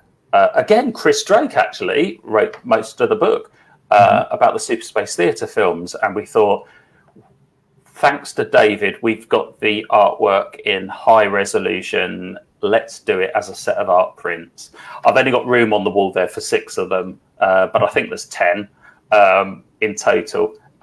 Lovely prints, a lovely book. I know the Super Space Theatre's not everyone's favourite, but they're part of what we're here to celebrate, and you know, we should celebrate them, and I definitely, I think having them on the wall like that is a lovely way of celebrating them. Absolutely. Was it a sort of like a one-off run of those? Are they still available, or they're still available? I mean, the thing is, everything the club does is you know, usually a one-off run. We'll do a run of 500, 750, 1,000, whatever it is. And when it's gone usually. And occasionally we'll break the rule. So we've just reissued this book I said about. We did, one of our first ones was the Viewmaster sets, you know, the old 3D Viewmaster things. Yeah. We've had so many requests for it. So we did do a reprint of it, which has just gone back on sale. But usually stuff is, we do it, and then once it's gone, it's gone. You know, it's one of those things that the only way we can afford to do things usually is the economies of scale of having a batch done, and it's, you know, we have to do it when it's gone usually. Yeah. Dallas Hadaway is wondering, when are we going to have a one-day Fanderson event? Yeah. Well, what can I say? I don't know, Dallas. I'm getting on a bit, and a lot of the committee that run the club for the members are feeling our age, and particularly when we've run a convention that for most people they experience is kind of Friday evening through to Sunday evening, and you know, it's kind of full on for 48 hours. But for us, and for you, Bob, and everyone involved in next year's event, you know what it's like, that goes on for months, and it's incredibly intense for probably a couple of weeks around the event itself. And we got to a point, we just said, you know, we can't do this anymore. So what we've said is, what we would rather do, rather than members rely on us organising the events, we will help other people host events. So, you know, if events need seed funding, for example, to secure a venue or create advertising, whatever, talk to us and we'll try and help. So we're kind of cooperating with other people instead of it being a club event. Having said that, you know, it's been 2 years since the last convention.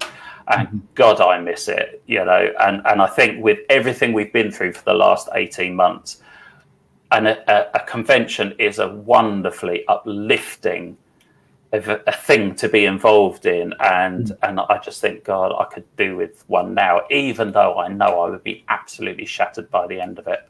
Yeah, there's something addictive about them that keeps you coming back for more. It is, you know, and it is really hard work. You know, I'm not saying that to get any sympathy from people, but unless you've done it, you just don't understand how hard work it is, but so fulfilling and so enjoyable when you see a room full of people on their feet applauding Sylvia as she gets on stage, and you think, we've done a good thing here. Exactly. And, you know, that's what it's about, doing a good thing for people.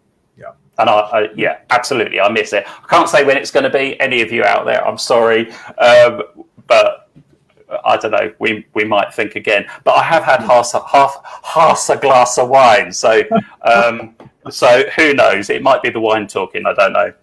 You'll be planning a convention in the next half hour. Just keep drinking. But you know, we were planning the in-person convention for right now, basically, you know, and we postponed it a year because of the COVID situation. Now, you know, people are vaccinated and boosters will be coming, and so a year from now, you know, we'll be all good to go to do this in person. And there was a question a little while ago asking about Fanderson's involvement in our convention next year, and you know, I don't think that's been discussed in any detail, but certainly Fanderson, we would love to have Fanderson there in whatever context will work, you know. Yeah, you know, I've had initial correspondence with Warren to say, you know, how might this work? We haven't got any further. You guys have had enough on just organising this. I think once this is out of the way, then we can then we can talk about how it might help. Exactly. That's right. That's right. Did you want to talk about the? Dallas is also telling you to. Isabel is telling you to keep drinking, and Dallas is saying it's never too early. So anyway, tell us about the soundtracks a little bit, just for people who may have seen them online and not decided to purchase yet. What about these soundtracks is possibly different or? Okay, so for those who don't know, the club has for many years now issued a series of Gerry and Sylvia Anderson's soundtracks. We started off, we thought people wouldn't go for, big full-blown events. So we tried to cut them down to a single CD. Then we realized actually with Space 1999, we went to a double CD and we thought people won't go any further. They won't pay more than £25, whatever it was. And then we realized actually people wanted everything. As long as it's done well, people want stuff. So we embarked on reissuing the soundtracks a few years ago. So we did a year one box set, and this is where and it's not the wine talking, I just don't remember, 3 or 4 CD box set of year one, and then a 4 CD box set of year two. And the beautiful thing with the year two set was Derek Wadsworth's daughter said, I've got Dad's master tapes here, can you use them? So we thought, yes, we definitely can. So that ended up being a 4 CD box set. Mm-hmm.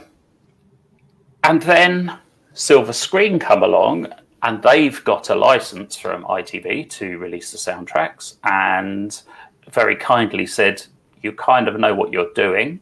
Can you help us do these soundtracks? So we had a bit of a conversation about it, and David Stoner, lovely guy at Silver Screen, said, don't want to be in competition with Fanderson. We want to do something complementary. So their soundtrack releases tend to be single CD or a double album vinyl. Mm-hmm. So very much a cut down version of what the club is able to offer. But it's one of those things that, whenever you write a book, as soon as it goes to the printer, some new information comes to light that either, so you know exactly, I know you know exactly. Oh, yeah. and it's the same with the soundtracks, that as soon as they've gone to press, a new recording comes to light or some new information, that missing cue, someone says, it's from The Last Enemy and it's from this point, and you think, so we need to do a new edit of that suite. And that's kind of what's happened with Silver Screen is, I know this will sound like it's a slight tangent, but many years ago, Paramount were releasing Star Trek on VHS, and it would come out again and again and again in a different box or something slightly different, which was just milking the fans, and everybody knew it.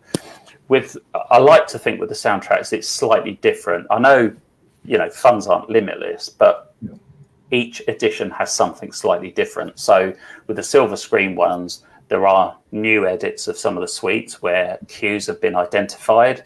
They may have been edited in a slightly different order where we realize, actually, it's not like that after all. So we just needed to change some things around. So they're slightly different. They're cut down from the club releases, and they're slightly different. I think the thing that makes the Silver Screen releases really different is they're available on vinyl, which, when this whole thing is a nostalgia kick to actually put on a vinyl album of Space 1999 in good quality is quite amazing. Sadly, they've actually sold out of the vinyl at the moment, and because of COVID, believe it or not, I know we like to blame COVID for everything, but because of COVID, it's looking like we probably won't have stock of the vinyl albums again until the new year, because a lot of clear vinyl has gone into respirators and syringes and the like, not trivia like vinyl soundtrack albums. So the vinyl that we need for Silver Screen to make our albums is going out there vaccinating people instead. Right. Well, I mean, if we have to make a concession, then saving lives is probably a good one. But, do you think so? Really? But otherwise, I think most people would probably prioritize the albums right now. Wow. Yeah. Yeah, quite right. So wonderful, and so people want to purchase these things. Can they go to Amazon, or where do you want to direct people to find? Well, I'd like to direct them to the club website. Silver Screen have been fantastic. They've given us a good deal, and because we're not a profit-making organisation, we're there's no markup for whatever, paid shareholders or whatever, like Amazon or whatever. So we've got a good deal with Silver Screen, and we're passing that on to the members. Now, of course, we can only sell to our club members. That's just part of the way we're set up. So I would say, if you're a club member, why on earth would you buy them anywhere else when you can get them at a good price from us? But they are widely available. And you probably don't know it over there in Canada, but I think it was the third week the Space album was available. It hit number 7 in the charts, the album charts. So, it is a popular album. It is done really, really well for Silver Screen. That's awesome. When Fanderson appears at the convention next year, does your arrangement allow for you to sell merchandise at an event like that? Unfortunately, no. Due to UK tax laws, we can only sell to our members. But what we've done in the past is we offer a kind of a day membership, which enables people to buy our stuff. Right. So we'll be able to join Fanderson and buy merchandise from you. And that's the kind of thing we'll probably, as I say, I need to discuss it a bit more. But that's what we've done in the past. And then if people like what we do and they want to join the club, they get a discount on their membership. Yeah. That's the kind of thing we'd like to do, definitely. That's wonderful. Well, we're looking forward to it next year in person. How amazing. Absolutely. Nick, I think you did something similar to that back in Peterborough in 2014 with a short-term club membership. Yeah, because I think then, sorry, I can't tell how loud I am because I've got earphones in, but I think we did something similar when the year 1 box set had come out. So we came to Peterborough and did a similar kind of a day pass. Yeah. Yeah, for sure. Well, we're looking forward to that. And thanks very much again. This has been a great segment, and we really appreciate your time. No problem at all. Thank you, Nick. Hopefully I was partway as entertaining as Julian and Isla. Oh, yes. Brilliant. See you next year. You bet. Bye. Bye-bye. Cheers.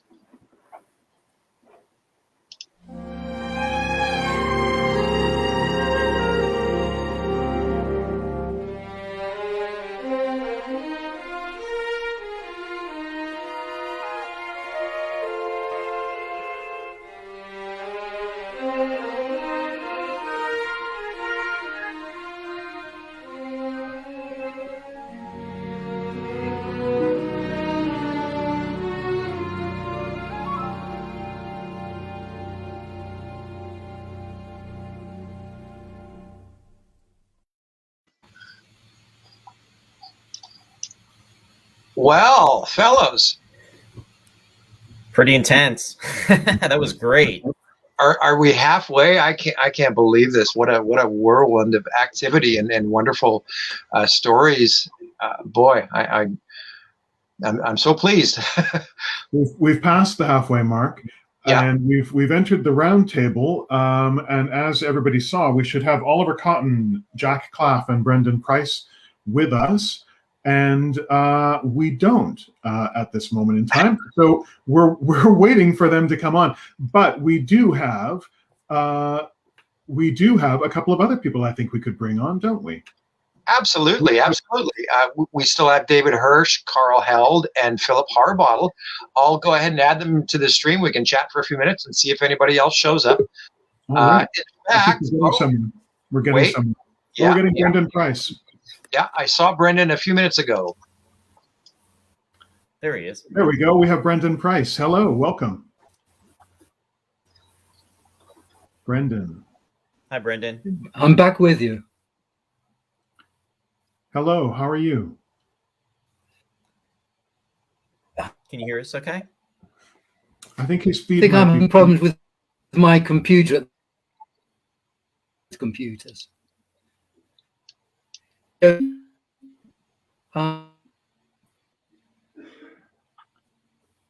give it Yeah, a second. It seems that Brendan's signal is frozen.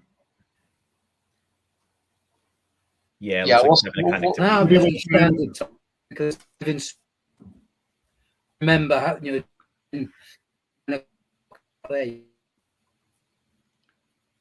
We'll circle back to Brendan in a few minutes and see if that stream doesn't clear up. Sorry about that, folks. Okay. But yeah, I know David would certainly come back on, and Carl. Yes, let's bring them on. Hey. Hi, David. Hi. Well, it's been great so far. Yeah. Yeah. I had to step away, and then I came back in the middle of Martin's little presentation. And I'm like, ooh, what a room. Well, I wish we had had more time for Martin, Yeah, but we had to go to Yasko. But yeah, well, Martin, of course, with anybody, yeah. yeah, Martin has a wonderful collection. Amazing, amazing. And Jamie was on and complimenting your contributions to the new Moonbase Alpha operations manual. Thank you. Yeah. Sorry I missed him. That's okay. That's okay. Should we bring on Carl Held as well? Sure. Why not? Hello again, Carl. Hi. Hi, Carl. How are you Well, doing? I know more about Space 1999 than I ever did. My oh boy, what a great show! That's terrific. Carl, one question I didn't have the opportunity to ask you, and it's something that I had thought about. There's a scene in that episode, and you're actually holding the comlock, which is the communication device, and what you're trying to communicate, and you're having a conversation supposedly with Maya, and what happens is as you're holding it, you're kind of holding it away from yourself. It then almost explodes. Do you recall doing that and how they set up the special effects for that? I was just wondering. Oh boy.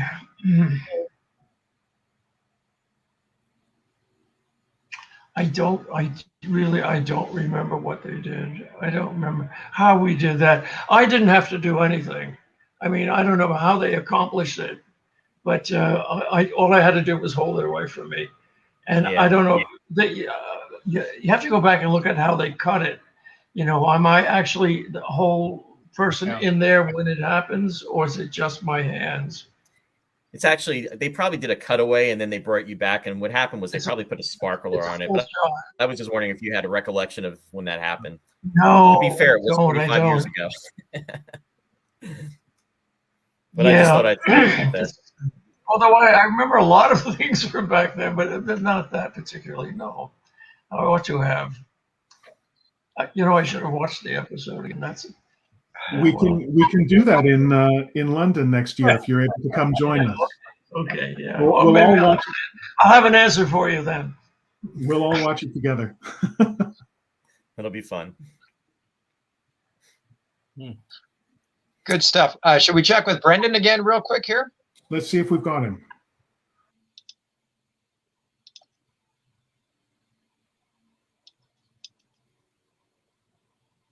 I don't see him. Brendan, can you hear us? No, he still looks frozen up there. Okay. Unfortunately. Philip Harbottle it looks like he's in the waiting room. Sure. There he is. Hello again, Philip. Hello again. Thank you for coming back to join us again. Pleasure. I'm not sure if anyone else had any further questions for you about the book publishing or about E.C. Tubb or Brian Ball, but you were friends with them both. Do you happen to have any random favorite memory of either E.C. Tubb or Brian Ball? Well, yes. Brian was always thrilled to communicate with Matthew. In fact, when Matthew came to England quite a few years ago, I think it was in connection with his Prisoner project. He did all the book series about the prisoner, and he came over to England, or to Ireland, I think, and he asked if he could meet up with Brian in Doncaster, and he spent a day with Matthew, and he talked about that for years afterwards. He was really into the Space 99, and he was proud to be part of it, albeit just the one book and the one short story. But I think he would have been up for writing a sequel to the novel he did, The Survival, or What Happened to Bergman. It was tremendous stuff. He was always willing to write to anybody's specification. He was a professional. And he also wrote, I don't know how many people know this, he wrote a novelization of a UFO. He brought UFO to a conclusion. That had ended after one season. And Matthew has recently bought the rights to Brian's unpublished UFO novel. I don't know what his plans are for that. Knowing Matthew, he'd probably go whole scale on the whole of the UFO universe. It would be exciting if he did. But when Matthew got interested in UFO, in Brian's unpublished UFO novel, because one of my other clients, the late John Burke, I think a lot of people are probably aware of John Burke in various contexts. He was the go-to writer for film and TV novelizations. He did about 50 TV and film, Hammer Films, Moon Zero 2, he did that. And he did a lot of the UFO novelizations. So that's a possibility coming up. If Matthew, I think he's trying to get the permission of ITC, but I don't know what the state of play is on that. But if Matthew can get the permissions, we could be seeing a Powers universe representation of UFO with Brian Ball's published novel. The novel was originally commissioned by Fanderson, Chris Bentley at Fanderson. But as you've seen from Nick talking about there, the Fanderson is a non-profit organization, and they terminated their book line. They did Tubbs' novel Earthfall, as everybody knows, and they were going to do Brian's UFO book, but then they changed direction and the book was never published. Matteo, you've joined us, and there's a question from Jenny Lobb, which I'm going to ask to you because you might know about it. She's saying Michael Butterworth once said that he had written a continuation / ending novelization for Space 1999. It was called The Brilliant Suns. Do you know anything about this, and whether Butterworth only had an outline or if he'd written the whole novelization? I'm familiar with it, but I don't know the answer to those questions. But I can tell you that as we're going to release the paperback version of the Year 2 Omnibus, Michael Butterworth has signed on to write a 25th episode.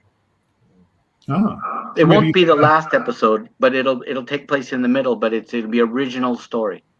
That's wonderful, and maybe you can ask him about The Brilliant Suns. Yes, I know I did in the past. All right. That's cool. There we go. Got a good answer. Yeah.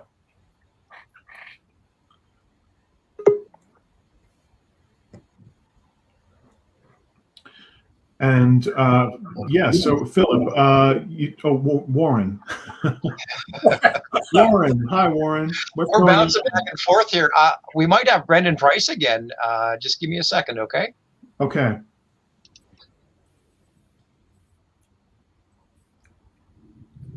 I'm not Brendan.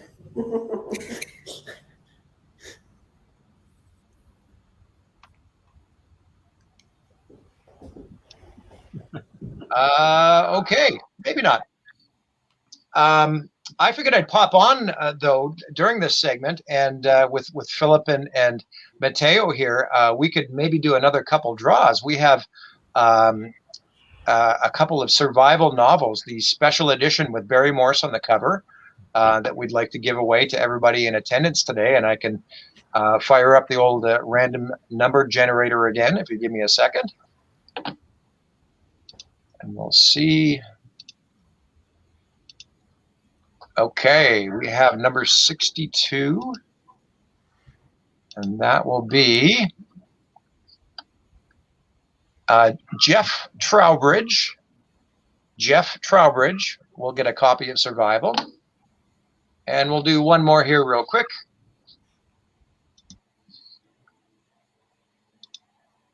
And that would be 77. And going to William Clegg. William Clegg. So we'll make notes of those.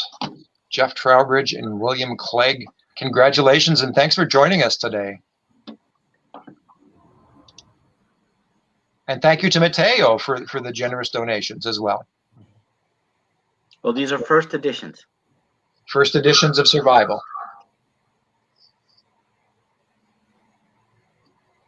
There's a comment from Liz Brearley saying that she's looking forward to the paperback version of the Year 2 omnibus.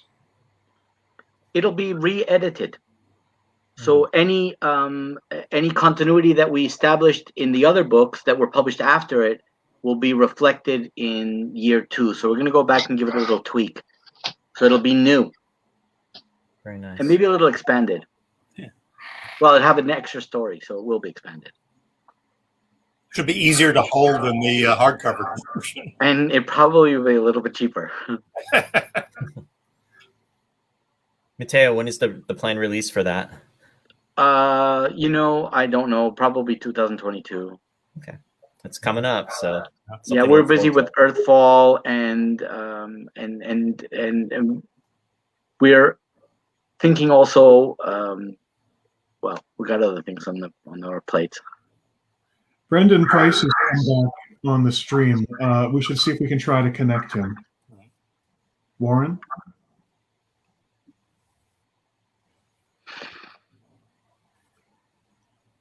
Do we have Brendan? It's good to see you, Phil.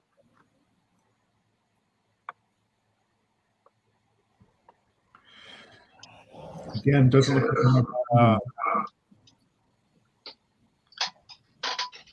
He's trying, but it just a black screen keeps. He must be having some difficulties on his end. That's unfortunate. But Brendan, if you can hear us, we're looking forward to inviting you to our in-person event in London next year. So we hope you can join us, as well as the other Oliver Cotton and Jack Claff, who unfortunately couldn't make it today. If they pop on later on throughout the stream, we'll try and get them on here. It's a little bit of juggling, folks. Thanks for understanding and being so patient. Warren, I'd just like to thank David for writing the foreword to The Whispering Sea. It was. Thank you so much. Thank you, Matteo. That was such an honor. Thank you very much. I love doing it. Well, thank you. Yeah. Really.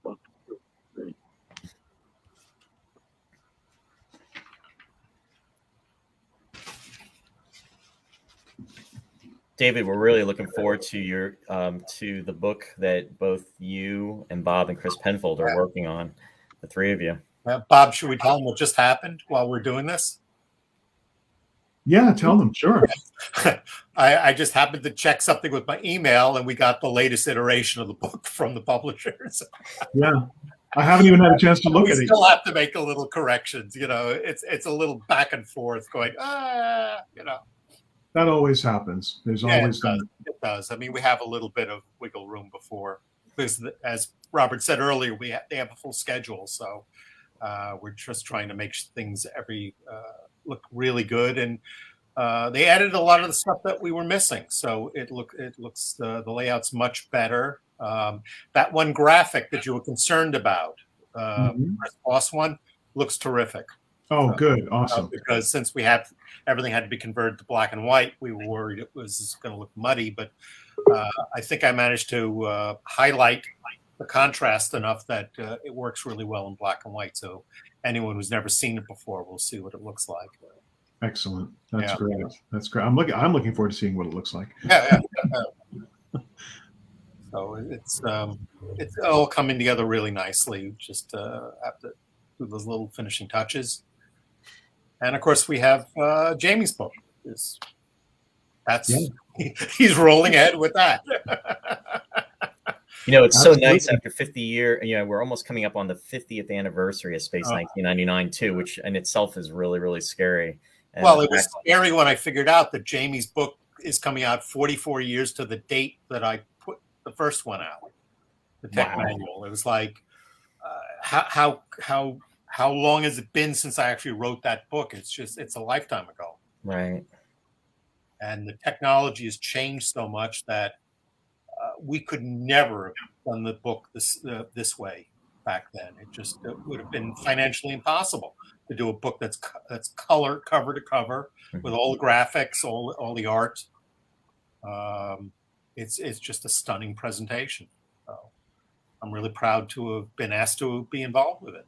Well, it's going to be a very big day tomorrow with the tomorrow being breakaway day, and then the launch and the opening for that to be to be ordered. So Yeah, I think people should jump on getting the deluxe edition right away. I know Gordon said he's going to order 3 of them. So Of course. that's going to reduce the stock really fast on that I'm one. surprised he's not ordering all of them. Who knows? Who knows? You know, I have a question. Is it, and as far as that starting now, is that going to be open to availability? This would have been a question for Jamie. Is that going to be at UK time? Yeah. Midnight? No, it was noon UK time, I think. Wasn't it? It's I'll tell you that it's 9 a.m. Pacific, Right. Which is noon Eastern and 5 in London. Okay. If my math is correct. I know it wasn't crazy times. Yeah, You have to get up in the middle of the night, but you may have to just to get online. I was just going to say, I'm sure there's folks that would. Okay, so you I'm guys, worried about how those deluxe editions are going to get shipped internationally with the bottle of anti-radiation pills. right. The minute I saw it, I said, "There's going to be a problem at customs." So I was going to say we have Martin Willie back with us again, and thank you, Martin, for coming back. Sorry we had to cut you off earlier for Yasko, but thank you for coming back. And there was, I know it's gotten a little darker in Belgium. Yes, it's dark now, but yeah. Maybe can you show us the scripts? Yes. Yeah. So can you see that? That yes. is The art- The Last Sunset. Yes. Martin Lander's personal copy, and he has done Last Sunset drawing on it. That's wonderful. He was a terrific doodler. So yeah, he does. I got quite a few scripts like that. Let's see what I can find. There's another one. Yeah, that's the Dominion with drips.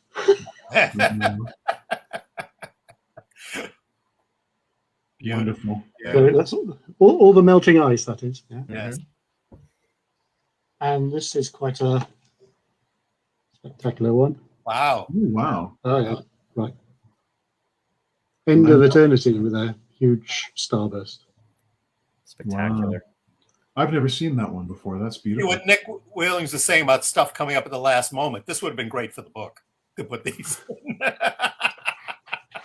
So yeah, so you see these scripts are there is like pink pages, Right, all the addendums. Yeah. white pages, and sort of all mixture, and then crossed out things.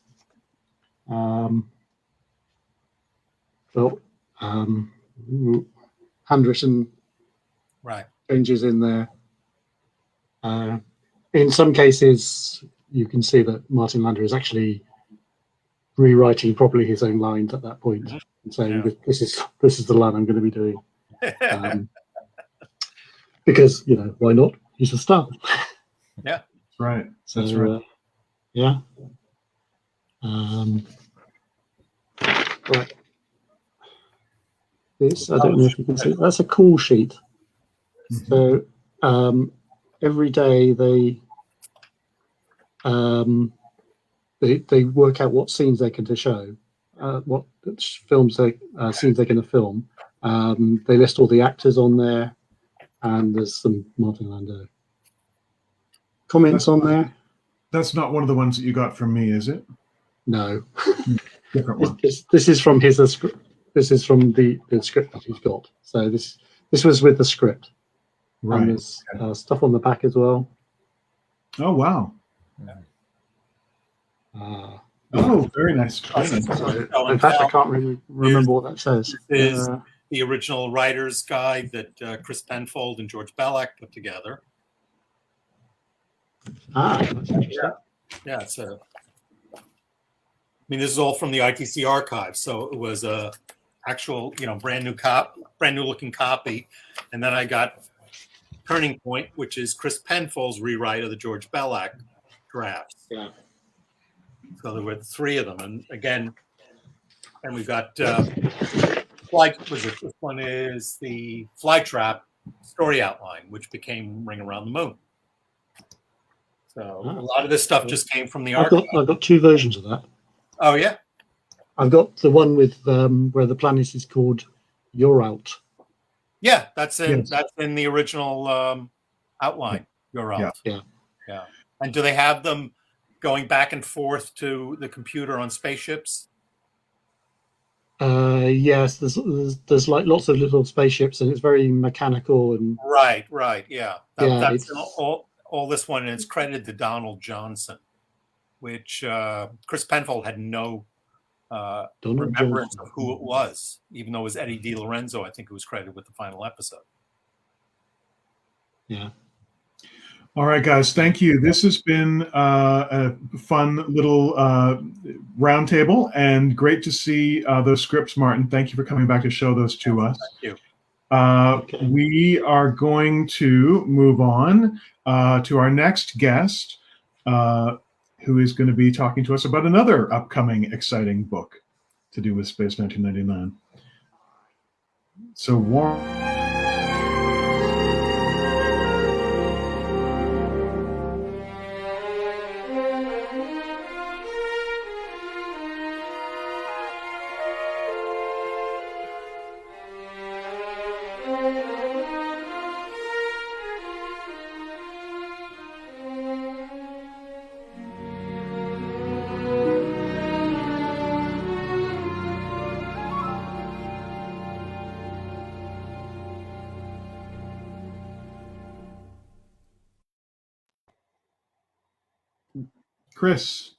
Chris Bentley, Bob. now joining us. Hi, Chris. How are you? I'm good, Bob. Thank you very much. Thank you for inviting me. Thank you for joining us. It's great to have you. So the first question, a lot of people have been pre-ordering your upcoming Vault book, but the first question that some people might want to know is, what is a Vault book? Because you wrote another one on Captain Scarlet. Yes. Have you seen that one, Bob? If people have seen the Captain Scarlet Vault book, the Space 1999 one is going to be pretty much the same kind of format. Slightly different because we've got more episodes to deal with. Mm-hmm. If people haven't seen it, the sort of like the idea that we went in with to begin with when we were doing Captain Scarlet Vault was that we wanted to sort of like do a book that was, in essence, an exhibition of Captain Scarlet memorabilia in a book. So it seemed fairly unlikely that anybody was ever going to, stage something at the Science Museum or whatever that was actually going to be an exhibition just about Captain Scarlet. And there's a lot of stuff that, even at conventions, hasn't been seen, or it just isn't, it isn't physically possible to get things like so many things together in one place at one time. So so we followed that idea through into the Space 1999 book, and so it's that sort of the idea of an exhibition. As many things that we've been able to pull together. We've photographed a lot of stuff, new, especially for the book, things that are in people's collections, original props, paperwork of the kind of thing that Martin's just been showing, and lots of merchandise as well, obviously. Sticking within the framework of the period that the show was originally on, so 75 through 77, end of the 70s, that kind of thing. That's where we're focused with the memorabilia, and obviously studio items, props, and so on. And in addition to that, the idea is that it acts as a sort of a companion to the series as well. So we dig into various aspects of the program that perhaps haven't been discussed before, and the idea is hopefully that even the most hardcore fans will find things they'll discover things about the show that they didn't know before. So that's in essence that's the concept of it. We have spreads for every episode, so there are 48 episode spreads, and that includes into infinity. And then interspersed between those spreads, we've got articles covering different aspects of series production, concept, merchandise, memorabilia. So we've got sections on set design, costume design, special effects, furniture and decor, matte art, comics, gum cards, and so on. It's very, very image intensive, isn't it? It is, yes. That's the idea. I mean, I've written a lot of words for it, probably too many words, but yes, it's trying. Then it's the designer's job to try and get as much of this stuff visually on the page, as we can show in one book. Right. And I understand that your page count increased a little bit, didn't it? It has now, yes. We only, because of various other problems going on in the world, we've had a pandemic and all that sort of thing. We ended up having to delay the book because it necessitated going into people's homes to photograph their stuff, and we only just finished the photography a fortnight ago. So we've now been able to see how this stuff's being arranged on the page, and realize that actually when I started the thing in 2019, I was making assumptions about what we might have to show, and what we without actually being able to fully explore that. So I hadn't made enough allowance in certain areas, and so we've ended up expanding the book by 16 pages, so it'll now be 224 pages. Wonderful. And to make a bit more room for in certain areas where it was really going to be tight, squeezing everything in. And now, because of that, I think it's also resulted in the release date being changed a little bit. We've had to push it back, unfortunately. Yes, it was originally going to be coming out at the end of next month, but because of the expansion, we've missed our original print deadline, and so it's now going to be 25th of February. But the good news is, obviously, we've got more pages. We can show more of the stuff, and the price won't be increasing. So, anybody that's pre-ordered, they won't be coming back with demands for any more. That's right. Well, and if you have to delay a book, the best reason is because you're making it better and bigger, putting more into it. Yeah, I hope that will be the end result. Bigger, better, more excited than ever. Where have we heard that before? Yes. Now the book, the Captain Scarlet Vault book, I know is out of print, and the publisher you're using does a print run of a certain length, and so the Captain Scarlet book didn't go to a second print run, I presume, I don't know why, but the space book, if people are very eager to get it, they should really jump on the first run, because there's not necessarily a guarantee that there would be a second run. Is that correct? Yeah, that is the case, obviously, with small print publishing, and the it's officially licensed, and so the actual expenses of the whole thing, and where the royalties are distributed and so on. The economics of it are rather more complex and very tight for the publisher to deal with than if we were doing a very big print run. But it has been very gratifying that so many people do seem to have come in early and pre-ordered it already, and that's that's been really helpful to the publisher for being able to make the decision to expand the book this late in the day. Yeah, I think it's terrific. And now, so in your research for the book and in the process of writing it, I know you don't want to give away any spoilers. That's a thing. But have there been any particular finds or discoveries that you've made that have been really exciting for you? Yeah, there have. There've been. It's interesting because going into this project, it was. As a writer, I've written about Gerry Anderson before, obviously, as you know. I haven't specifically written about Space 1999, although there were sections in the complete episode guidebook. Right.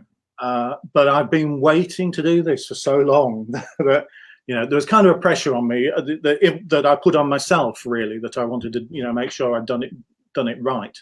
Mm-hmm. And we were originally going to do this probably nearly 20 years ago now. When I originally did the complete book of UFO, mm-hmm. the plan was to go straight on, and the next book would be complete book of Space 1999. Mm-hmm. And then for various reasons that fell through, and we've had a few false starts.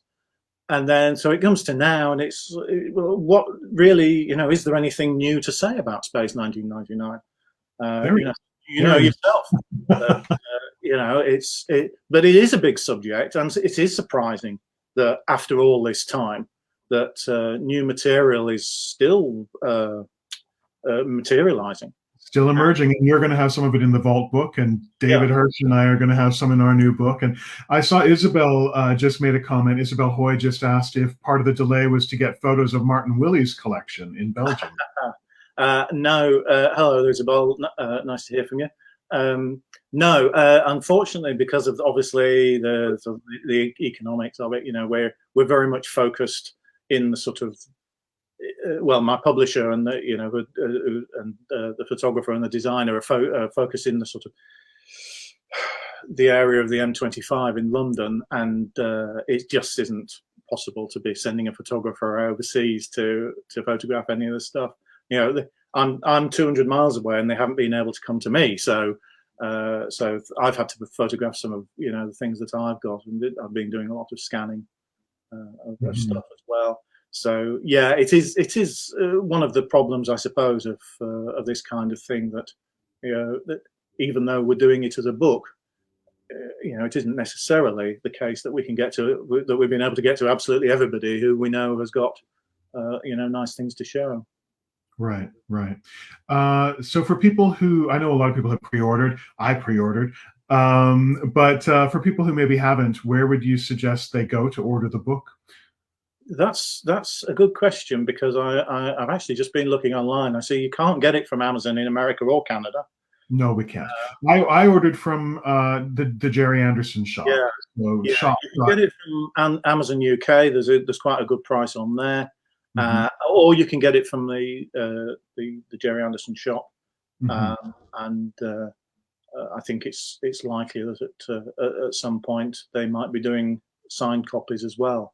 We haven't actually discussed it, but we did do something with them on the Captain Scarlet book, Vault book, where we had a limited number that were signed by the author. Right. Well, the Gerry Anderson shop is shop.gerryanderson.com. So we had that address up with Jamie earlier today as well. So so people will be able to go there and order the book ahead of the release, and make sure you get a copy or two.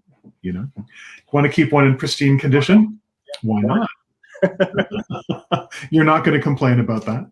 Well, it probably makes no difference to me, but in financial terms. But obviously, the more it sells, maybe it will go to a second edition. And, right. Yeah. And also, hopefully, we'll offer offers a good reason for maybe doing more Space 1999 books in the future. One of the pressures, I hadn't thought about it, but one of the things the designer says was that he was feeling some pressure that this might end up being the only coffee table book ever published about Space 1999. I don't believe that will be the case, but obviously, time's getting on, and fans are getting older, and I'm sure that there's only a limited kind of window left really for these kind of books to be economically viable for publishers to produce. But I'm hopeful that there's still time yet, and we might get to do the complete book of Space 1999 as well. Right. Right. And of course, more books from yourself, hopefully. Yeah, exactly. That's right. Do you have anything else on the horizon that you want to write next? We've discussed a few things. I don't know what direction we'll go in. I think there's potential for a UFO Vault book. That answers another question in the column here from Ian McLaughlin. Without going over the same ground too much of what I've already done in the complete book of UFO, which is pretty comprehensive. But we have actually come across some things sort of like UFO Vault type items while we've been researching the Space Vault book. So I think there's potential for that. Yeah, that's great. On that, no, we just want to get this one finished first, and yeah. Future. Well, it's going to be a huge success. I'm sure it's going to go for a second run. And I thank you very much for coming to join us and talk about it today. You're welcome. Thank you for inviting me. And we are going to go to our next guest, which is going to be Soretta Wilson. So thank you very much, Chris. You're welcome. Thank you. Bye. Okay, bye.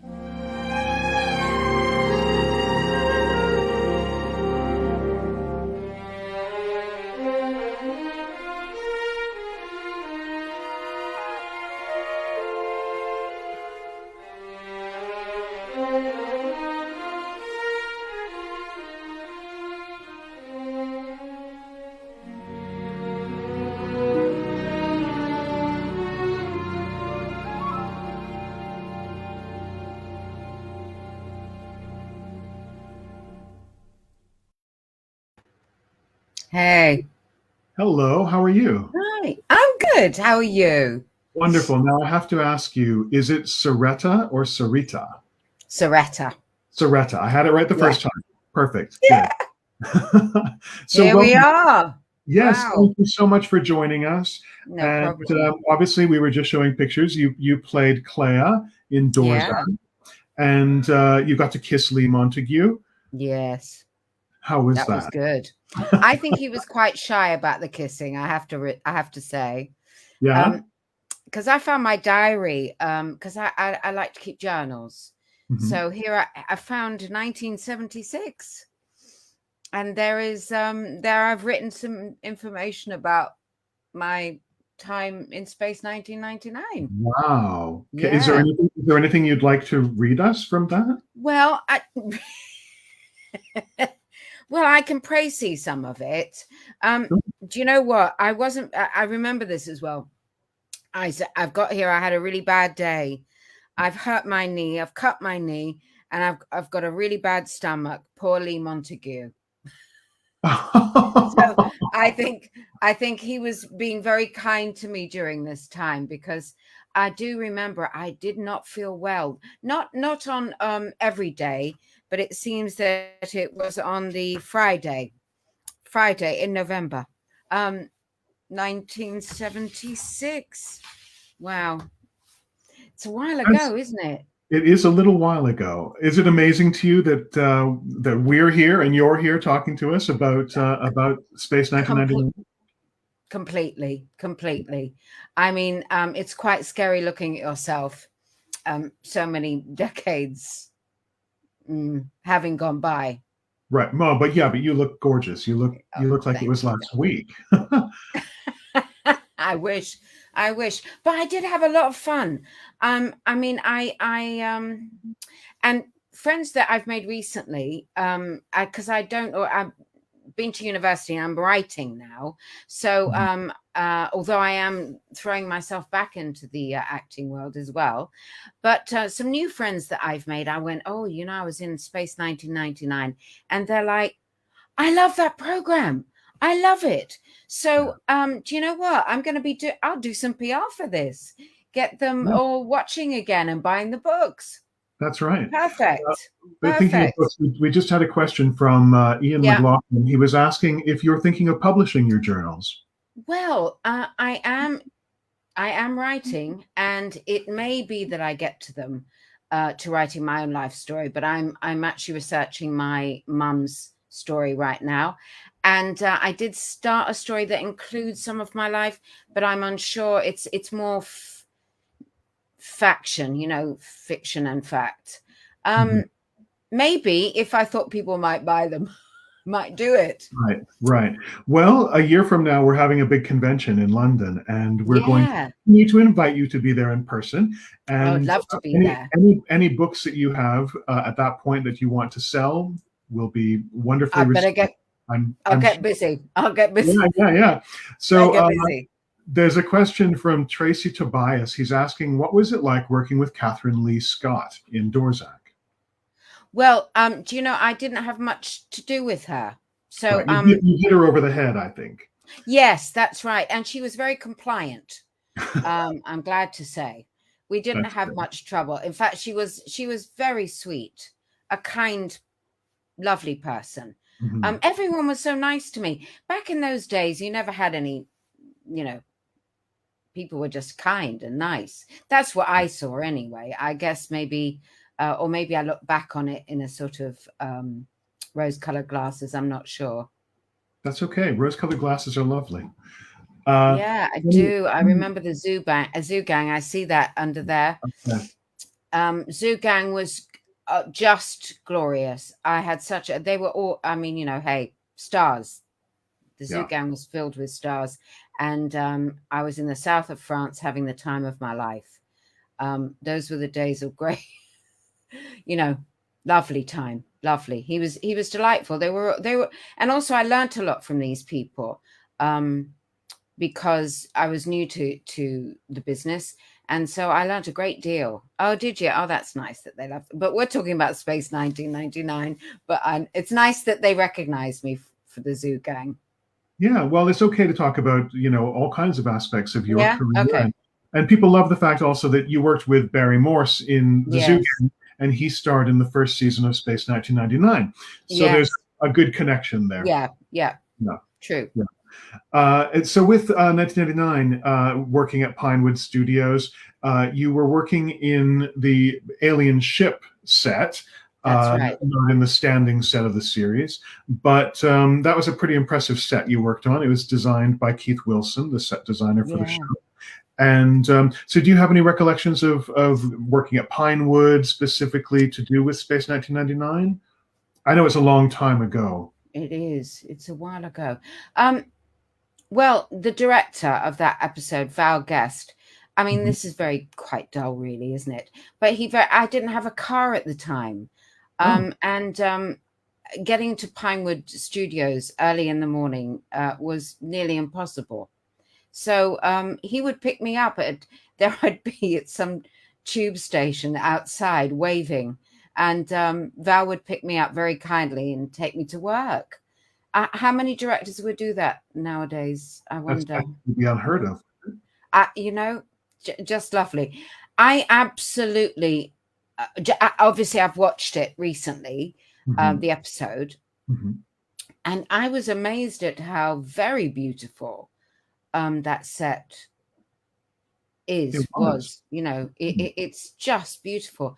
And how everyone, including myself, moved so kind of beautifully around it. Very stylized, and I thought it was really stunning. I don't have any other, you know, I had the bad tummy and hurt knee.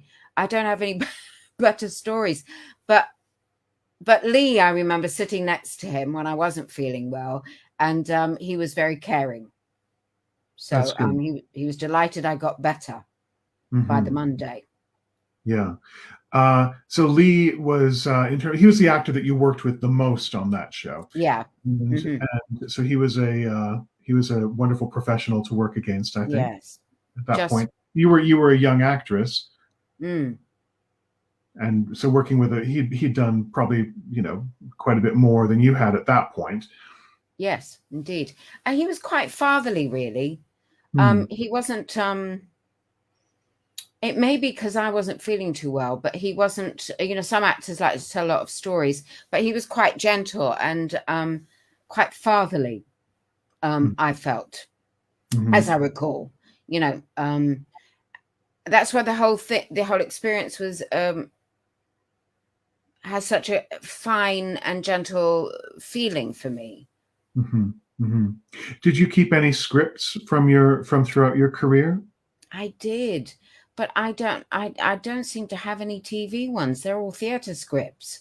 Yeah, that is sad. Do you know, I moved around a lot, and I think that my mum, I also see in my diary, made me clear out all my stuff that in the garage, that all my trunks of stuff. So bless her, God rest her. I'm going to lay that down on her because I kept all my other theater ones. So So why I'm would sure I kept them. Yeah. Yeah. So sad. Sorry Yeah. about that. That's okay. That's okay. We're seeing people saying that Dorzak is one of their favorite episodes of year 2. Really? That's Oh, very great. nice. That's very nice, Jim Iachino. It was written by Christopher Penfold initially, and Christopher Penfold joined us earlier and recalled that the filmed script wasn't what he wrote. It was all rewritten by Fred Freiberger, who was the producer of year 2. So he changed all the words, but it's good that it was Jim's favorite episode. So anyone else with any questions, feel free to chime in. So what are you up to today, Saretta? What are you working on now? Right I mean, you're now, working on writing. I'm writing. Yes, I am writing. And as I say, I've just graduated with my first degree, a master's degree. That's quite scary at this age to go to uni. Congratulations. Well, it was quite an experience, I have to say, because I don't think they knew what to do with me. Because I'm not like the youngsters. So I guess I've got a bit more attitude than the kids. And yes, I do some voiceovers. And I'm now just gonna get back in there because I did some theatre work just before lockdown. And I thought I really love this. And my son said, "Mum, look, you've done a lot of work. You're good at this. Do it." I've had a break, brought up a kid, lots of other personal things that we don't need to talk about, meaning I had a bit of a gap. But I've always, I've never not been writing or looking at my acting. I've kept, all of my spotlight and all of that. So, at the moment, yes, writing and trying to get an agent. And I see Ollie Cotton is coming up. Ollie Cotton, I don't know if we've managed to reschedule him. He was with us. He was with us for a test call, and it went very smoothly. And then when his time came up today, he didn't appear. So something else may have come up. But yeah, of course. Yeah. But I worked with Ollie Cotton in something called The Borgias, and Tony Anholt, the lovely Tony Anholt, that was in Space 1999. Yes. I worked with him in the theatre. Very fond of him. I was. What a lovely man. He was so wonderful and great actor, and it's so sad that he passed away so young. So sad. So sad. Yeah. I was very sad to hear that. Oh, thanks. Someone said congrats on the degree. Yes. Actually, some people have been congratulating you on that. Yes. Thank you, guys. It's work, isn't it? Anyone who goes to uni, I get it. It's work. Yeah. And they try and make you into something you may not be sometimes. Right. Martin Bend is asking, have you thought about writing a play? I have, I am writing some monologues right now, actually, to record. I don't know if I'm good enough to write a play, and it wouldn't be as jolly as people might like, because I've had some things happen in my life, and I write a memoir. You know, I write from life. But I don't know if I'm good enough to write a play. Plays are hard to write. That's not to say other things aren't. But I did discover very recently, and this is something I'm hoping to write about, that my father, from Montana, who is the nicest, sweetest, gentlest, Jimmy Stewart kind of guy, I discovered that he was a CIA agent. Wow. So amazing discovery. This is something I'm hoping to write about, but my brother tells me I won't get much information, of course, because it's pretty difficult to get too much background. But I think that's one of the things I may create a book about. Yeah. Certainly a story, certainly a more likely movie kind of thing. Yeah, that sounds like a great kind of kernel to begin with. Yeah, exactly. So, yes, lots of interesting things when you start to delve into your family. I've discovered. I don't know about you, Robert, but that's what I've discovered. There are always discoveries that you unearth. Yeah, absolutely. So there's one more quick question. Jenny Loeb was asking she was asking about your role on Rumpel of the Bailey with Leo McKern, and if you have any memories of that show. Well, Leo, again, one of the I did something else with Leo actually after that I recall a bit more about. Leo's one of those gentle, clever men, always telling lovely stories and making you feel like you're in the family. I did another TV with him where I played a prostitute, and he just laughed when he saw me. He just said, "Oh, you again? You're back." Like he would remember people visually. I mean, I don't think he could recall my name so much, but and he was just so warm and funny, and it's a sad loss. But I believe Abigail McKern is writing another version as a woman, being Leo's part, I heard. Oh, wow. Wonderful. Yeah. Well, so we have, 15 minutes speeds by. We've come to the end of our little chat today. Yeah. But we first of all want to re-extend the invite, and we'll be in touch for the convention in September 2022 in London at the Radisson Heathrow, and we'll look forward to meeting you in person. Fabulous. Well, good luck, and thank you all, and keep watching. That's all I can say. Thank you very much, Soretta Wilson. Thank you. Bye. Bye-bye.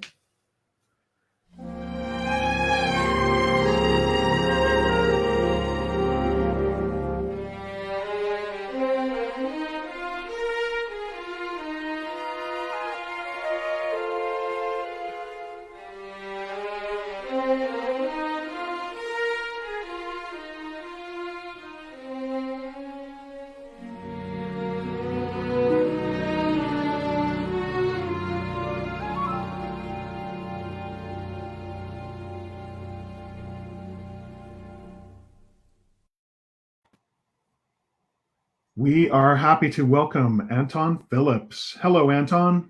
Hello. Hi. How are you? I'm great. How are you? I'm very well, thanks. Good. Considering what we've been through in the last year or so, I've come through it unscathed, touch wood. That's wonderful. You were on holiday, I understand, recently. Yes, well, I was on holiday twice.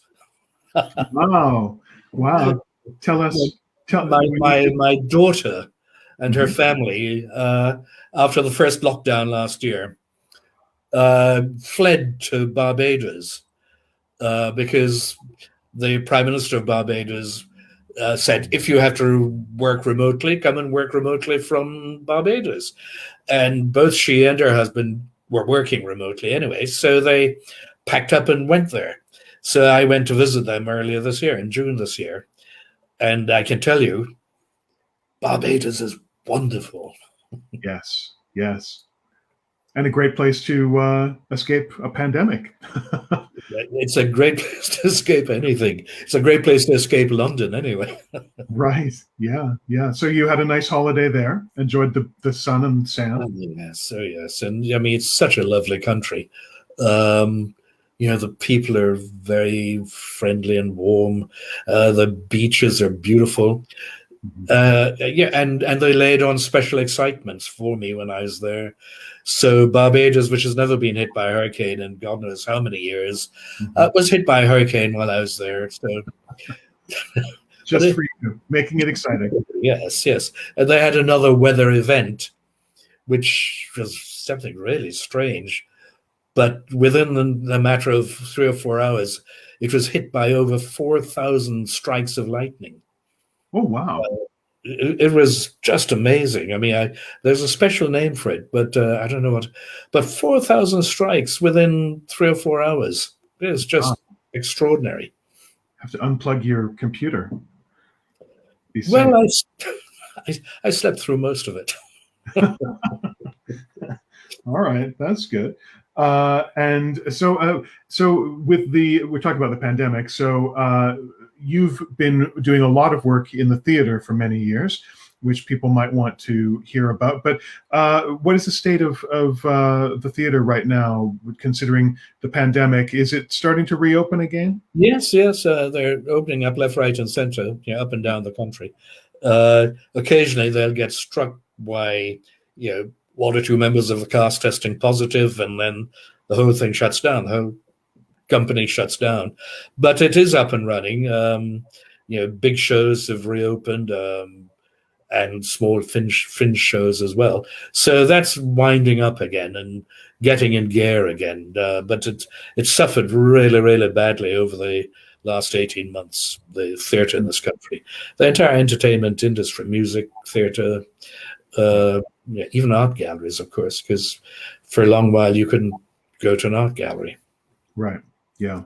So all those people in the arts not making a living from their profession during that time. Yes. Yeah. I mean, there was some government help under certain circumstances. Quite a few workers, not just in theatre, but across the board, were guaranteed a certain kind of wage while they were off. Mm-hmm. But certainly, I mean, there are some theatres which would probably go to the wall, as there are so many businesses. I mean, you walk down the main streets, and there are shops which are closed, which will never open again. Right. Business. Yeah, I know. That's everywhere. Everywhere. Absolutely, yes. We're starting to get, I have some questions, but we're starting to get some questions from the audience as well. Liz Brearley is asking if you have any stories about Barbara Bain that you would like to share. Oh. Well, gosh, I've never been asked that question before. No, I mean, I don't have anything particular to say. Any? Let me think. No, I mean, we had a lovely working relationship. She is always very, very gracious and helpful and accommodating, which I think at the last convention that we were at, where Barbara pitched up, you can see how we greeted each other quite warmly, and after so many years as well.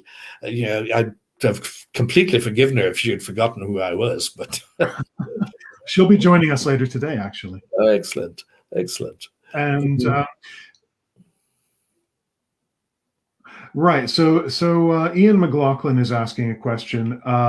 He's asking if other work got in the way of you making more Space 1999 episodes. So he's asking really about your departure from the show. Yes.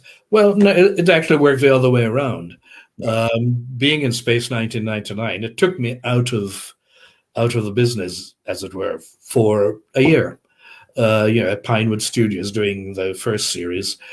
I'd only recently come into the business, having left drama school, and starting to make a name for myself as an actor in theatre. Then I got Space 1999, which took me out of theatre for at least a year, by which time everyone had forgotten anything that I had done. And of course, it was about 6 months before Space hit the screens over here.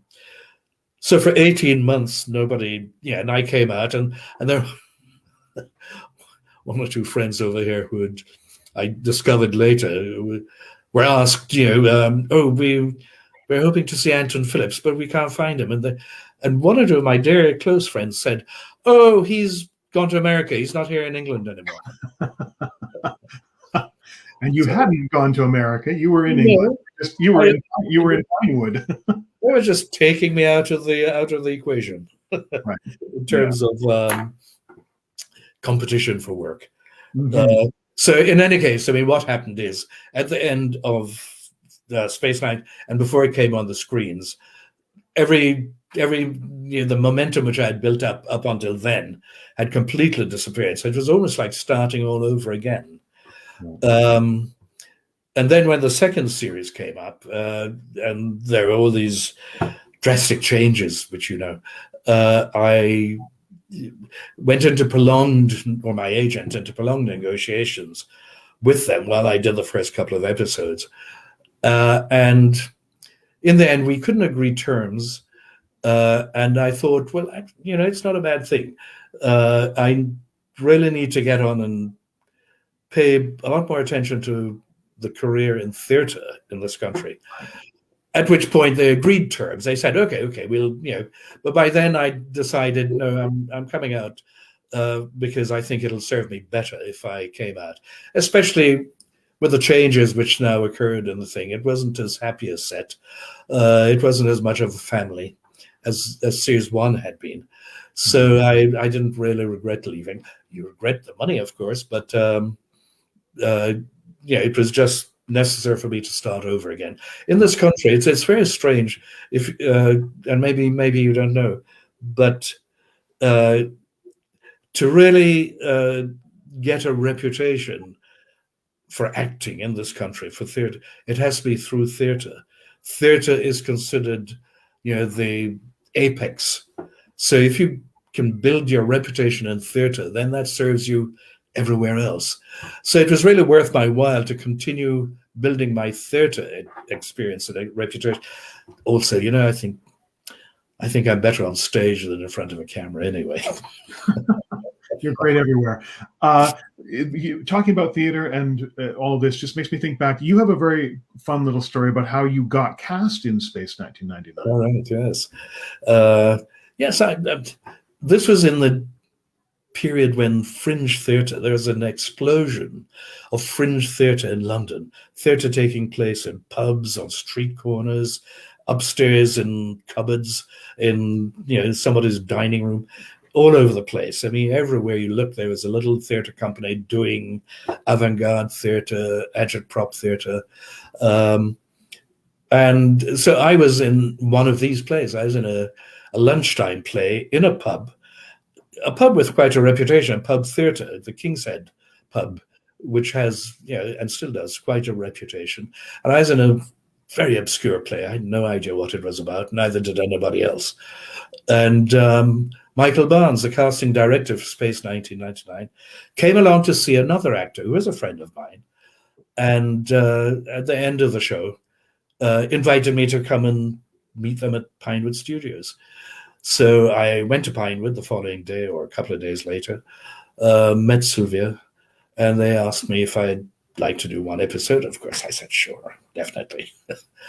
And then I did the one episode, and what's the name of the director? Who did the first episode? Lee H. Katzin. That's right. And I think he liked me. Because I saw him looking really strange at me. There's a scene where I run up to one of these communication blocks, and I have to report about the damage, when the standby came before action, I was in the wings and I started doing heavy breathing as if I'd been running a mile, and I saw him looking at me. Really strange. Who is this nut? And then action, and I rushed in, and I was out of breath, and I reported, and so on.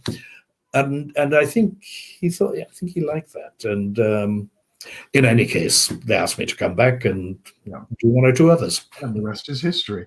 We have a question from Jenny, who's asking, she's saying, well, we never really got to hear a lot about Dr. Bob Mathias's personal, side of his life. And did you have any ideas for what you would have wanted Dr. Bob to have as hobbies or for his background? Well, I mean, there's that scene with us, with Clifton and myself playing chess.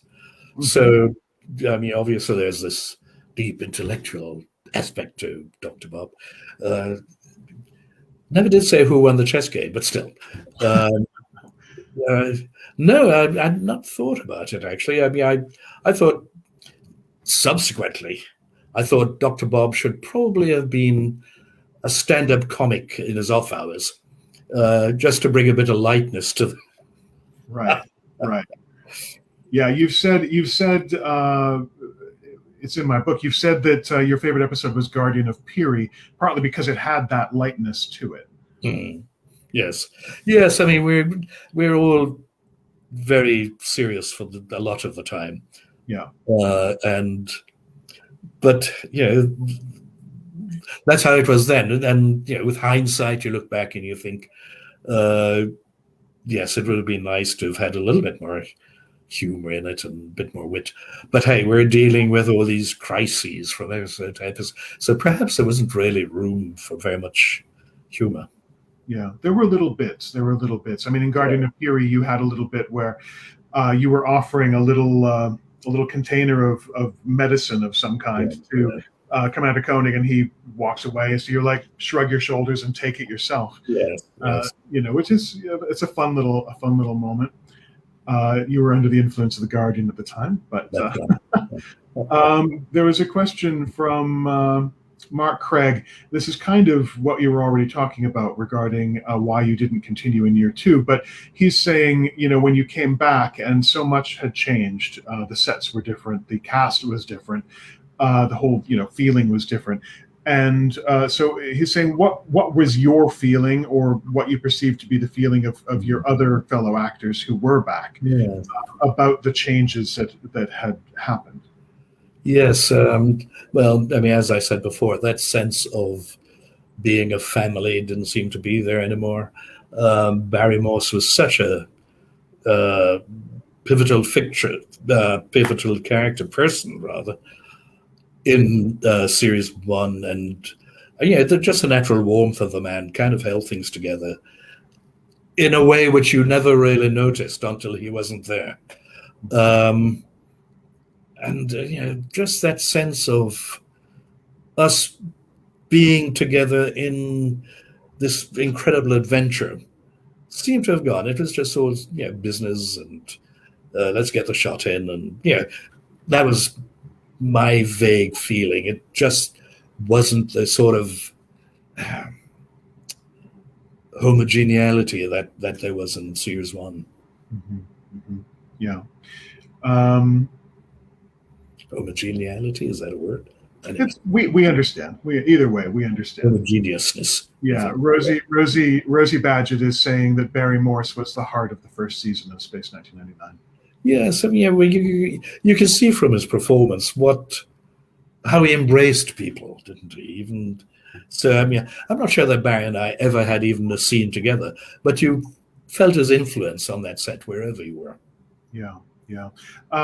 You've mentioned a couple of the guest stars of the series before, and you've mentioned that Peter Cushing was perhaps your favorite of the guest stars, and that he had an impact on you.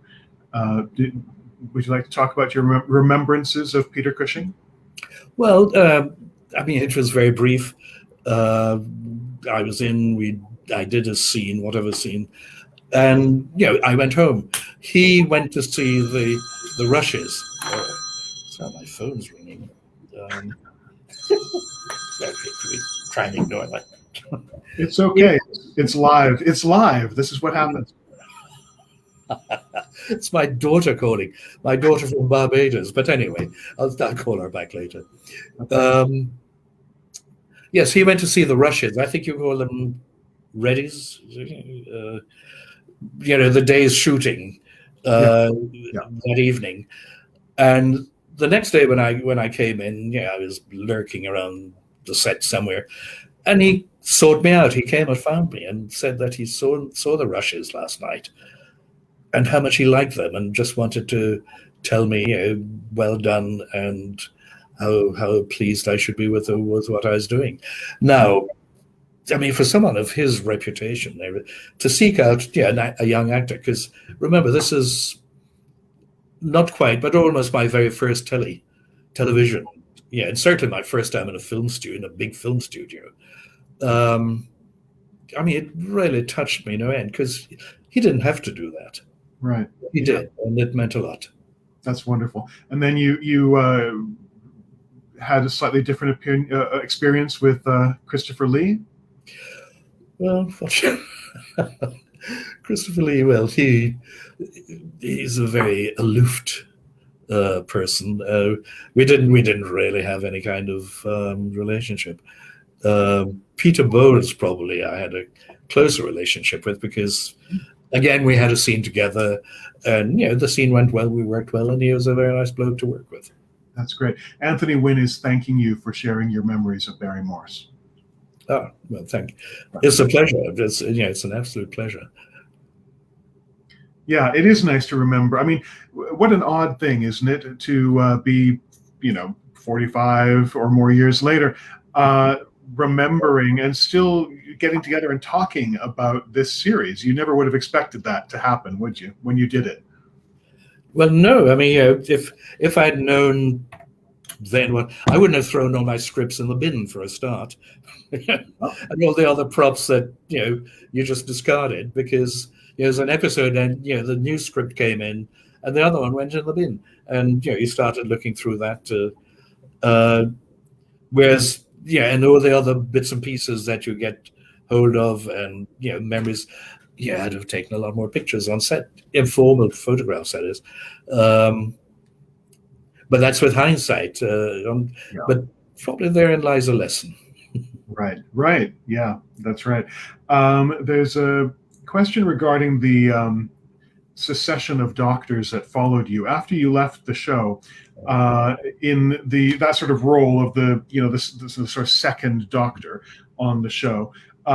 You left, and then there was a succession of actors. Jeffrey Kassoon was on for a number of episodes, playing Dr. Ben Vincent, and Raul Nuni played Dr. Raul Nunez, and Sam Daster was on as Dr. Ed Spencer. So in essence, what I'm saying is that they found you irreplaceable, and they kept trying, and they were never able to replace you.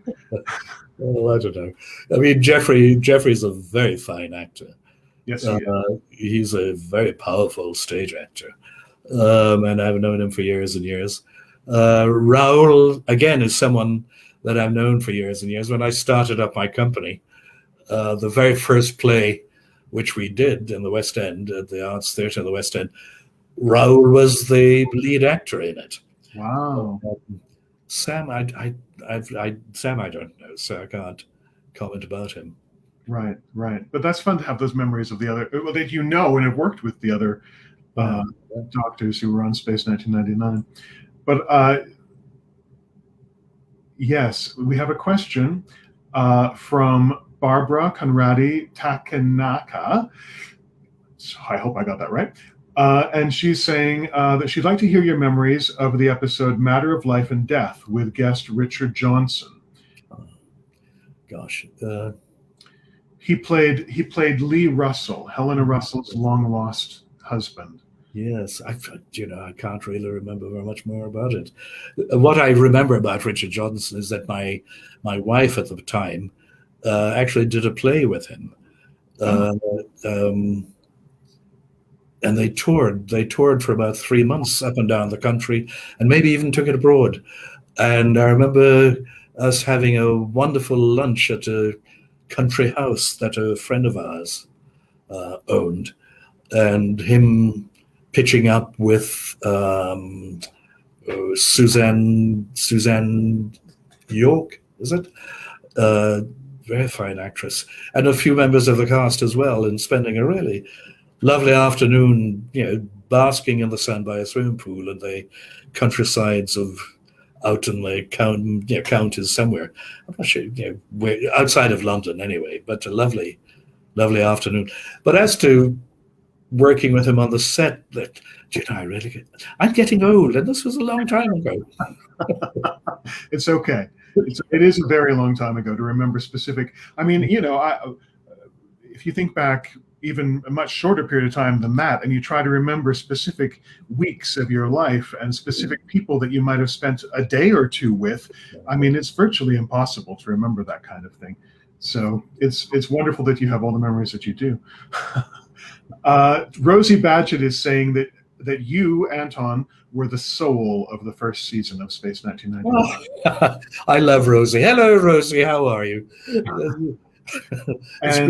I'm glad you're with us this evening. Diana Ruth is just reconfirming my opinion that your character was irreplaceable. Well, very kind of you to say that. Thank you very much, Diana. So Ben Page is asking if you have any memories, impressions of Jerry Anderson. Well, I mean, as I'm sure has been said before, Jerry was a much more aloof character than Sylvia. He I think he preferred, I don't know, puppets to actors, or maybe he just wasn't as comfortable interacting with actors as Sylvia was. So I think he sort of left that to her because she did that so well. But having said that, to me, he was a perfectly nice guy. He was, when you ran into him, or if he was on set or anything else, he was always very welcoming, and he greeted you well. We never ever went out to dinner, but then I don't know if anyone did. Right. Okay. Was Martin and Barbara did, yes. Yes. Oh, well, then tell us your thoughts on Martin and Barbara. Well, I mean, I've been seeing Martin and Barbara in Mission Impossible years before that. So, and as I said, coming onto that set for the first time in a major studio, I hadn't really got very much film or television experience. So, and then to arrive on set, and they're those two, along with Barry Morse, who had been watching in The Fugitive years before that. It was really very impressive. You feel like a fan. I wanted to run up and ask for their autograph. And it was just really nice working with them because they were not starstruck. They were just ordinary people who had a job to do, which they did very well, and welcomed you. They didn't ever try to upstage anyone or impose their superiority in terms of fame and fortune on anyone else. They allowed everybody to have their moment. So it was a great pleasure working with them, with all those three, not just those two. Yes, that's wonderful. Jimmy Acino wants to say that you inspired a lot of youth with your role. Yes, isn't that strange? I've met people who've said that as a result of seeing what I did in Space 99, they went into medicine, or they took a scientific turn in their careers as young people, as young men, women. And that's sort of a warning to us all that, we never know the effect we're going to have on people with the things we do. So we should always really try and do our best. Mm-hmm. And tying in with that and the career in general, Ian McLaughlin is asking if you were happy with the way that your career developed over the years. And I think that would tie into the way that your stage career went as well, in terms of your production company and everything. Well, I mean, it had some real high points. It was interesting because most of the work that I've done in the theatre has been on new scripts, new plays. But the highlight of the career was my production of the Amen Corner, the James Baldwin play, which was a smash hit in London. The reviews to die for, reviews which anybody would have given a right arm for. And James Baldwin came over to England for the production. So we spent a lot of time. I spent a lot of time in his company, taking him out to dinner, chatting with him in the theatre. And he was invaluable because he did a lot of publicity for us, in as much as he made himself available to the press. So there are lots of interviews with all the top newspapers, which just created a kind of buzz about the production. And then the production itself was just superb. It was a marvelous production. And it's something. It's funny. Everything after that was sort of downhill because it was difficult to top that one. Right. Martin Bend is asking if you have been back to the Belgrade recently. Oh wow, no, I haven't been back to the Belgrade in many years. Gosh, I can't even remember the last time I went back to the Belgrade. The Belgrade was the first. Yes, I think my very first job out of drama school. So we're going back quite a way, and it was a great job. It was working with there's a thing over here called theatre and education, which is plays which are specially created, devised or written to go into schools, and it is written with the school curriculum in mind. And there are worksheets, and you do a workshop with the children afterwards. So, it was quite a new experience working in that form of theatre, but a very valuable experience, because my own company subsequently went on to do a lot of theatre and education work, playing to tens of thousands of children around London, in London schools.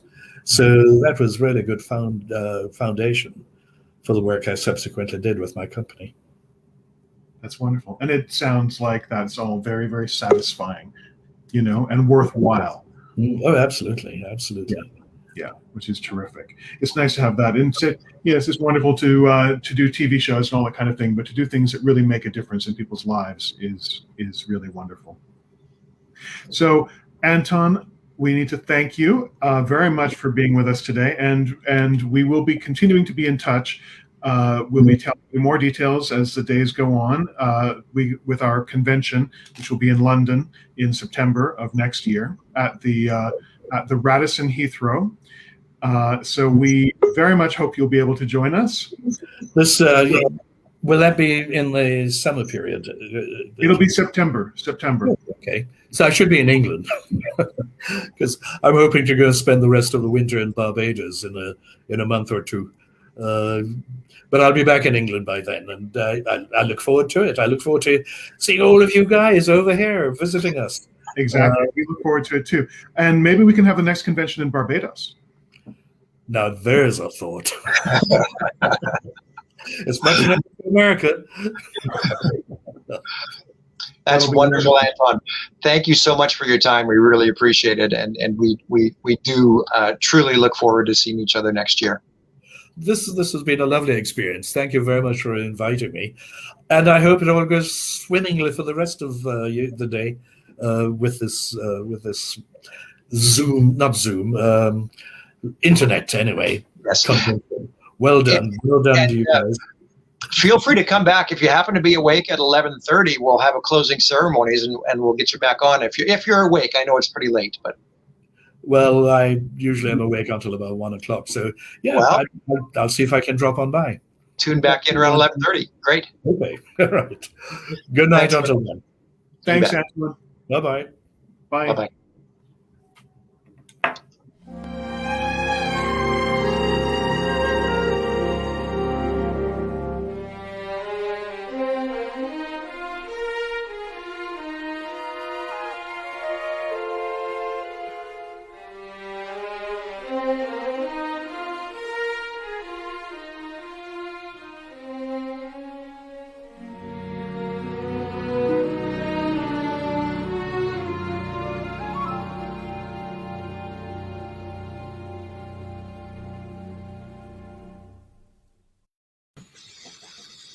Hi, Nick. How are you? Oh, what nostalgic to look at those old pictures. And how wonderful to see Anton and listen to him. Lovely, lovely person. Good Well, friend, too. But unfortunately, you know, I live thousands of miles away from him and any of you, really. So, they're very happy memories. Oh, that's wonderful. I must say, prefacing this, I'm being tested for a role tomorrow in which I have to grow a beard. And this, so it's not that I'm not caring for myself. I'm just, you know, I'm letting it grow for the role.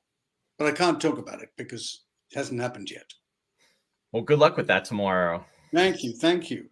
I hope that everybody watching this is healthy and well, and because it's not the greatest of times in our life.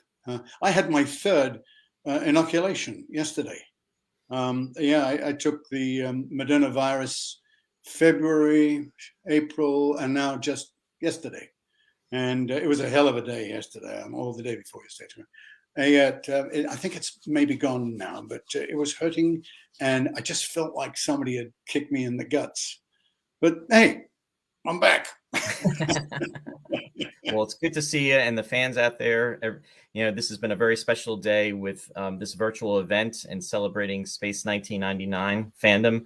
And tomorrow is the big day too, because tomorrow is literally breakaway day. So thank you for being on and joining us. It's really appreciated. And it's always wondrous to me that people can even remember, you know, because we are all very old now, you know. I know the time is going by. It's hard to believe that the series ended 45 years ago when you think about it. It just there's so many memories in regards to that. And go ahead. People are trying to scratch this spot off the middle of my forehead. You can't. It's on my lens. I can see it there now. I've tried so often to make that thing go away. It's right there. Anyway, it's on my lens. That's all good. Yeah. What were you saying? No, I was going to say in regards to, I was going to ask you about things that you've been doing in the last several months. And then I was going to kind of go back to Space 1999 in regards to your involvement in the show, which everybody knows. But I figured I would start off just by, seeing how things have been going for you this past year and everything. Well, to be perfectly honest with you, coronavirus has those of you that are living in America will know how much it has struck us. And it's been horrendous. All my friends in Australia seem to have escaped it until very recently.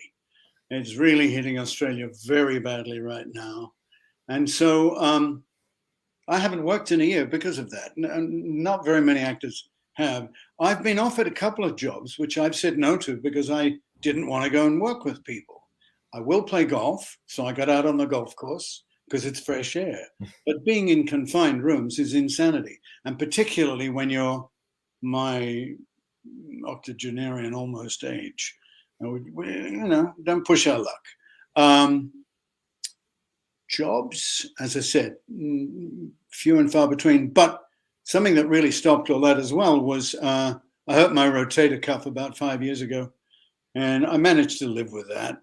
But then I fell down the steps here in the middle of coronavirus in June, and I retore the rotator cuff. And in all the doctors that I had to go see to fix it, one of them stuck a needle. Well, they all stuck needles in me, every one of them,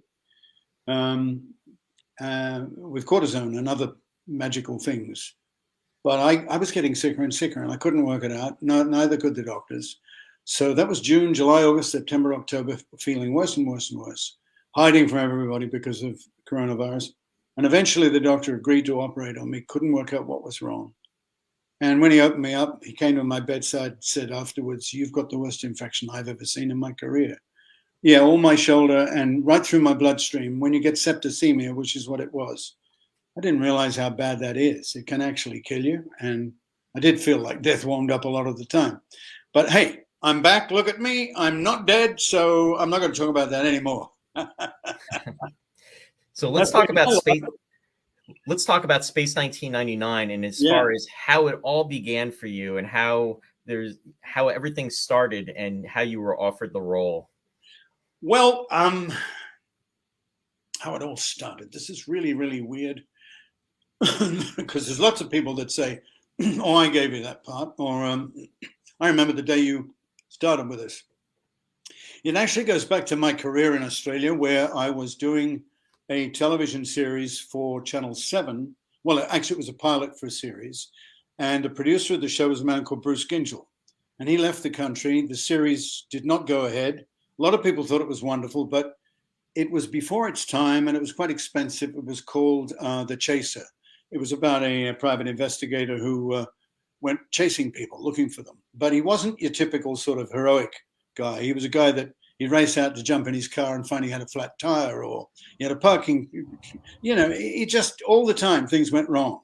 It was sort of a Columbo character, but he wasn't shambling and old. He was young and, well, whatever attractiveness qualities I might have had in those days, that's who it was. And it was great fun. So I was very disappointed when it didn't go ahead. I did a pilot for another series which befell the same kind of fate. So I decided, oh, screw this. I want to go to England. But I was doing a stage play called Don's Party, which was a smash hit in Australia. And Robert Morley, the famous British actor, came to see the play, and he asked to meet the actors afterwards. And so we were all lined up on stage with Robert Morley walking down the line saying, congratulations, this play is golden, you must bring it to London, and so on. And I felt like royalty. I mean, he felt like royalty to me.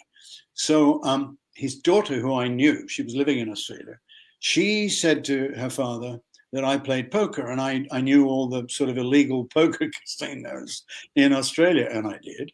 Well, I knew the one near me, and the cops in Australia were saying it didn't exist. But I mean, it was called the 33 Club. It was at 33 Oxford Street, and everybody that gambled knew exactly where it was. In fact, I even saw Premier Askin there. And, I mean, I probably will be killed for having mentioned that now. It's too late. It's all history. It was way back then. Anyway, Robert Morley said to me, I understand, dear boy. Will you have dinner with me? I understand that you know where there's a poker casino. I said, it's more than a poker casino. They had roulette wheels and all sorts of things. It's amazing. So I took Robert Morley to the 33 Club, which made me the instant hero of the 33 Club, because everybody that was there knew him. He was a huge star in those days. And I became so friendly with him, he said to me, I want you to come to London and open Don's Party for me in London. So I said, for you? He said, yes, I'm going to buy the rights to it. Well, whether he did or he didn't, I don't know. But he went back to England, and he gave the play to Michael Blakemore, who was a wonderful Australian director who was living and working in London. And I got there and they said, oh, yeah, well, we'll get you to meet Michael in a few weeks' time. And this went on and on and on. And there I was, an out-of-work actor in London, and nothing was happening. The play didn't start. So I bumped into John. He was the husband of Googie Withers and the producer of Skippy. I bumped into him in London, and he said, my dear boy, John McCallum. He said, my dear boy, Nicholas. He was about 6'7". What are you doing in London? And I said, well, I've come over to do Don's Party for Robert Morley. And he said, oh, yes, well, you were wonderful in that play, because he'd seen it in Australia. He said, oh, I'm so thrilled for you. You must do it. And he said, I'm having lunch with Bruce Gingell today. Do you know him? And I said, yeah, I know Bruce, but, we're not mates. He was my producer, and I hardly ever saw him. But he said, well, of course, he's running ITC now for Lou Grade. And I didn't know that. And I said, oh, really? And he said, yes. Shall I mention your name? And I said, I don't even know if he'll remember me. Anyway, 3:00 in the afternoon, several hours later, my phone rings, and I said, is that Nick Tate? And I said, yes. He said, I have Mr. Gingell on the phone for you. It's like being rung by Jesus Christ. And I've gone, oh, really? So Bruce Gingell, Nick, dear, how are you, mate? I said, Bruce? He said, no. I said, Mr. Gingell. He said, no, I'm not Mr. Gingell. It's Bruce. I'm an Australian like you, mate. Don't worry about it. He said, I just had lunch with John McCallum. He said, I'm thrilled that you're here. He said, oh, we got to get you working. And I went, really? Okay, what are we going to do? And he said he had about 5 projects on the go that he was doing for Lou Grade. One was a new television series called Space 1999. And I went, oh really? I don't know anything. It sounds exciting. And then there was Crossroads, which was a football series, soccer, being shot up in Manchester, I think it was, and several other things that he talked to me about. So he got me going out to meet all these people. and I was sent eventually to Pinewood Studios, where they were shooting Space 1999. They'd already started, incidentally. When I say started, they'd started doing all the preliminary tests. And so all the actors, Martin Landau and Barbara Bain, were all walking around in their uniforms. They were testing in Studio M and L. And I met Michael Barnes, the casting director. And I had been told that I was coming to meet Sylvia Anderson and Mr. Anderson himself, Jerry. But I didn't. I just met Michael. And he said, well, I'm afraid all the series is cast, so there's nothing for you to do. And I said, but Bruce Gyngell said you had a role for me. And he said, well, that's not true. We don't have a role for you. He was a very pedantic little man, and he didn't want me.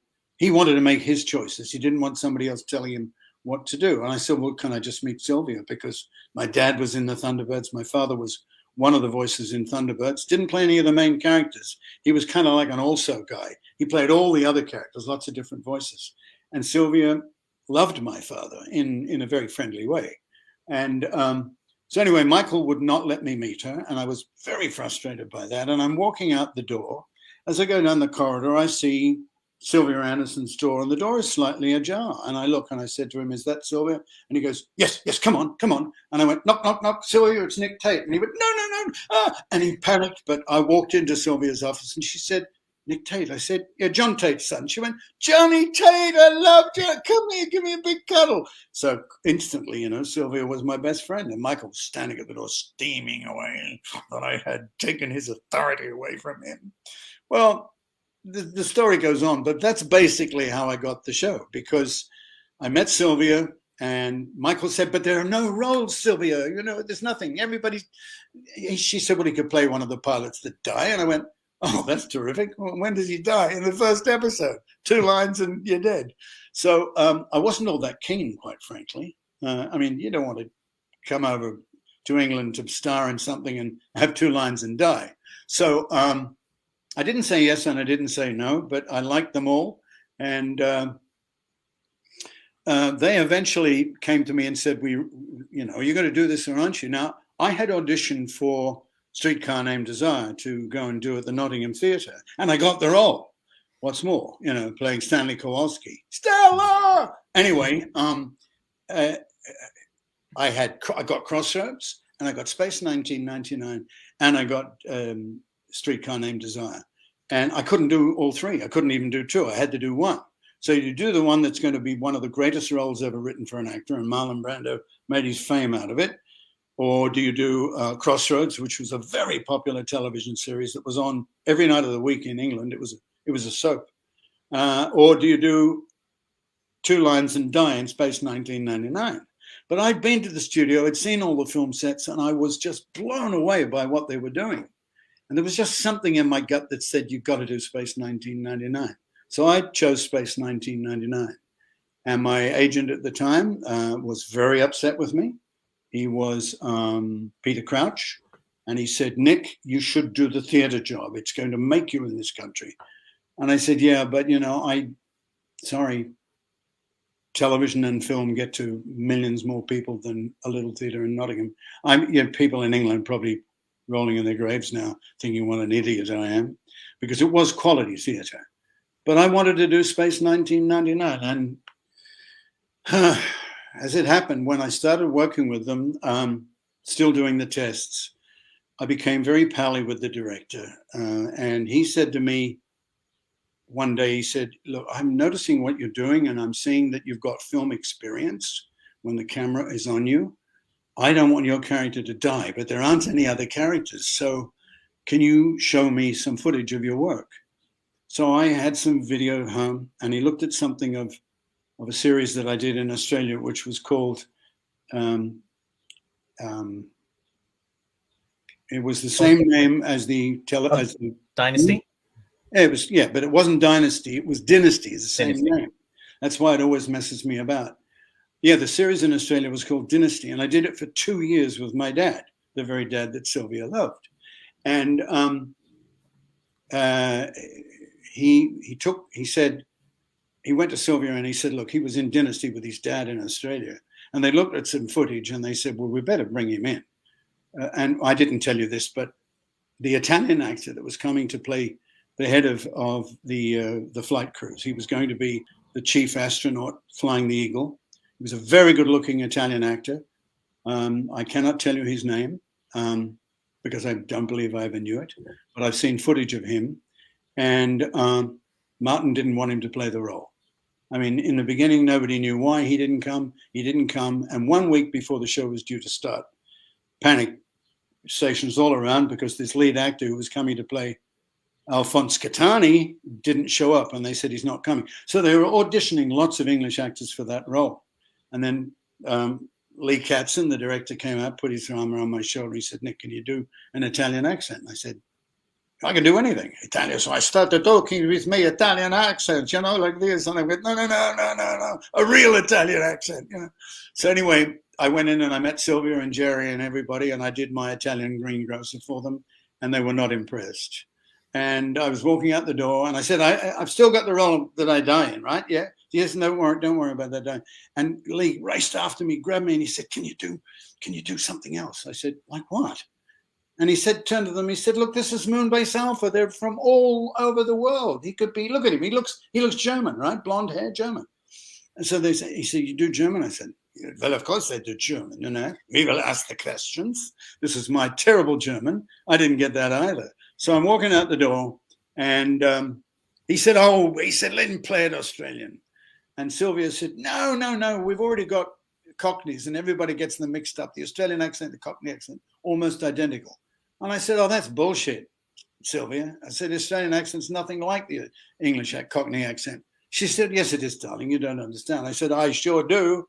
Every English actor they send to Australia in the big movies to play an Australian is a Cockney, and it doesn't sound anything like Australian."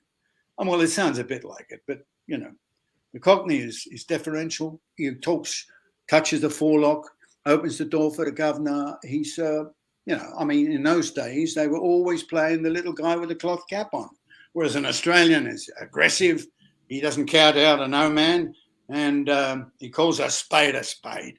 And he said, "That's it. See, that's the guy. That's the guy we want playing Alan Catani, not Alphonse Catani, Alan Carter." And he made it up on the spot.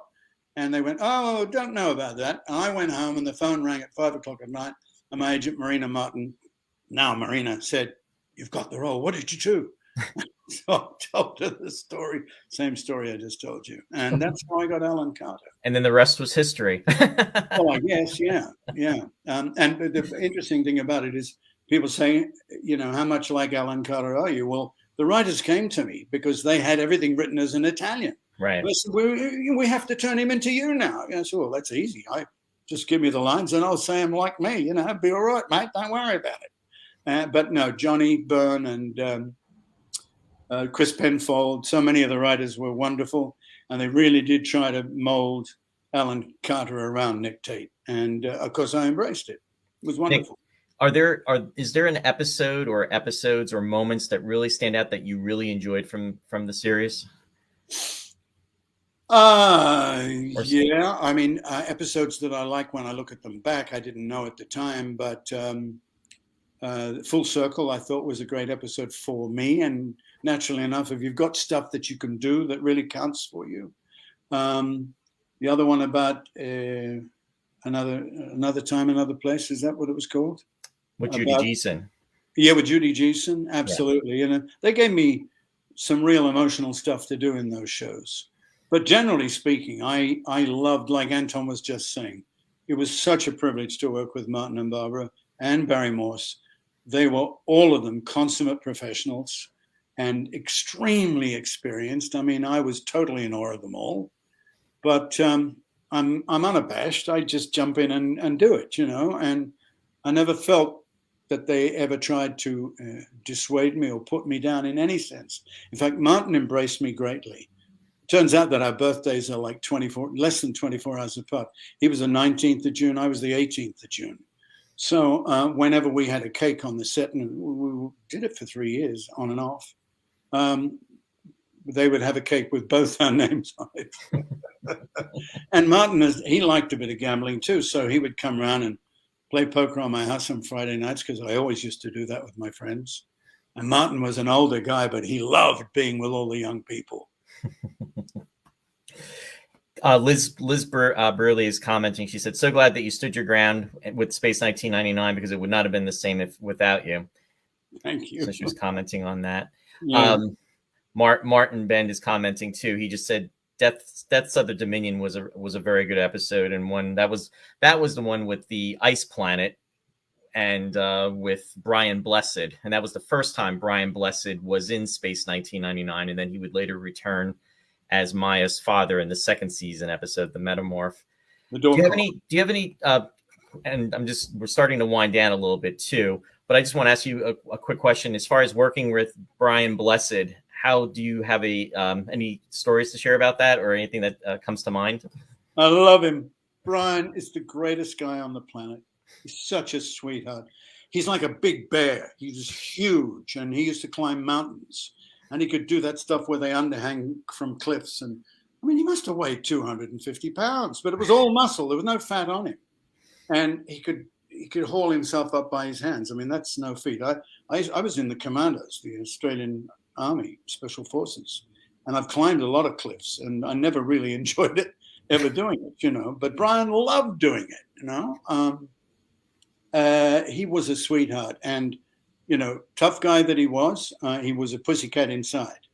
And people might say that about me. I don't know, that I'm a pussycat inside. Or they might use lesser colorful terms.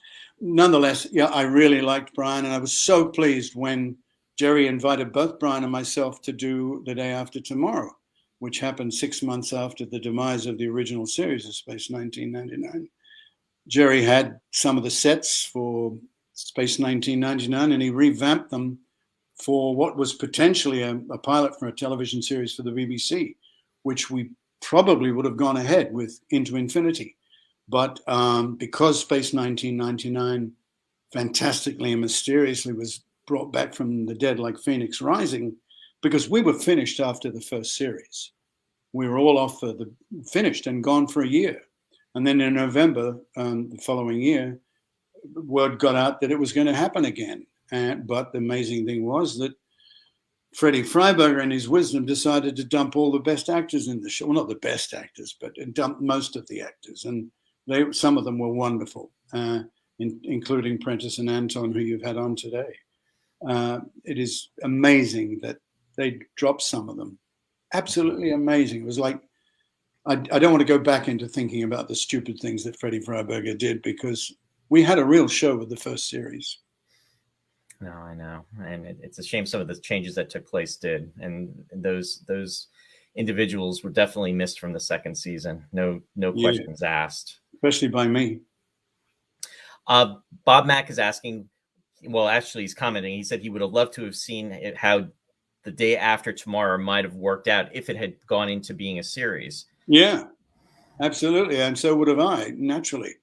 But, Jerry couldn't handle two series at once.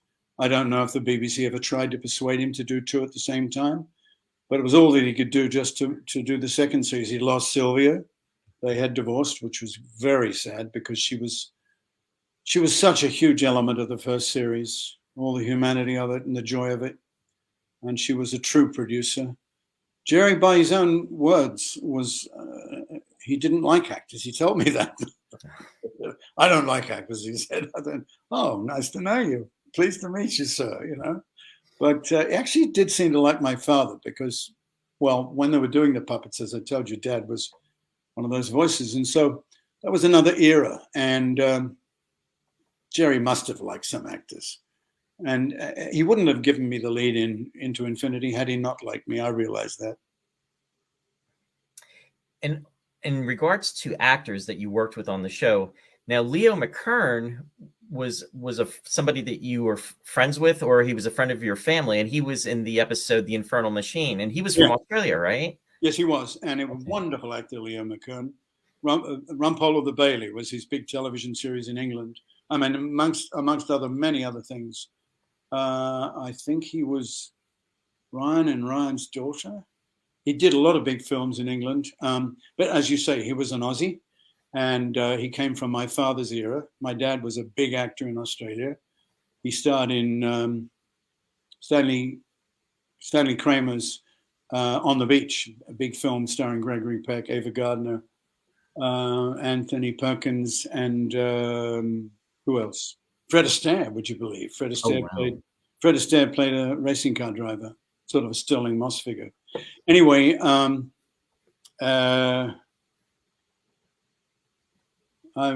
can't remember where I was going with this particular theme. Oh, we were just talking about Leo McKern. And Leo McKern, yeah. Leo McKern had left Australia because he was such a wonderful actor, great with the classics. And he was living in England, but he and my father used to be boaties together. They both owned craft in Sydney Harbour. My father built a 36-foot motor launch with my help. I was a child, but I still helped. I loved it. And we would take that craft out all the time. So when Dad came to England, Leo welcomed him with open arms. So actors like Ray Barrett, Charles Tingwell, a lot of wonderful Australian actors that were living and working in England were my father's great friends, John Million. So my dad would often go out on, and Leo, when he came to England, he bought a great big, I think it was like a 45-foot, almost ocean-going craft. And my dad and he spent a lot of time together with Ray Barrett. They went down, and my dad lived on the Isle of Wight. So there was a lot of boating around going on down there. But they took the boat over to Europe, and they went into the Mediterranean. They went to the Balearic Isles, and the smallest of the Balearic Isles is a place called Formentera. And Ray Barrett had a house on Formentera. And my dad went and stayed with him, with Leo McKern, and then Leo left. I went to visit my dad, and I had been cast in the Battle of Britain by Mort Spector.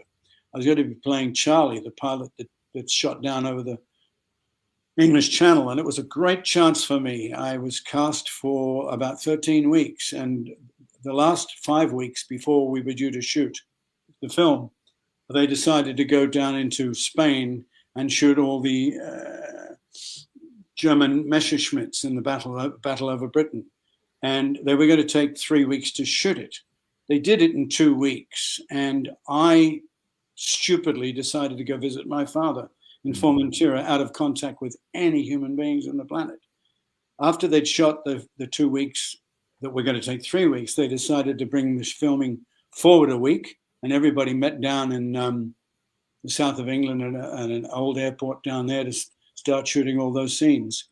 They couldn't find me. Nobody knew where I was. I wasn't due to get back to England until the following week when I was due to start filming. In fact, I think they started filming 2 weeks early. Mort Spector apologized to me for having taken the role away from me, but I was not in town.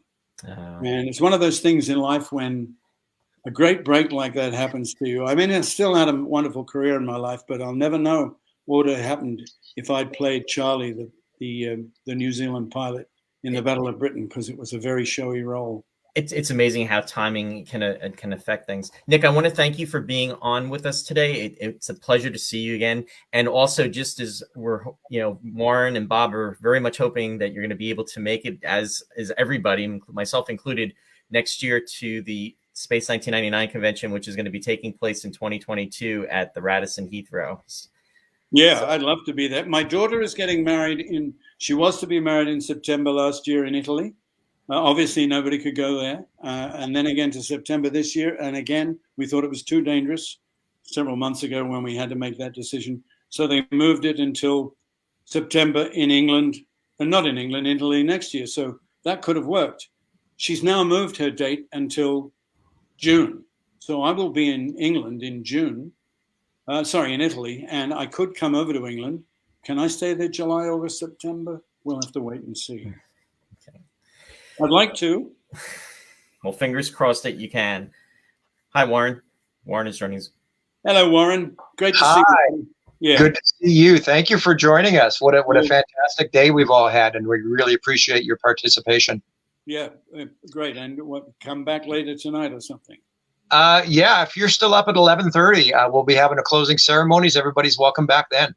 Well, it's 2:00 here now. What time is it with you? Oh, I'm sorry. I'm on UK time. 3:30. Oh, that's only an hour.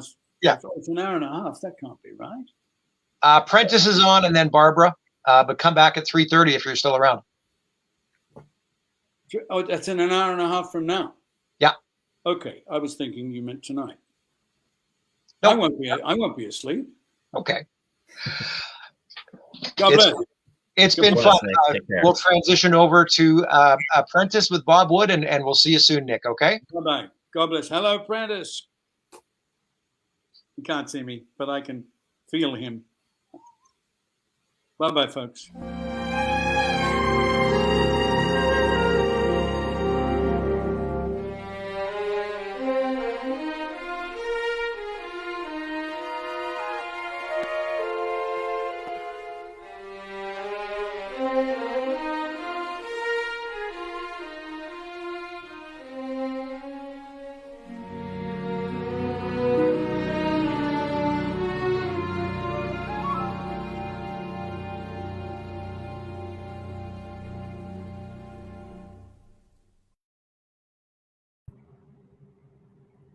And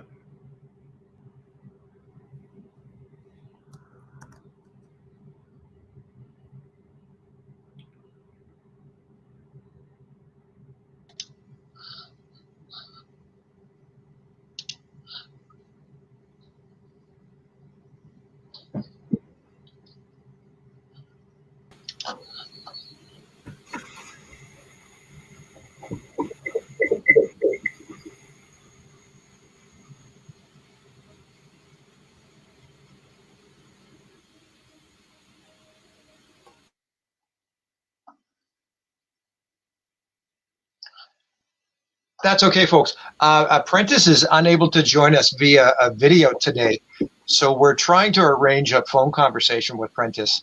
I can see Bob chatting there, so we're just waiting on an update there.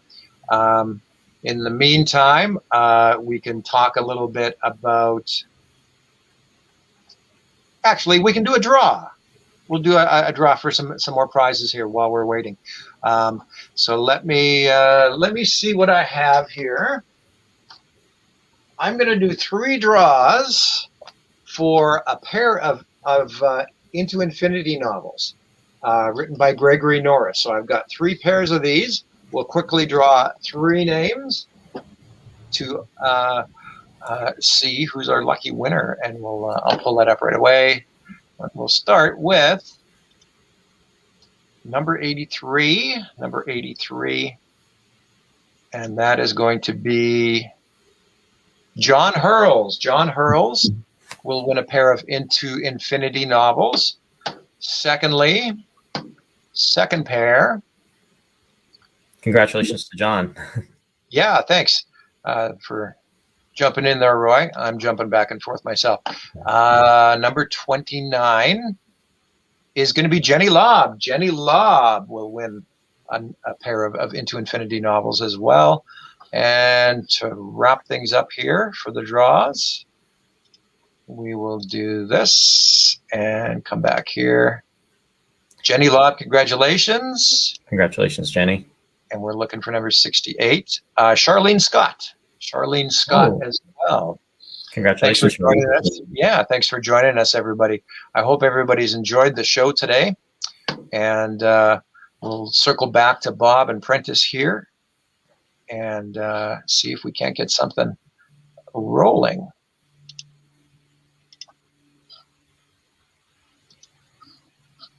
Roy, do you have any convention memories?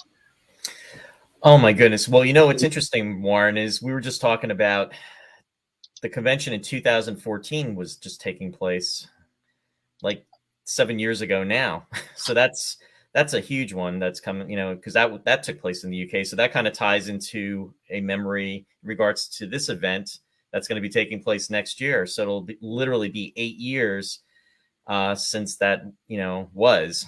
So it is hard to believe. You went to Breakaway in 1999, correct? I did, and that was an amazing event. That was my first Space 1999 convention. Oh, and I think Bob's back, but there he is. So unfortunately, we're not able to make the technology work with Prentice right now. I was trying to lead him through it, and we were not successful. But I'm passing on Prentice's best wishes. He hopes this is going very successfully and that everyone is enjoying it. And also, I don't know if you guys have been talking about this, but Prentice looks forward to doing the guitar auction in person at the convention in September of next year. So we all are looking forward to that, and we're very sorry that Prentice is not able to be with us today. Yeah. Oh, that's too bad, and we wish him all the best for sure. Yeah. I saw. Did I see you giving away the Into Infinity books? I did. We gave away 3 pairs. Okay. Should we do? We could do the lots of Barry Morse items that I have here. Sure, Yeah? absolutely. Okay. And we just added David Hirsch back in. Hi, Dave. Thanks for joining us. Yeah. Hey, Dave. Okay. We can talk about the conventions if you want. Yeah, we could segue into convention memories down through the years as we're waiting for the next segment for sure. I'll get the number generator going. You guys go ahead. Okay. So the first Barry Morse lot is a copy of his book, Remember with Advantages. This is his autobiography, which I co-edited with Anthony Wynne. And along with that is a CD copy of Rogues and Vagabonds, a theatrical scrapbook, which is a production that we produced with Barry, containing a number of different theatrical pieces, some of them comedic, some of them dramatic, and all of them wonderful. So the first winner will receive these 2 items, and Warren is going to generate that winner. Absolutely. And the lucky winner is Noreen Harton. Okay. Noreen Harton. And then the second lot that I'm giving away of Barry Morse items contains this book, The Wit and Wisdom of Barry Morse, a book of quotations, which is also edited by Anthony Wynne and myself, and again, a copy of the Rogues and Vagabonds CD. So this is lot number 2 of the Barry Morse items. And Warren, again, is going to generate a winner for that. Absolutely. We have a winner already. It's Mary Peck. Okay, wonderful. Congratulations. Yep. We will be in touch and send those off to you. Absolutely. And thanks thanks ever so much again to everybody out there for joining us. Boy, this has been a marathon. Didn't think we'd make it this far. It is a marathon. It's at 6 hours and 9 minutes right now. Yeah. And we're not done yet. Coffee helps. Yeah, no kidding. I've had several cups today myself, David, so Yeah. I can certainly attest to that for sure. I hope some of you have eaten. No, food, what's that? Tell you what, we were going to run this. Let's just look at some pictures of Prentice real quick. Convention memories, yeah. So both Robert and Roy were at Breakaway in '99. I was unable to make it, unfortunately. David, were you there at Breakaway? No, I wasn't, but I was at the first one in '78. Right. Yeah. You go right back to the original. Yeah. Yeah. Yeah. I'm old. Okay. Let's rub it in. I'm so. We all are. My first convention was 1992 in LA. Yeah. No, I did that. I did the second one, which was Pittsburgh. I think Atlanta was the third, and I missed the fourth one before we did the one in Columbus, Ohio in '82 with Barry Morse. My first experience was with Barry as well in '95 in Portland, and Robert and I drove down from Calgary. It was wonderful. He was a true gentleman. Oh, he was like everyone's grandfather. Yeah, and that was the first time I met him, and that was in 1999. And I remember hearing stories that, if you were going to go to take his picture, what would happen is he would pull out his camera and he would take a photo of you and everyone else, and that's exactly what he did at the Breakaway '99 convention. It was just a special moment. Yeah. He loved being with the fans. He really did. Yeah, for sure. Hey, David, I was wondering if you could maybe touch a little bit on how the compilation movies came about. Well, they had done Destination Moonbase Alpha in London, which was not unusual because ITC made a lot of TV movies out of a lot of their shows to be shown in territories where there wasn't much television coverage. We came up with the idea, Bob Mandel and I, that there was an untapped market with cable television, which was in its infancy at the time. And we thought we'd take a lot of the shows and edit them into TV movies specifically for television. My intent was to get programs on the air for the publicity for Jerry Anderson, because he was constantly trying to get new projects off the ground. And with not anything playing at that time in America, he was having a lot of trouble raising money for a lot of his film and TV projects. So Bob and I just sat down and started to peruse through ITC's catalog. It gave me the opportunity to watch a lot of the old shows. And we just kept pulling 16 mil prints from the archives until we got stuff that would work as roughly a 2-hour movie with commercials. So it was a bit of a challenge. In hindsight, I should have gone back and looked at a lot of the episodes where they used flashbacks, which would have been better to sort of incorporate much more material to expand them.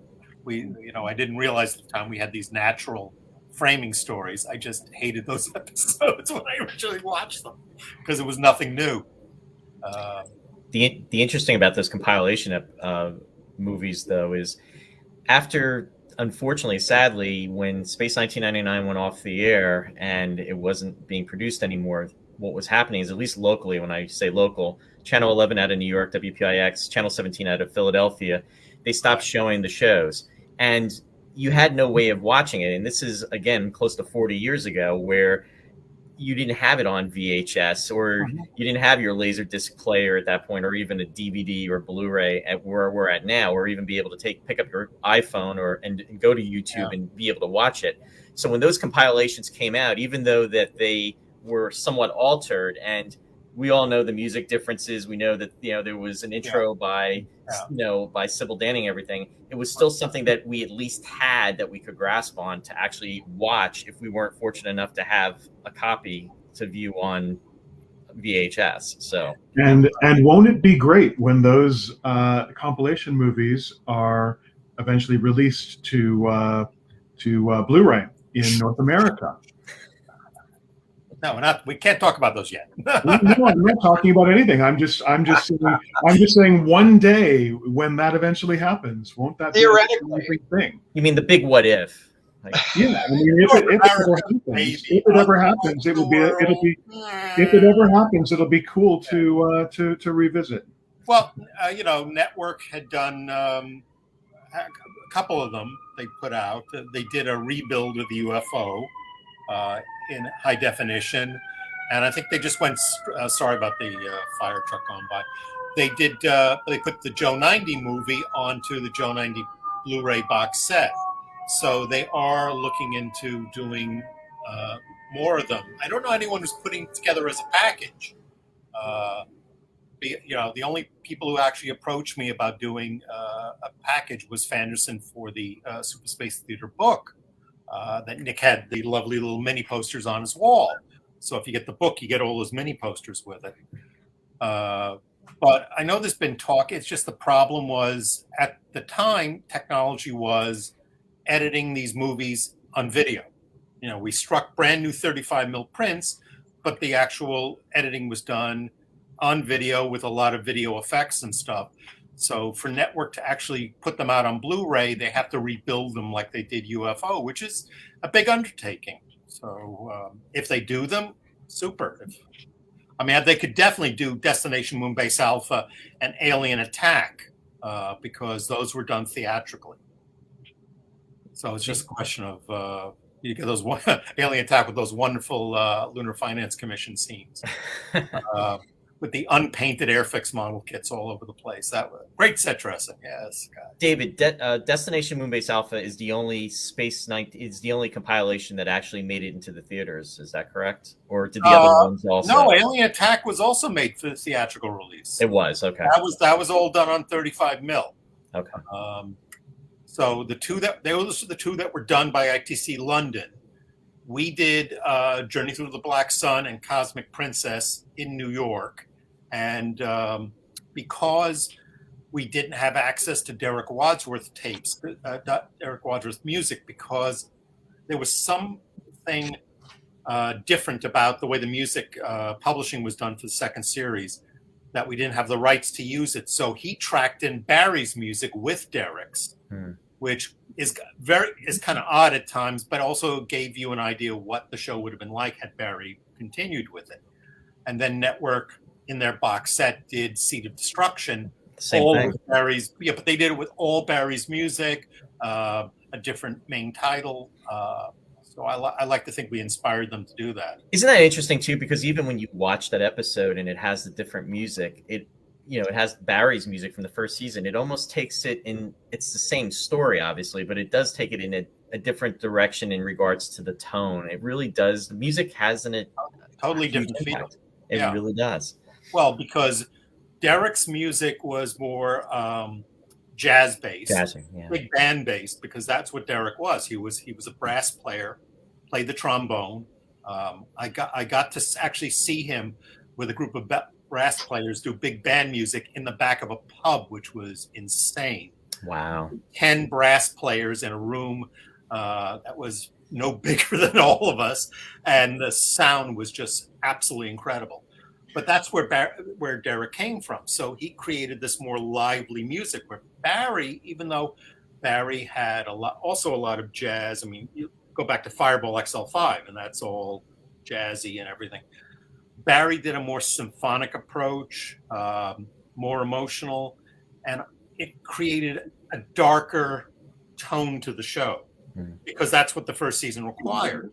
So when you put that into the second season, it tones down a lot of the splashiness and creates much more of an intense atmosphere.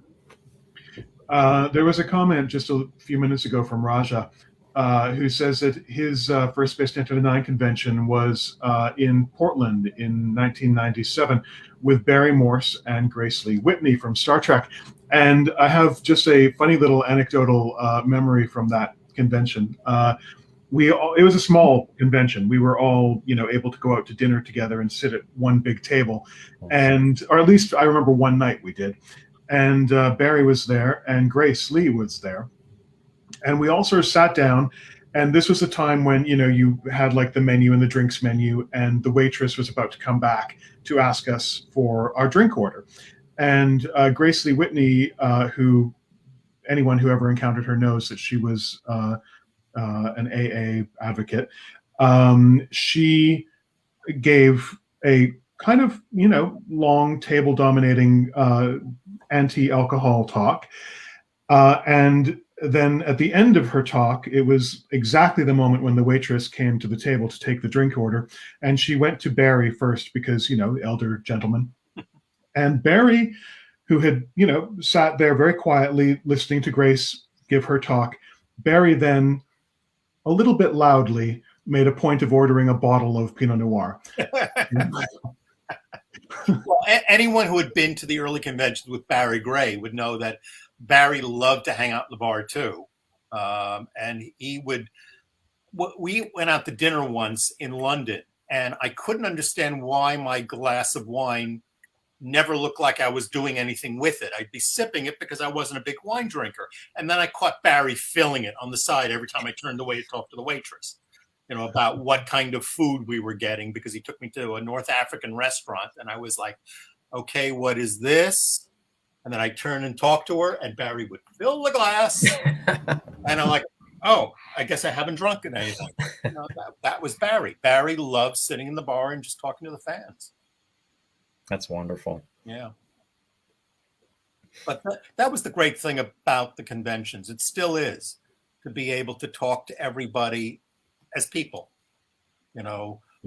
especially the last convention. I mean, I don't know how many meals I had with Nick, Chris Penfold, Anton, Suzanne. It's like, God, Yasko she is so warm. We were out in LA, my wife and I, for a wedding. It was a disastrous trip. Yasko insisted on taking us out for lunch. She was such a sweetheart. She just really was the highlight of the trip. I love her to death. And it's like everybody who we've met on the show. You look at them on the show playing these characters, but in real life, they are just such the best people. Yeah. And there's nobody I've met who's worked on the show who has disappointed me in real life. They have just turned out to be such wonderful people. I mean, all the things that Nick was saying about Jerry, yes, it was true. Jerry was not a people person in certain respects. He was sometimes introverted, but the things that came out of his mind were just so wondrous. And just they're all great people, and I'm just so glad I've met them over the years. The Facebook user has asked us, what are the chances of getting Brian Blessed to next year's convention? Well, wouldn't that be great? It's all I can say is stay tuned. It's sort of like those hypothetical Blu-rays we can't talk about. Barry Morse would say, keep everything crossed, as the girl said to the sailor. I think I hear those sirens in the background again. Yeah. That could be my dinner arriving. Yeah. No, that would be awesome, and of course to get Catherine and Brian Blessed there would be, a wonderful. Yeah, Catherine's the only member of the principal cast I've really never met. She's the only one, I've had them all sign my Alpha Tech notebook, and Catherine's the only one I've never had the opportunity to do that. Tony, God bless him, we got to meet between one of his shows. Eileen Skidmore and Phil Proctor, who originally ran his fan club, wonderful girls, brought me to meet him, and there was a celebration outside because some local football club had won a game, and Tony insisted we stay in his dressing room until the celebration was over because he thought it was too dangerous for us to go outside. Well, Catherine Schell is absolutely wonderful. She was at the convention in Peterborough, wasn't she? She was also at Main Mission 2000 in New York. She's super sweet. She's lovely. She's wonderful with the fans, and she's just absolutely charming. It was also in 2000. It was great to see her reunited with Barry Morse because they never worked. Well, I mean, Garden of Piri, of course. No, they did in The Adventurer, didn't they? Yes, The Adventurer. Yes, that's what I was going to say. They starred in The Adventurer together, and the best epissodes of that show, they were both supporting actors in The Adventurer. Well, she got worked out of the show because she was taller than Gene Barry. Gene Barry was the star, but the best episodes are the ones when Gene Barry wasn't in them because he was away on holiday, and Barry Morse and Catherine Schell took over basically and made it a much better show. Yeah. So anyway, Catherine Schell. If anyone has sorry. Oh, I should just say, we really did try to get Catherine to be part of this event today, and she wasn't able to because she's taking part in a convention in Italy, I believe I'm right to say. Is that right? Italy? Yeah, that's right. Yeah. So again, we are very hopeful that Catherine will be with us in London next year. I was about to say, if anyone hasn't listened to her audio reading of her book, I highly recommend it because it's very personal, and you'll get a good sense of who she is by listening to it. It really brings you closer to her as a human being. Her books are really charming and fun. Yeah. I'm waiting for her to do the second book as well. I hope she does it sometime soon. Yes, and she also talks about her cooking quite often, and I think she should write a cookbook. That would be a fun thing also. Yeah. But Catherine Schell is lovely, and again, we wish she could have been here today, but she wasn't able to because of her convention appearance in Italy, and hopefully she'll be with us next year in person in London. Right, and of course, we don't have Clifton, which we didn't get to really talk. We got to talk to him at the last convention, which was wonderful, because he used to hang out a lot in London when I used to go over there, and he's such a charming, sensitive. Yeah, all I know is we did try to invite Clifton for today. We weren't successful in that, but I believe the reason is that he's actually been on holiday in Jamaica, and today, like literally probably right now, he is traveling back from Jamaica back to London. That's funny because he was on holiday when we did the last convention, and then he got sick and he got stuck there. That's right. So then he goes on holiday a lot. We got to get his schedule. But good for Clifton that That's great if he can get away though. No, it is good. It's good. It's great that he's better.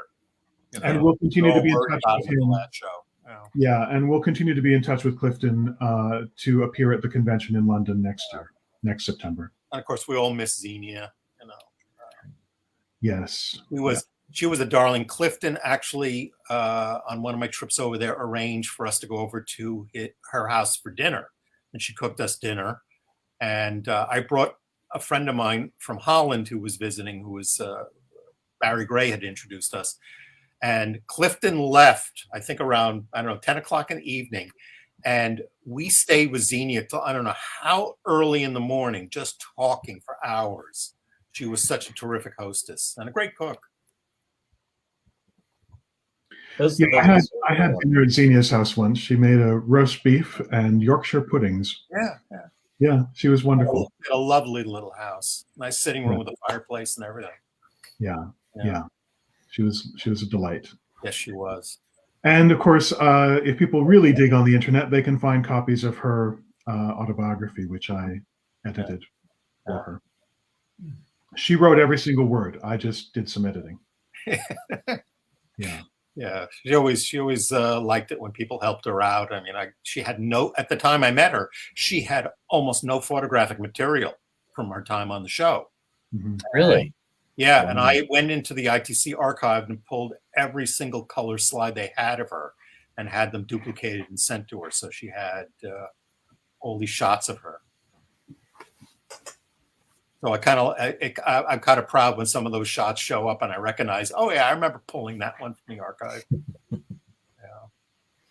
It's a shame. What was that? That was ITC New York, David? Yeah. It was back when they had the archive. I mean, a lot of stuff disappeared over the years. I mean, that was the problem with London. London would loan stuff out and then they lose track of who they loaned it to. Because when we were doing Super Space Theater, I went out to the London archive to pull material for publicity use, and there was a lot of stuff missing. And they just kept apologizing to me and going, yeah, we sent this to this newspaper and they never sent it back. Because I think they weren't as worried, but they did have a tremendous amount of color material, which I think eventually the stuff that ITC didn't use did wind up in the hands of Fanderson. So a lot of Fanderson's really good artwork, I think, came from that lot that I pulled, and that went through, I think, Phil Ray to them. So, gotcha. Yeah. So there were some of the material from the ITC ITV archives went missing during the company changes as well. Well, either it went missing during the company changes or just was loaned out and lost. I mean, when they let me pull stuff from the archive, they didn't care that it didn't come back. The only thing they ever actually asked for back was when we did the article with in Starlog 10 with the pre-production art. That they asked for. They had this big cardboard standee with all the artwork reproduced on it. We took it back to Starlog, shot copies of it, and then had to return it. They wouldn't let me keep that.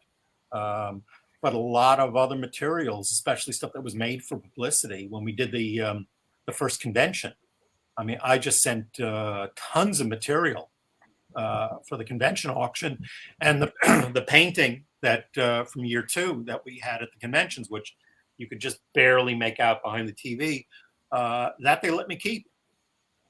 We were going to send it to the convention. It was too fragile, so I just bought it outright, and I've had it framed and on my wall ever since.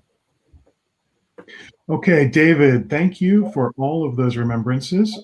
We are going to close this section off, and we're going to move on to our next guest, who I know everybody is very, very excited to see today.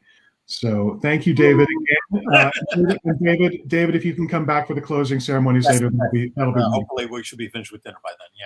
Yeah. Okay. Thank you, David. All right. I'll see you in about an hour. Okay. Thank you, David. Take care.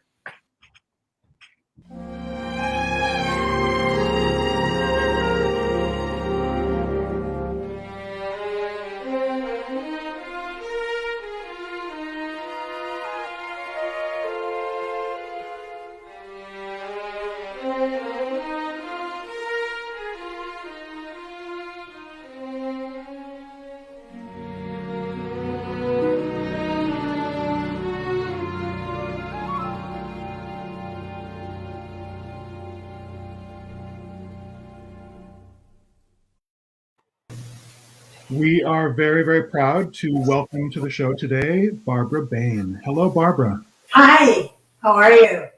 Great. How are you? Good enough.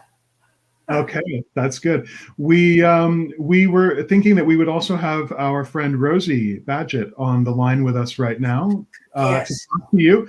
And I don't know where Rosie is at the moment, but we're just going to chat. And if Rosie joins us, that'll be wonderful also. Yes. Okay. Okay. So So, far, so good. so how are you doing with the these days in COVID? Are you able to start planning about getting back to work? Well, the problem is we've had we all know we've had a second surge and it's worse than it was. Yeah. So we were all getting very hopeful and very excited. And now we're kind of, what's next? We're back to where we were, basically. Pardon me, in terms of theaters opening. I'm not considering much flying to do something. Somebody asked me about going to Hawaii recently. I thought, no, I don't want to get on a plane.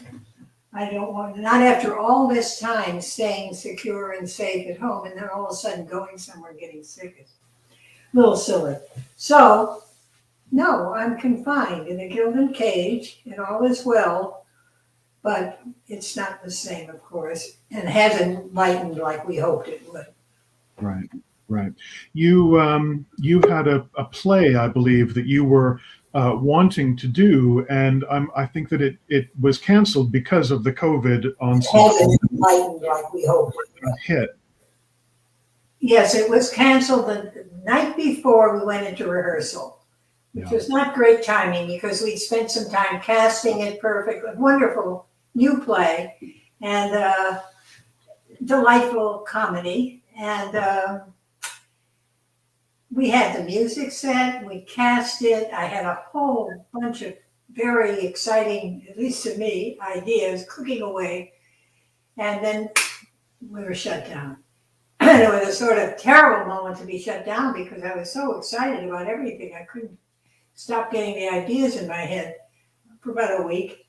And I've been waiting ever since. They wanted me to do it as we've been doing these virtual things. And I can't see it that way. I need to see it, and I need people to see it in person. And because, on top of which, it's a comedy, it's very hard to play a comedy without an audience there and really give it what it needs. I did do a play with a high school group, which was a very different circumstance. Pardon me. A friend of mine is a head drama person at a high school, Newport High School, and he called me. And it was a play he had written, which was very much fun. And we had worked on it once, and we had done a stage reading of it.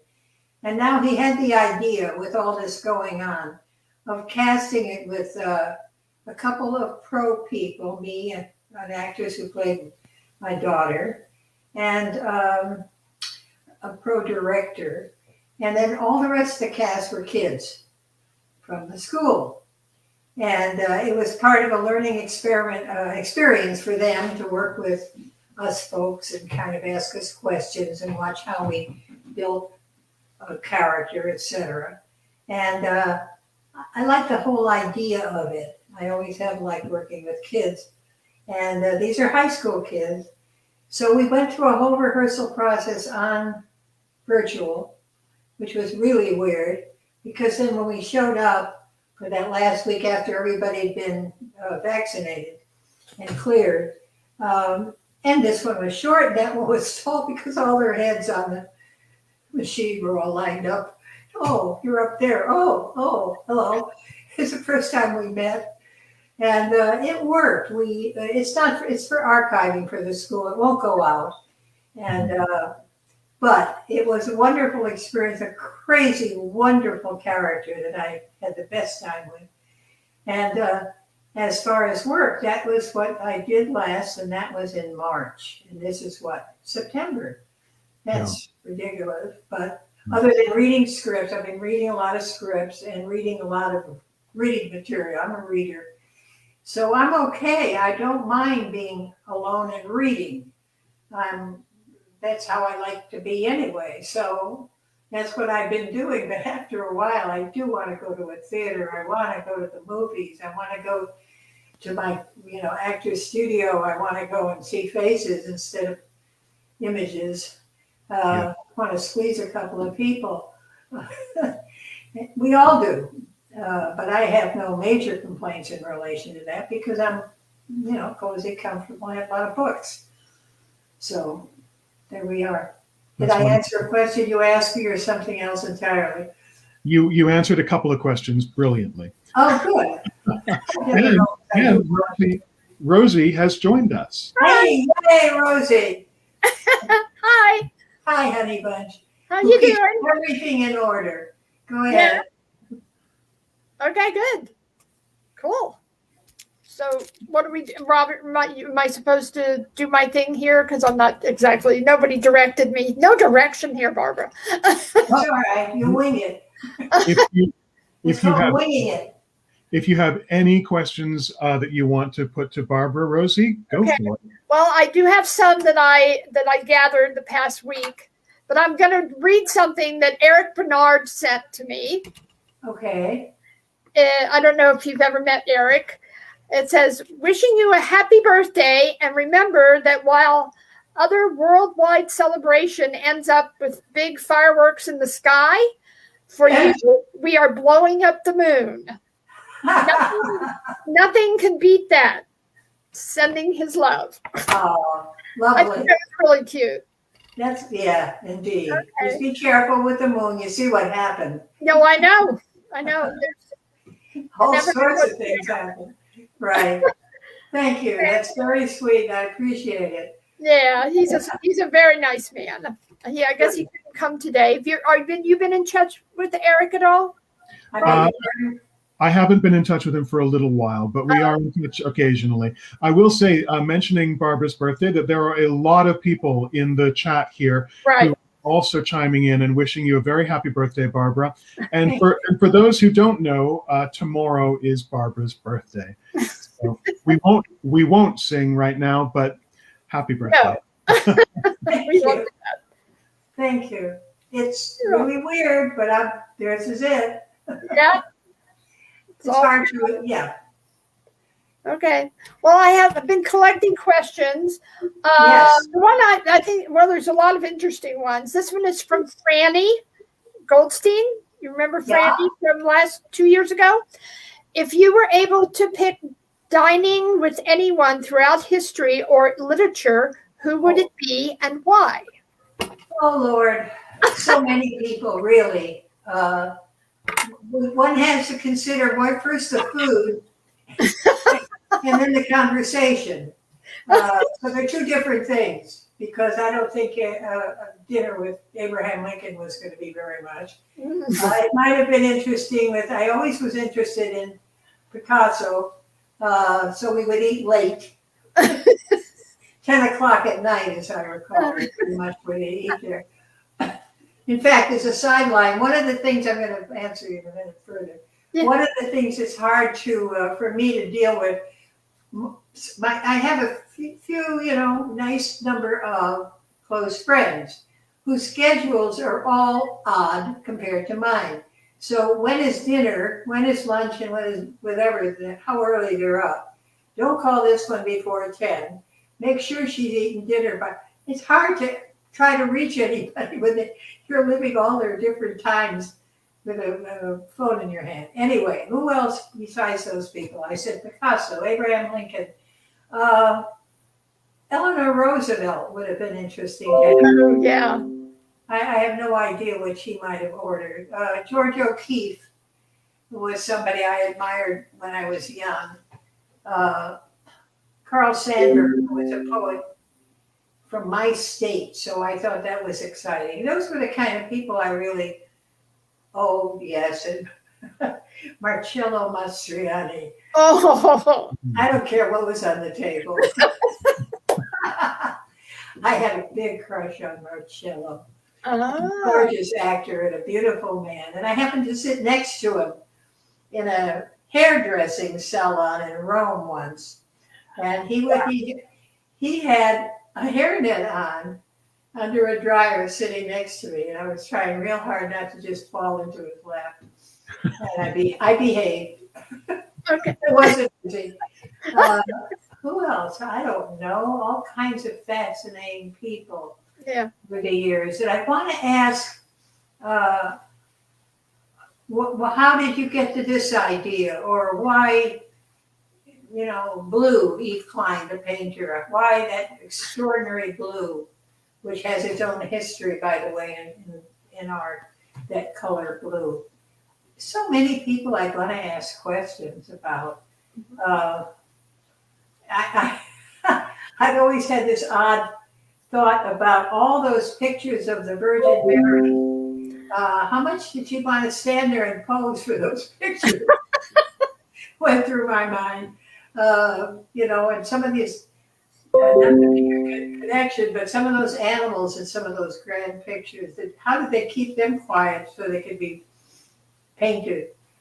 So many thoughts like that. It's a fun thought, by the way, but it does stimulate a little too much in me, clearly.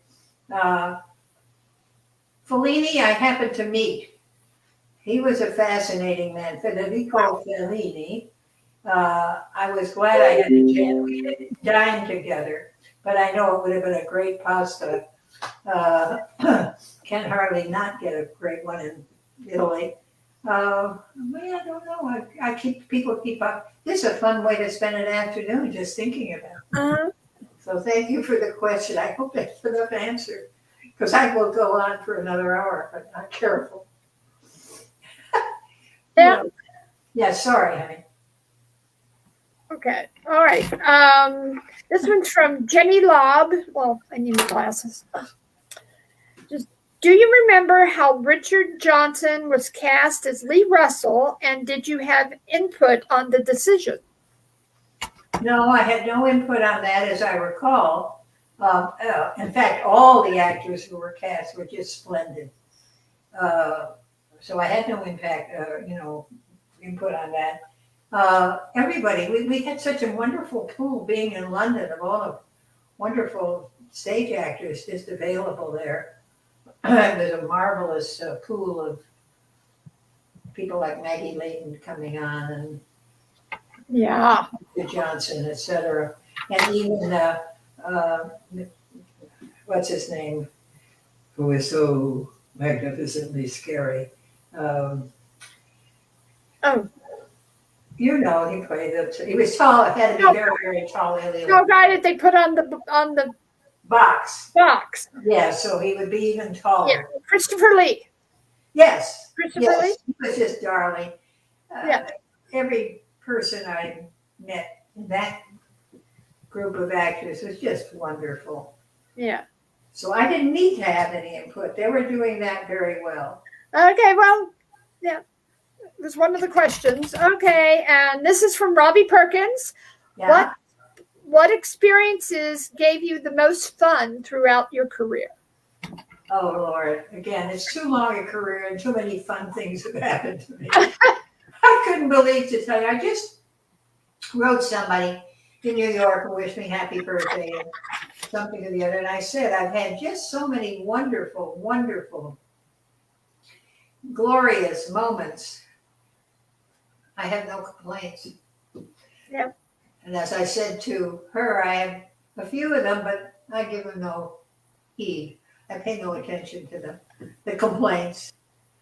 Okay. One has to have some, but I don't bother with them. I just couldn't begin to tell you. The list, again, would be much too long.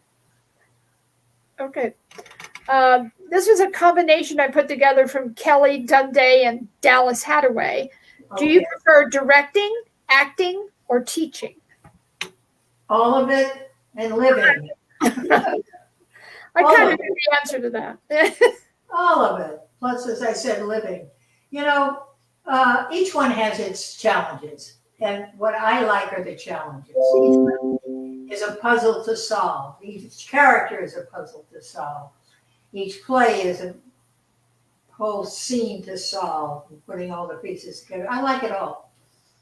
It's theater directing that I like. I'm not crazy about film. I'm not mechanically involved at all. intrigued with cameras and things like that. As you can tell, I usually can't get on it quickly. But so that's not but theater, direct contact with the actors and putting a whole thing together is very exciting. Putting a character together, film under difficult circumstances, because they always are difficult. Yeah. Theater, putting a character together has its, anyway, I love it all, which is very, very good for me, because whatever challenge comes up, I hope it's a challenge and then I have to figure out something, a puzzle. Why does this connect to that? Who is this person? Yeah. Etc. Those are the fun puzzles that I really like. So all of it. All of it. Okay. And this next one is from Claudia Combs. Yeah. How is the Book Pals program doing through COVID?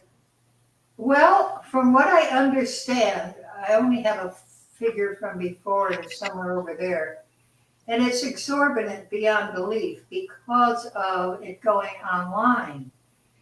And the last figure I had, which was in February of this year, was 14 million hits a month worldwide. Wow. So that's very exciting to me, of course, because, yeah, the whole idea of that many people reading to their kids and wanting to, and having an availability that works simply and costs nothing. Well, that's how it all started, was my idea to do that. And that's right. I'm incredibly proud of that. Should be. Yeah. I like that. That's all I can tell you for numbers. That answers the question, I think. Okay. And from Anita in Germany. Oh, yes. What are the chances of the play you were working on before COVID would start up again? Soon as we can get an okay in the theaters. Theaters are a communal effort. We got to sit next to each other. And most of these are small theaters on top of it, so they're really small. Yeah, they really are. Yeah. It's tough.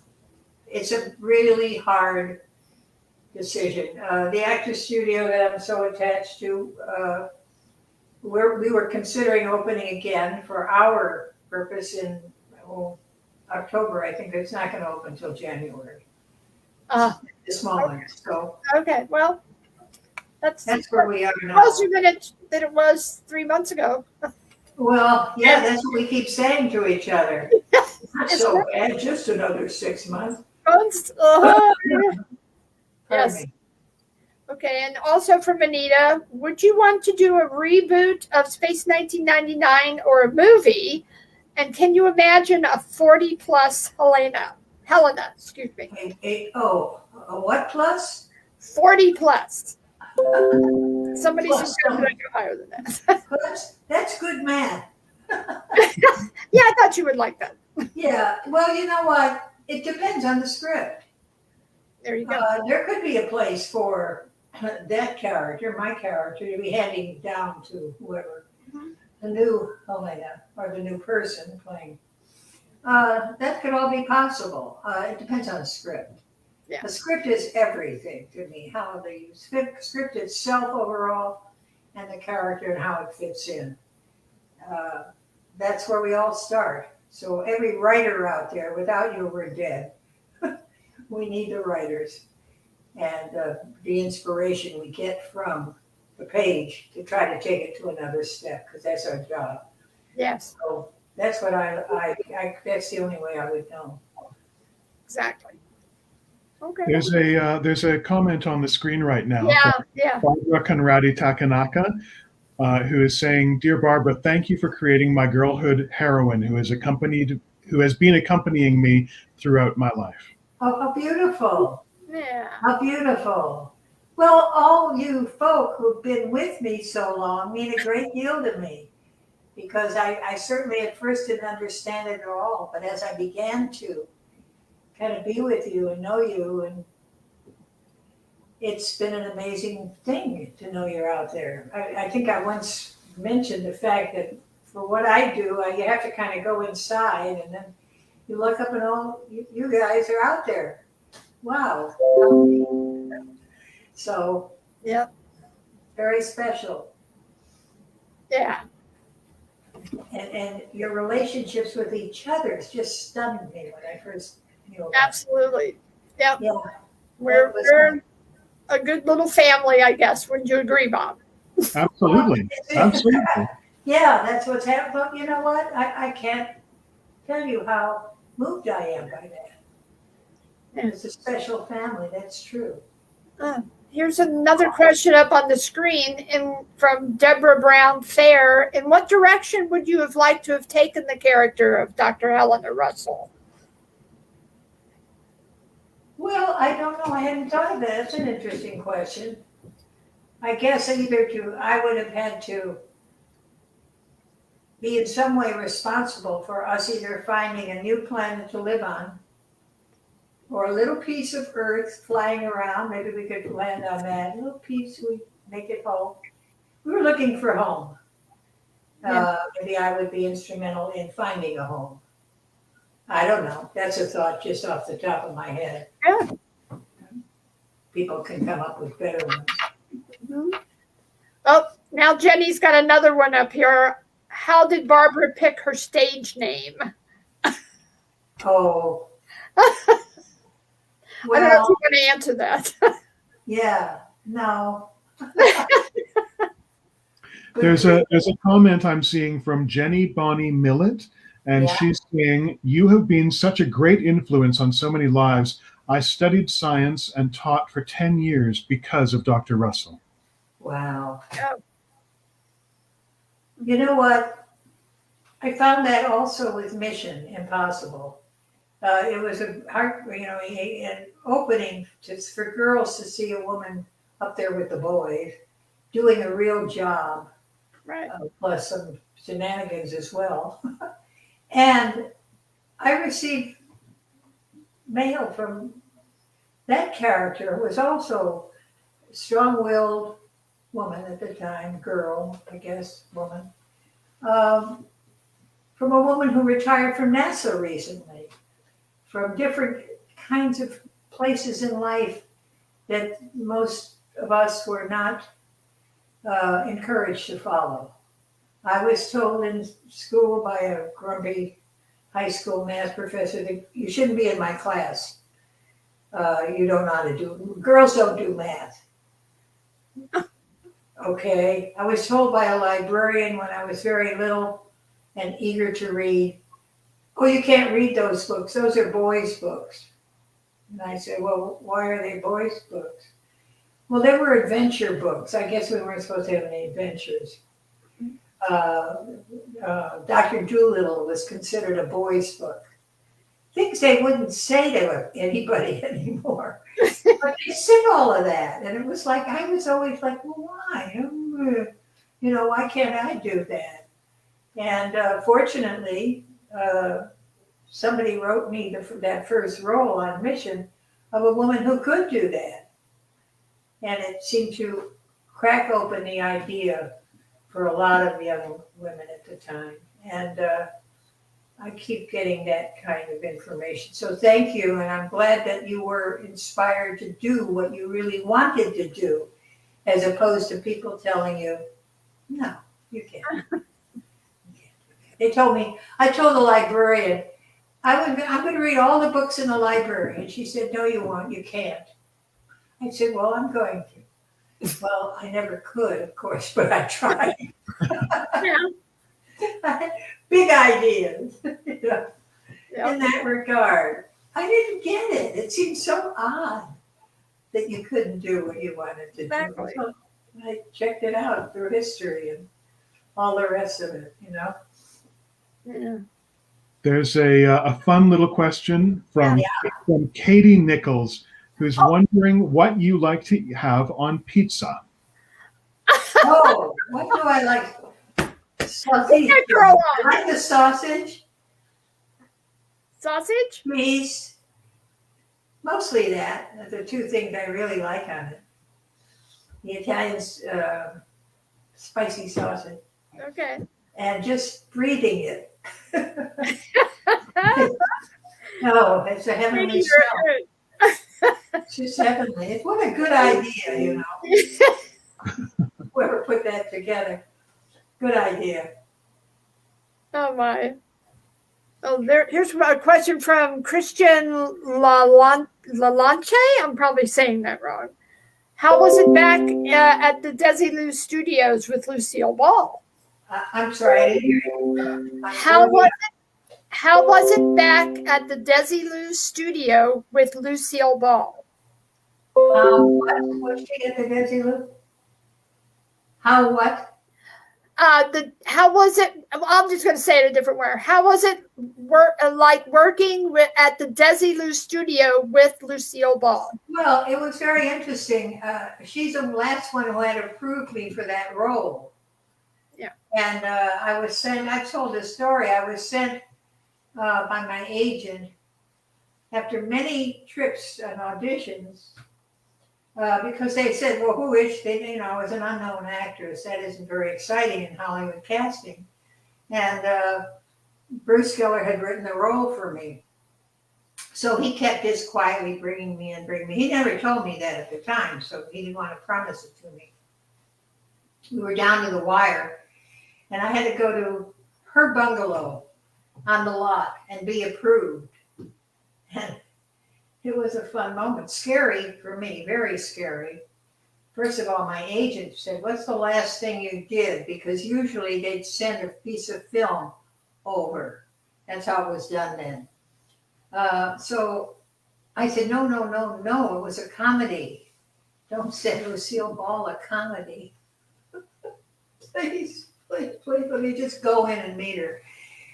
I didn't want to have any competition on that level in her mind. But given that, they didn't send anything. They sent me. And I went over, and she walked in, looked at me like this, up and down, and said, well, looks all right to me. In that deep voice. That was much what I saw her, because she was busy. We were busy on the sound stage, and I didn't much see her. Every once in a while, we'd pass each other and kind of wave, nod, or say hello, good morning, some such niceness. But basically, that was our really crucial moment. And the rest just took its own shape. You know? Yes. Wow. Okay. All right. From Dallas Hadaway, what work are you most proud of? Oh, Lord, again, too much work. I've done some. You know, I didn't look lately. I don't usually look back at things, but every once in a while somebody sends me like an old black and white. Alcoa Theater presents a show called A Small Bouquet. So I turn it on and what's that? Oh, yeah. Howard Duff was the lead. And I looked at the director and I thought, oh, God, yes, I loved working with him. And I did this nice. I was very good, and I was very surprised that I was very new. And yet I seemed to come up with a nice performance. I wouldn't say that was my best one in the universe, but it's hard to pick. I mean, there's no question. The performances on Mission that won 3 Emmys in a row, they were pretty good because the roles were good. Basically, for me, I just want to know that I did what I set out to do. And if I didn't do what I set out to do, why didn't I? What got in the way? Why didn't I get that moment that I wanted a certain way? But bottom line, I'm pretty okay with myself. It took some time when I was really young to look up on that big screen in what they were called at the time dailies. Nothing's as much the same anymore in that regard. And say, oh, okay, and separate what I saw up there. It wasn't me per se. It was that character that I worked on yesterday. And that's okay. That worked. Okay. And that was very helpful because for the first time on a daily basis, I could learn from seeing what I thought I had done and how it came across. Oh, okay. I get that. So I learned a lot. I was very lucky because Bruce Geller let me watch the dailies. A lot of times they don't. Oh, yeah. So that was gold in terms of the learning process because film was very different then. And I was, it was harder to adjust to. By then I'd done quite a lot of it. So I knew not to put the glass down for the sound man to go like that while I was talking. There were things like that at the time. It wasn't later. It was later in films that people started overlap speaking. You couldn't overlap the other actor. Things that were unnatural, but were filmic, and you had to do them that way. You had a very prescribed place, not in the stage. You had a little more room, not too much, depending. But there none, because it's a camera measurement. Yeah. So hit the marks, find ways where you could always hit the mark clean and keep talking or not talk, or react or stand on your head or whatever you're supposed to do. Everyone was a learning process, and I like learning. I enjoy it. It's like a good thing. It feels good. Well, Mary Ellen just texted me to have you build it. Texted me. Mary Ellen? Remember Mary Ellen? Oh, of course. Your personal driver. Yes, I remember Mary Ellen. Will always think of Mary. I've been thinking of her a lot because she's been a nurse in New York City. Yeah, no, she's in New Jersey, but she's fine. Oh, New Jersey. Okay. Well, yeah, they've but had as much fun as New York. So she's okay, huh? She's okay. Yeah, she's good. Wow. Yeah. Send her my best. I will. I'm sure she's listening. Okay. But she wants you to tell the story of how you learned how to drive.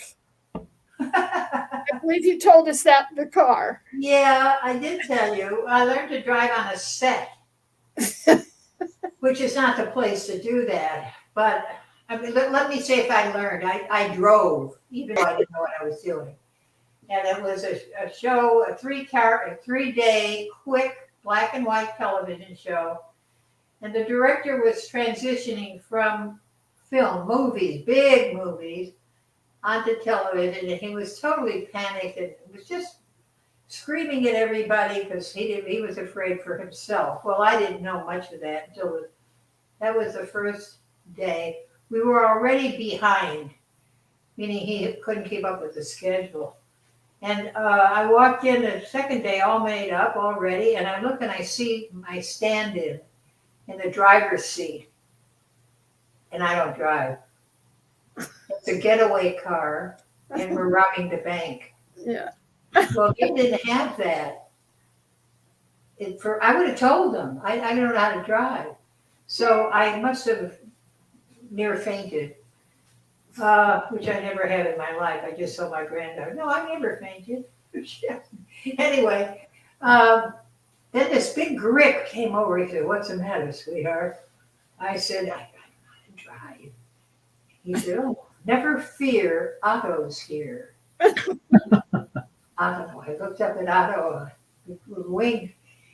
He taught me, "Oh, you don't know anything?" No. Okay. So he came over on the side. That's where you start, the motor was running. Stick shift. Right.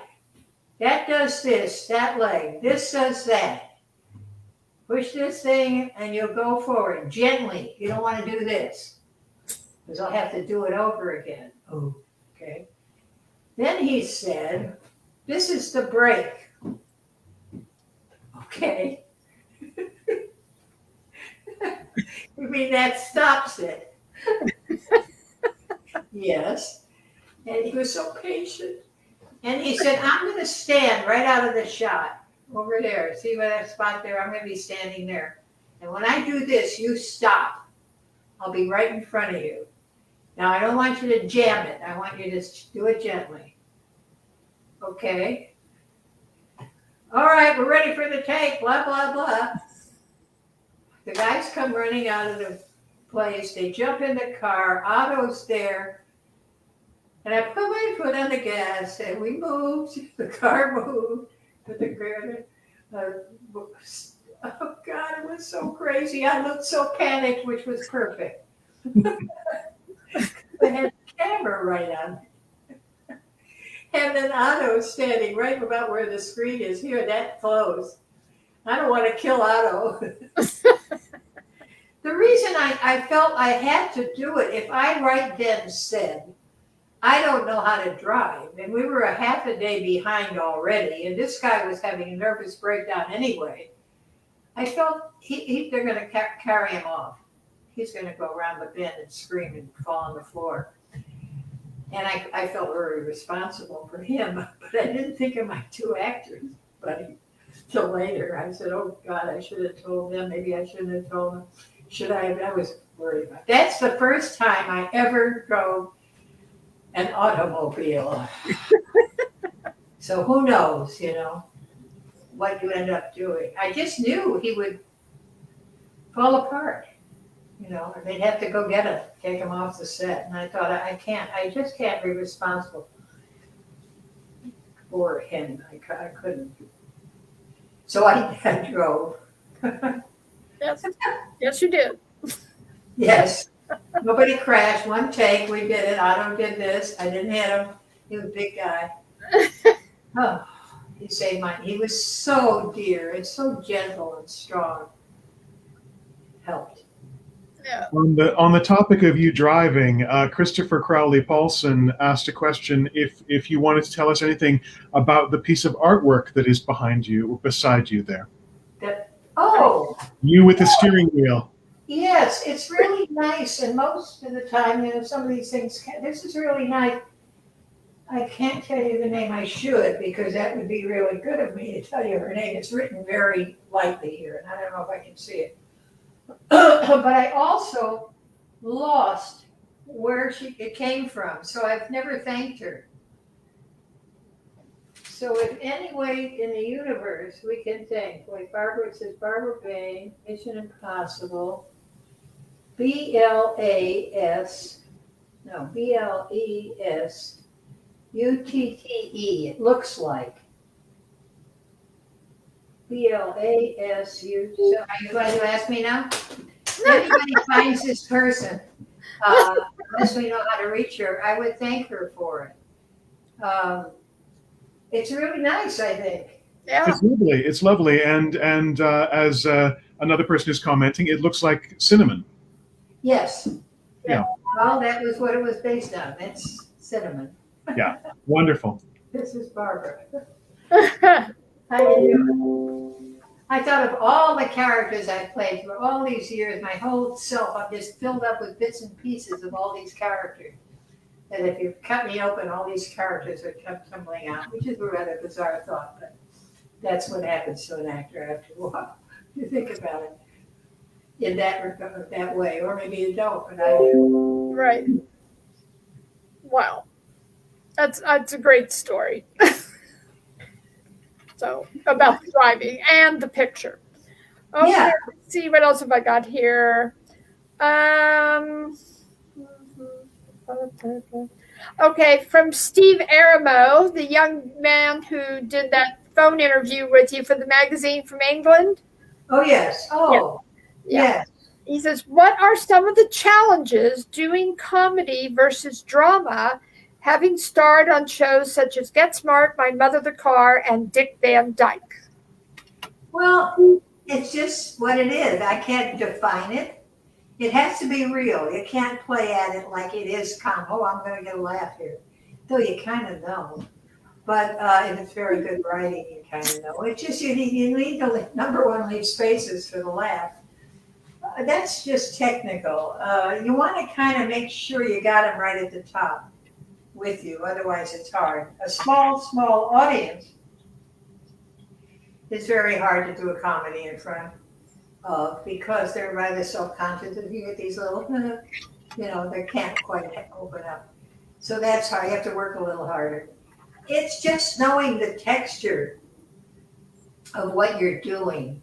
The Van Dyke show, for instance, I had to figure out some way that this girl would be nice, appealing enough for him, and yet not. And that's in the script, but I had to find it in the character more a little bit as well, but not so swell that he could tell her goodbye and he wouldn't be the heavy. So it was an interesting line, and we found together, John Rich was the director, as I recall, and we found that silly thing of me calling him Robbie Bobby Boo, which was perfectly silly, but seemed right. So she could be silly, and on top of it all, the big challenge of that one wasn't finding her, it was not hitting Dick with the breakaway objects. That we, at the end of that show, I don't know how many there were quite a few, and we never could rehearse it. They only had enough for that show. And I told Dick, look, when I had grade 8, I won't hit you. When I was a kid, the boys let me pitch to them on the baseball field. Now that was a big deal in those days. It was softball. But it was still, they let me pitch. So that was like only because I had grade 8. So on the night, I did it. I hit it, grazed off his shoulder, grazed right off of his. He ducked and it smacked, fell apart. We did it right through, and I did not hit him. I couldn't bear the idea of hitting him. And they all broke away as they were supposed to. And the other problem with that was that my very close friend's show was Carl Reiner. I was quite sure, I was panicked about doing it on the first time, when we did it on air, that it wouldn't be what he had it. I don't know what, it was just because a friend had cast me and I was very nervous. But it all worked out, and it's a very funny episode. And Dick, we laughed about it through here and there. And he's just a splendid person to work with. Most of the people I've ever worked with have been just wonderful. And I don't have any complaints in that regard. And a lot of the things often every once in a while, the role that I really wanted went to somebody else. But if it was a really wonderful actress, actually, I would, it's fine. I didn't feel, if it was somebody not so hot, I'd go, I could really kill that one. Okay, next, that's what you do. So. Okay, there was a good question there, and I can't remember who requested it, but he wanted to know if you enjoyed recreating Cinnamon on Diagnosis Murder. Well, that was rather odd. Cinnamon. Yes, it was an episode of Diagnosis Murder where Patrick Macnee. Oh, we all were. And you were all your former. Yeah, okay. Sorry, it sounded like the one with. Okay. Oh, no. It was an odd request. I wasn't so intrigued at first, and I said, "No, I think you'll have to clear it with Paramount." And they said, "We have." I said, "Oh." So, there I was, and of course, it was a Dick show, so that appealed to me. I was just thinking about that. I think that's an episode we ended up shooting on a rooftop downtown LA.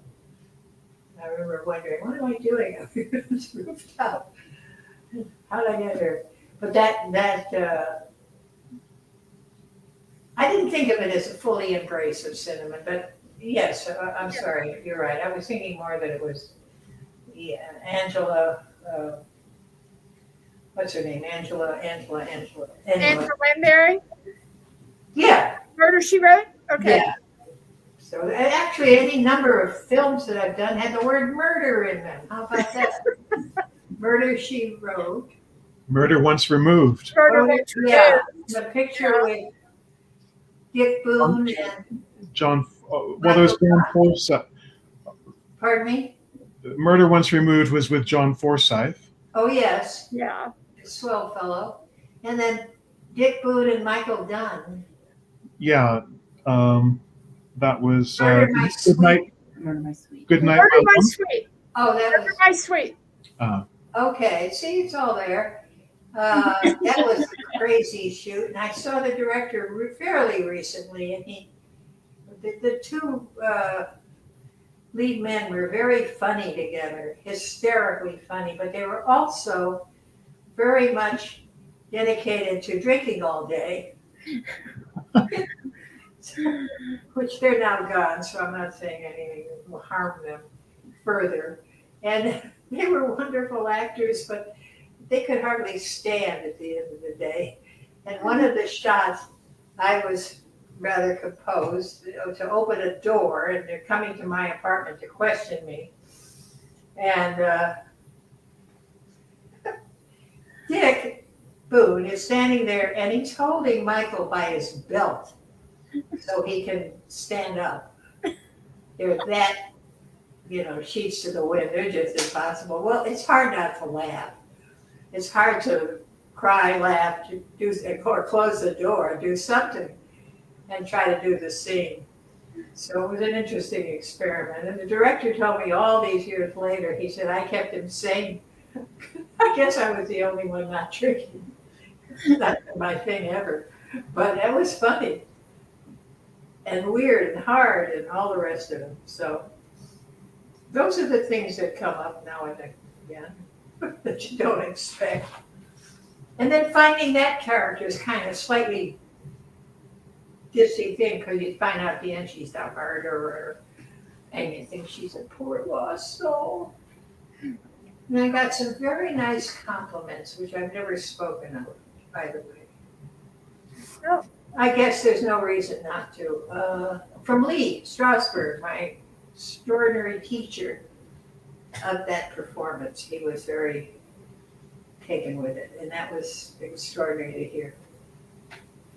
I was a skinny, scared kid in his class, but I learned a great deal from him.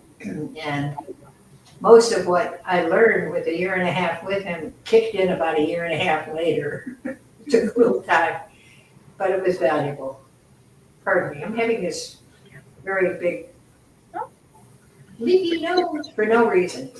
There was just a comment/question from Kenneth Tan, who says that you do so much work with kids for reading, and your daughter Susan lectures in film school. Did you influence her to do this? Did I influence? Oh, my daughter working with kids? Your daughter working in film school teaching. No, I did not influence them, and I didn't influence them. We just were, I was always, whatever a person wants to do, really wants to do, I'm happy with. I'm not going to impede their progress. And I was always a little offended by, not a little kicked off about Olivier had a son who he's absolutely did everything to keep him from being an actor. And I thought, what is that about it? You're putting a lie to your life. You're saying my life wasn't worthwhile. Don't do this. Oddly enough, kids that grow up in it are very quick to the kids who come from Ohio hoping to be a movie star.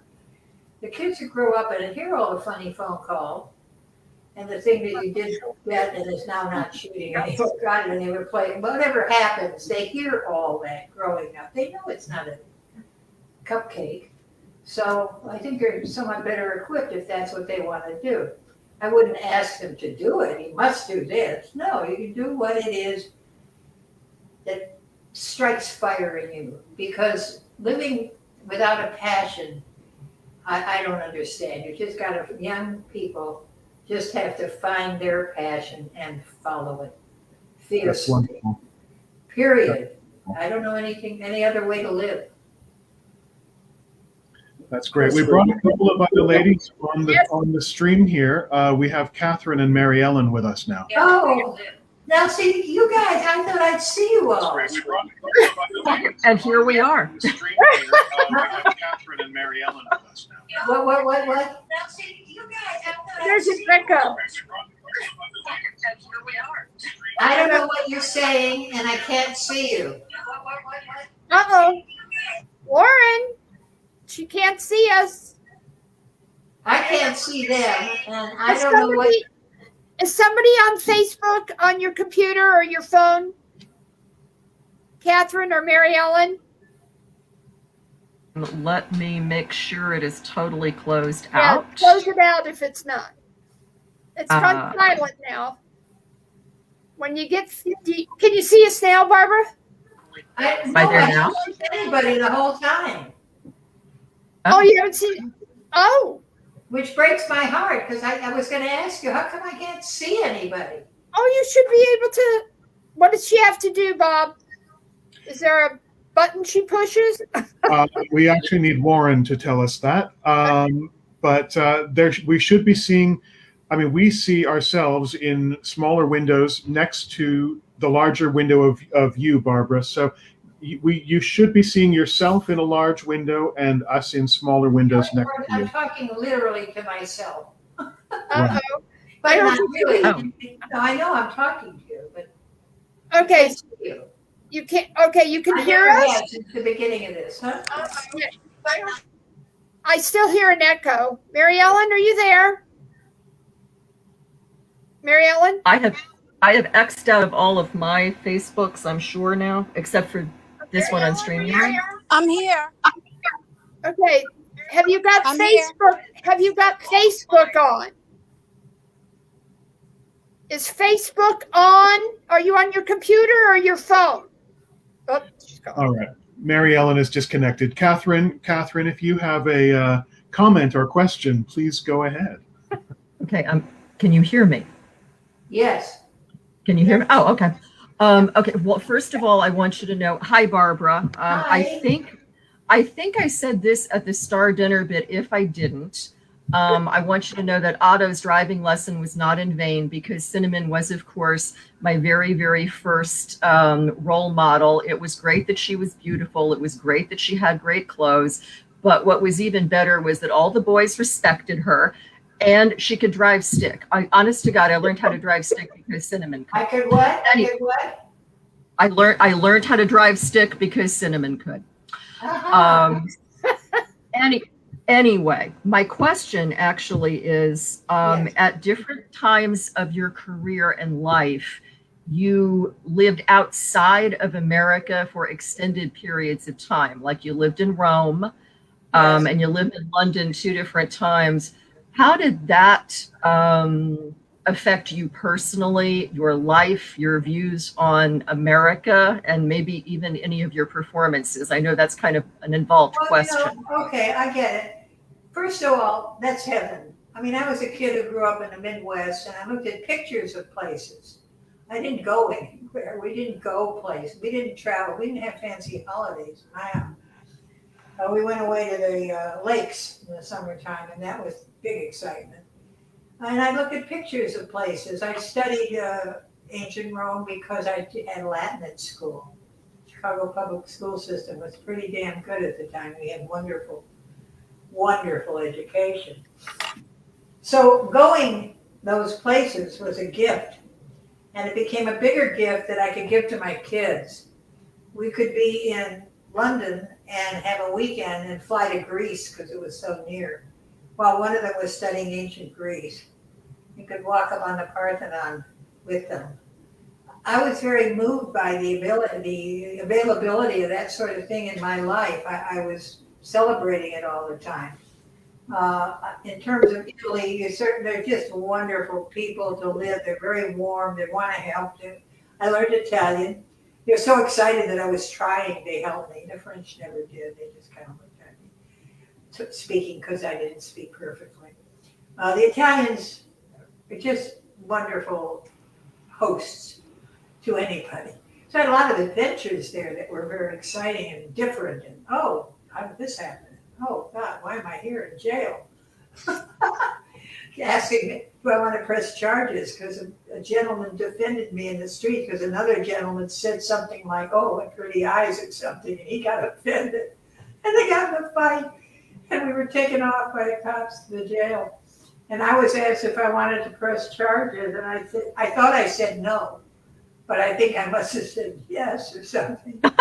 It took a while to get released. So those kinds of things, of course, they inform you as a person, all of it. Never mind the food, everything about it. Then in London, I did become much more aware of situations that were happening here and were happening there. It seemed that, the Industrial Revolution happened first there, and then its after effects, and things were catching up here. And you could see from there what was going on here. And it was of interest, certainly, and how the Brits do things or don't do things, or going off to the studio in a car and seeing a whole entire group of sheep with green grass growing on their backs. I mean, things we don't have a lot of those in LA, Of course, I'm not in the country, but just all kinds of exposure to different people at different times, learning funny things. Like I'd asked when I first got there, we were shooting, I asked the camera what they were holding, a tight close-up. And he said, "You're Charlie's." I didn't know what he meant. Somebody explained to me. Everybody's bosoms belong to King Charles II. He was holding me from here to here. But they just called Charlie. I said, "Oh, okay, why?" I asked somebody. He told me King Charles declared that every bosom in the land belonged to him. So it went down into the language where, "Hi, stop looking, that's Charlie's." And it became Charlie's. So all those little bits and pieces of way of life, I loved all of it. So that was about pretty much what you asked me, I think. And formed the mosaic of my life and how it then impacts any work you do. Colors, people, music, noise, food, museums, paintings, everything affects you if you look at it and see it, have some response, pleasure in it, or horror if it's something terrible, all those things. Did that answer you at all? That definitely answered the question. And mentioning, Catherine isn't with us to tell you that, but I'm sure it did answer her question. And Okay. also mentioning painting brings us back to the print behind you. And Bob Mack has identified that the artist. The artist is Mary Lynn Blasuta, Blasutt. Wait, I have to get a pen and a paper. Okay. I can send it to you in an email. Oh, okay, fantastic. Rosie to the rescue for a change. Yes. Okay. Always. We have the information. You guys know how to use the information more than I do. Yeah. Well, then all this time later, I can thank her. That's right. And she has a website, which Rosie will also send you. Okay. So that's wonderful. Wow. Okay, that's so nice to know. Yeah, we figured it out. So this is amazing, but an hour has already flown by. Well, that's how it does, Yeah. Onward. Oh, here's what we said at school that long ago. Onward, oh time in thy flight. Let the bell ring before I recite. Oh, yes. How long ago I was? Huh? So we really want to thank you for joining us today. And a year from now is a long time, but we are very hopeful that travel will be safe and that you will be able to join us in London in September. I heard you say that before I came into the, and I thought, oh, that's exciting. So yes, a year from now. All right then. And the only thing I missed today is seeing all your faces. I did miss seeing your faces. So thank you. Take care. Hang in there. Stay well. Yep. Thank you, Barbara. Thank you. Take care. Bye. Bye. All right. Big hugs all around. Big hug. No. I love her so much. Okay. And there we have it. Thank you, Rosie. Thanks for jumping in there. And Bob, thanks. Really He's calling me. Oh, Lori. Oh, that's okay. Rosie's live. This is live conventioning happening right now. Absolutely. And I think we're doing really well. We're into the last 30-minute segment. I can't believe it. Let's add some people. Okay. Yasko, David, Roy. Hello, Yasko. Lovely to see you again. Been so long. Thanks for coming back, Yasko. You're welcome. I am glad to be on again. Yeah. And it's so nice to watch Barbara. So wonderful. Yeah, she's amazing. Yeah. And you make people talking about Patrick McNee, Avengers. And you know, the reason why I think America is great is because of Patrick McNee. He has been living in Palm Springs. That's the reason why, because of him having a house in Palm Springs. That's why I got a house in Palm Springs as well as Los Angeles. So Patrick McNee, that's worth lots of memory as well, as Barbara was talking about Patrick. See, we're all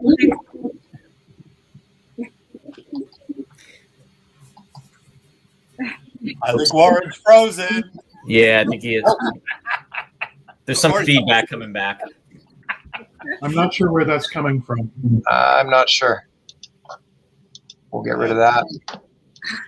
The miracles of modern technology. Exactly. How's that? Very good system.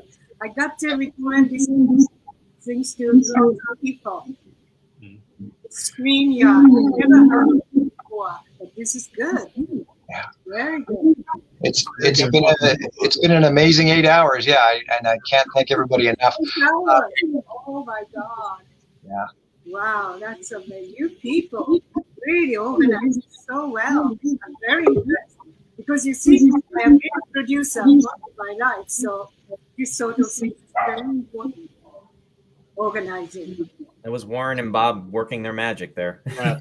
I've seen a few people ask the question, where is Suzanne Peterson? Suzanne, I believe, has retired for the evening, so I don't think will be coming back on again today. Yes. I meant to mention that, and actually there's a couple quick updates. Unfortunately, throughout the broadcast, we missed Orso early on in the broadcast, but of course we'll be looking forward to seeing him. Carolyn Seymour messaged me just recently, and she really apologizes for not coming on, and something came up, but again, she's looking forward to next year, seeing everybody and meeting everybody. And Jack Claff had chimed in as well. We were trying to get Jack on during the round table, and it didn't work out. But again, he sends his best regards. Wow. So, At least they're all okay. That's the important thing. All over the world. You people really, really organize such wonderful things. Thank you, including me for this gathering. I am so honored. Certainly. Oh, sorry. Go ahead. I was just going to say, Yasko, if you're able to join us in London next year, there was a comment. There was a comment from, I believe, a fellow called Phil Merkel, and he suggested that maybe we should try and get your daughter's band to perform at the convention. Oh, that would be so wonderful. My daughter, yes, she has a band. She now created organized a band called Hiroshika. It's not Hiroshiki, but Hiroshika. Hiroshika is a Hungarian word of a Little Red Riding Hood, because she used to have a symbol of red hair, but now she's, old enough, so she's not. She doesn't want to dye her hair to the red color. So the band's name is Little Red Riding Hood in Hungarian language, because she's half Hungarian, half Japanese. Wow. That would be pretty awesome. We all have to look it up and listen. What? Absolutely. We all have to find her music now. Oh yeah, it is called Pierce. And then they already released that record of Hiroshika, and they're supposed to have a concert at the end of November. But I mean, London for sure, all over London, but we'll see that the virus situation will improve. Yes. Yeah. Yeah, for sure, for sure. We'd like to get on with a very special video presentation. It's a few minutes long, and it's set to some music. And we're very proud to be presenting this next little video clip. I hope everybody enjoys. Okay, wow. Okay.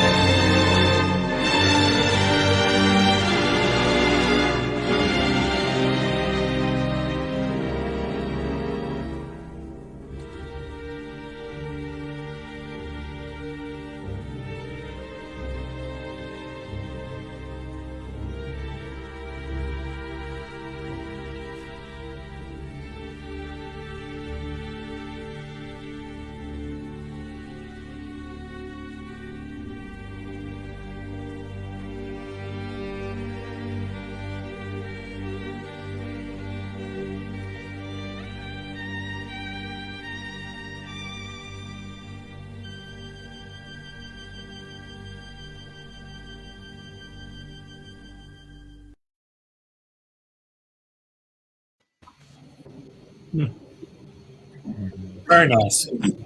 I'm crying. Aw. So good. So good to remember. Really, really. I have to say, it really was an honor to know Barry Gray and Derek Wadsworth. They were lovely men. Lovely men. Oh, people. All of them were lovely. You know, Barry Morris, Xenia Merton. I mean, you know, everyone that any of us knew and had connection to was very special. Keith Wilson. You know, so many of them were wonderful people loved by, you know, so many of us. Yeah. He was such a charming, sweet person. So he was very important for the wedding ceremony. He was so wonderful. So, Warren, should we tell people some more information about what's happening next year in London? Absolutely, absolutely. We're just about to wrap up here, so we have a couple of quick announcements.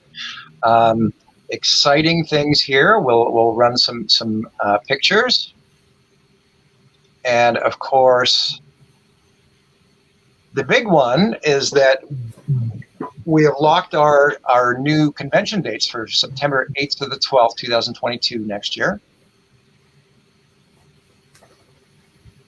And yeah, that is, of course, permitting things in the world cooperate. And as mentioned previously, travel restrictions and things like that don't prevent us from having to delay again. But hopefully everything will be fine. Now we have vaccines and booster shots coming and all that kind of thing. Yeah. And then we will be there at the Radisson, London Heathrow, Yeah. Okay. September 8th through 12th. Great. That's lovely. I'll be there. And then that, I'm so looking forward to attend this conference again. Oh, it's so nice.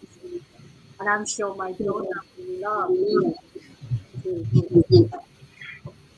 Yes, Yasko, when we chatted with Mickey last week, and I sent along the invitation, so I fully intend to keep my promise on that one. She's more than welcome.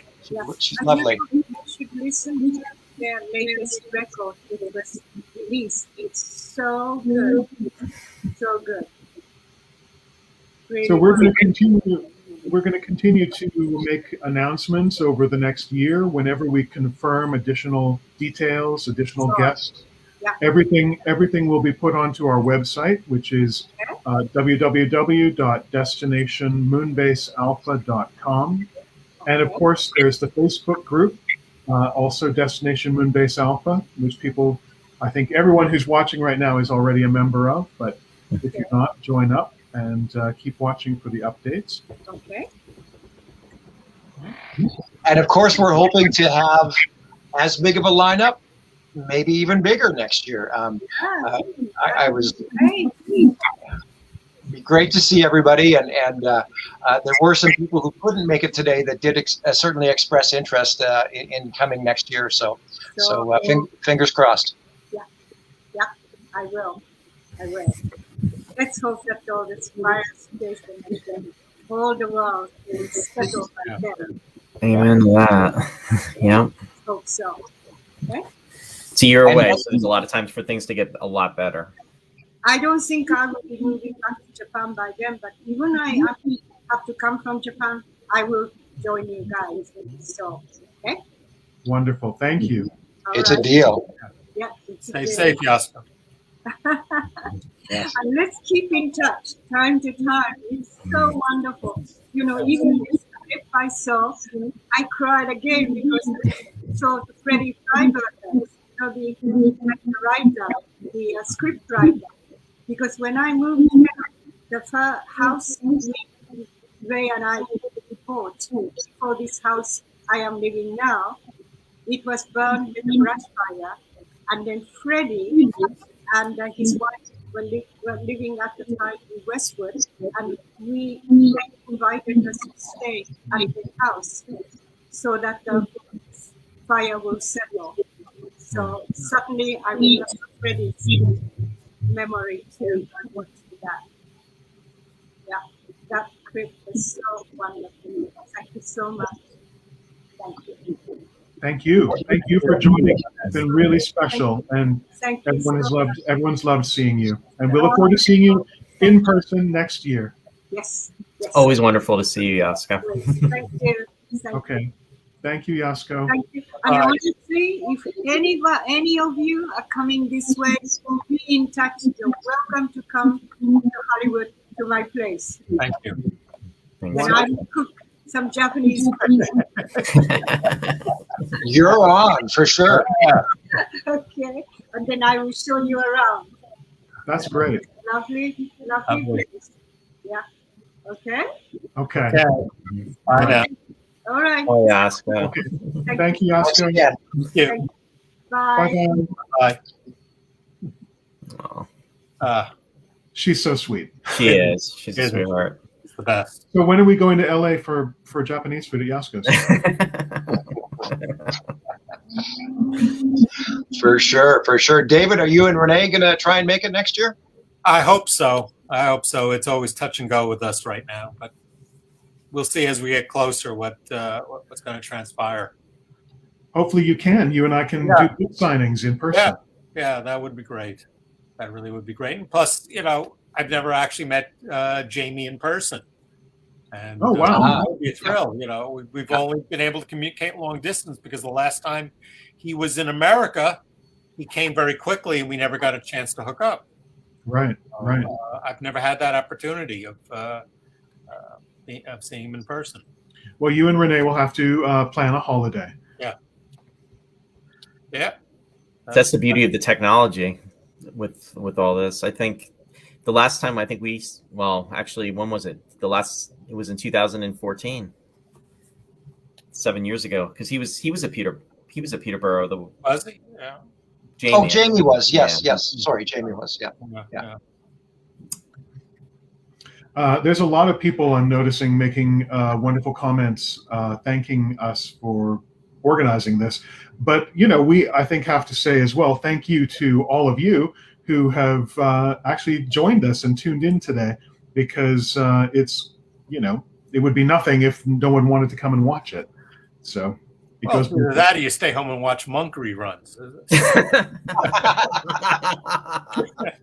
Get the sanitizer out. There you go. Perfect for this day and age. Yes. And I don't know, Warren, do we have an approximate number that we can throw to people that we can say we've raised approximately this much money, maybe, for the Alzheimer's charity?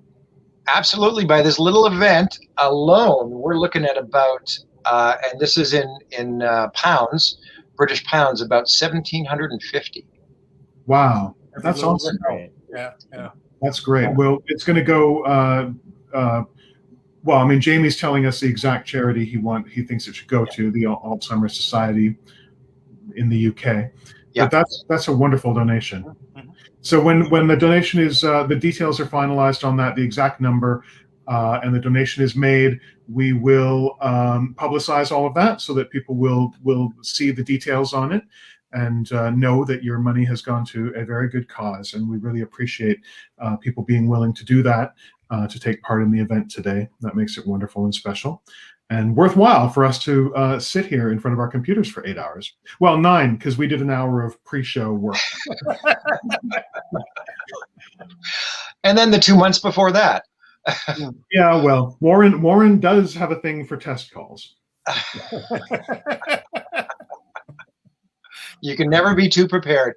Thanks to all of you and all of the fans out there today. It's certainly been a fantastic day, and I hope everybody enjoyed it. And David and Roy and Robert, my co-hosts, Yasko, lovely Yasko, and everybody who took part. This has just been wonderful. It's been awesome, and it's the first time that there's ever been a Space 1029 virtual convention. And now we wonder why we waited so long, right? Oh, it gave us the opportunity to actually introduce people a lot of fans have never had a chance to meet for the first time. I mean, all the Italian actors who were on the show, these wonderful people, you would not have met at really any of the American conventions. I don't think a lot of them we were in touch with them. But now we have this wonderful opportunity to hook up with people all over the world at the same time. The one positive for this whole situation with COVID. So it's good. It's nice that this negative has been turned into at least a positive with this. So that's right. Yeah, your wonderful video podcast that you've been doing since we started doing this.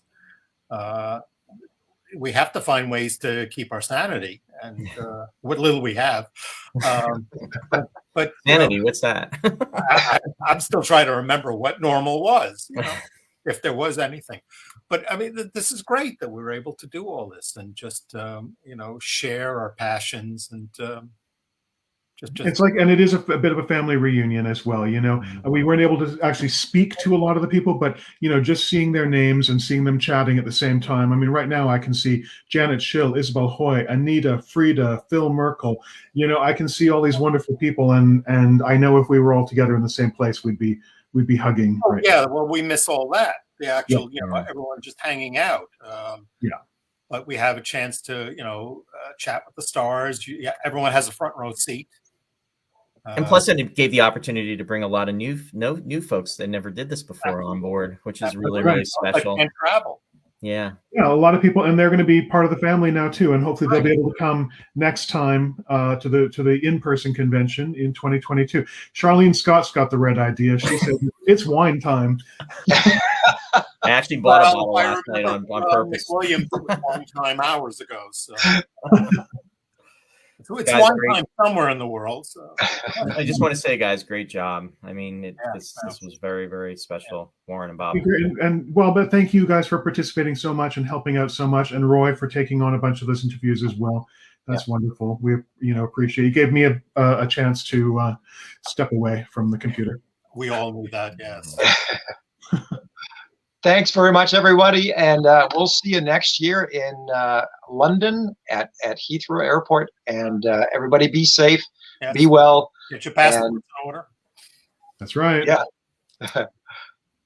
Warren and Bob and David, just before we sign off, we should actually go for the exact 8-hour mark because it's coming up in 20 seconds. It'll cut us off. I'm watching it, and it's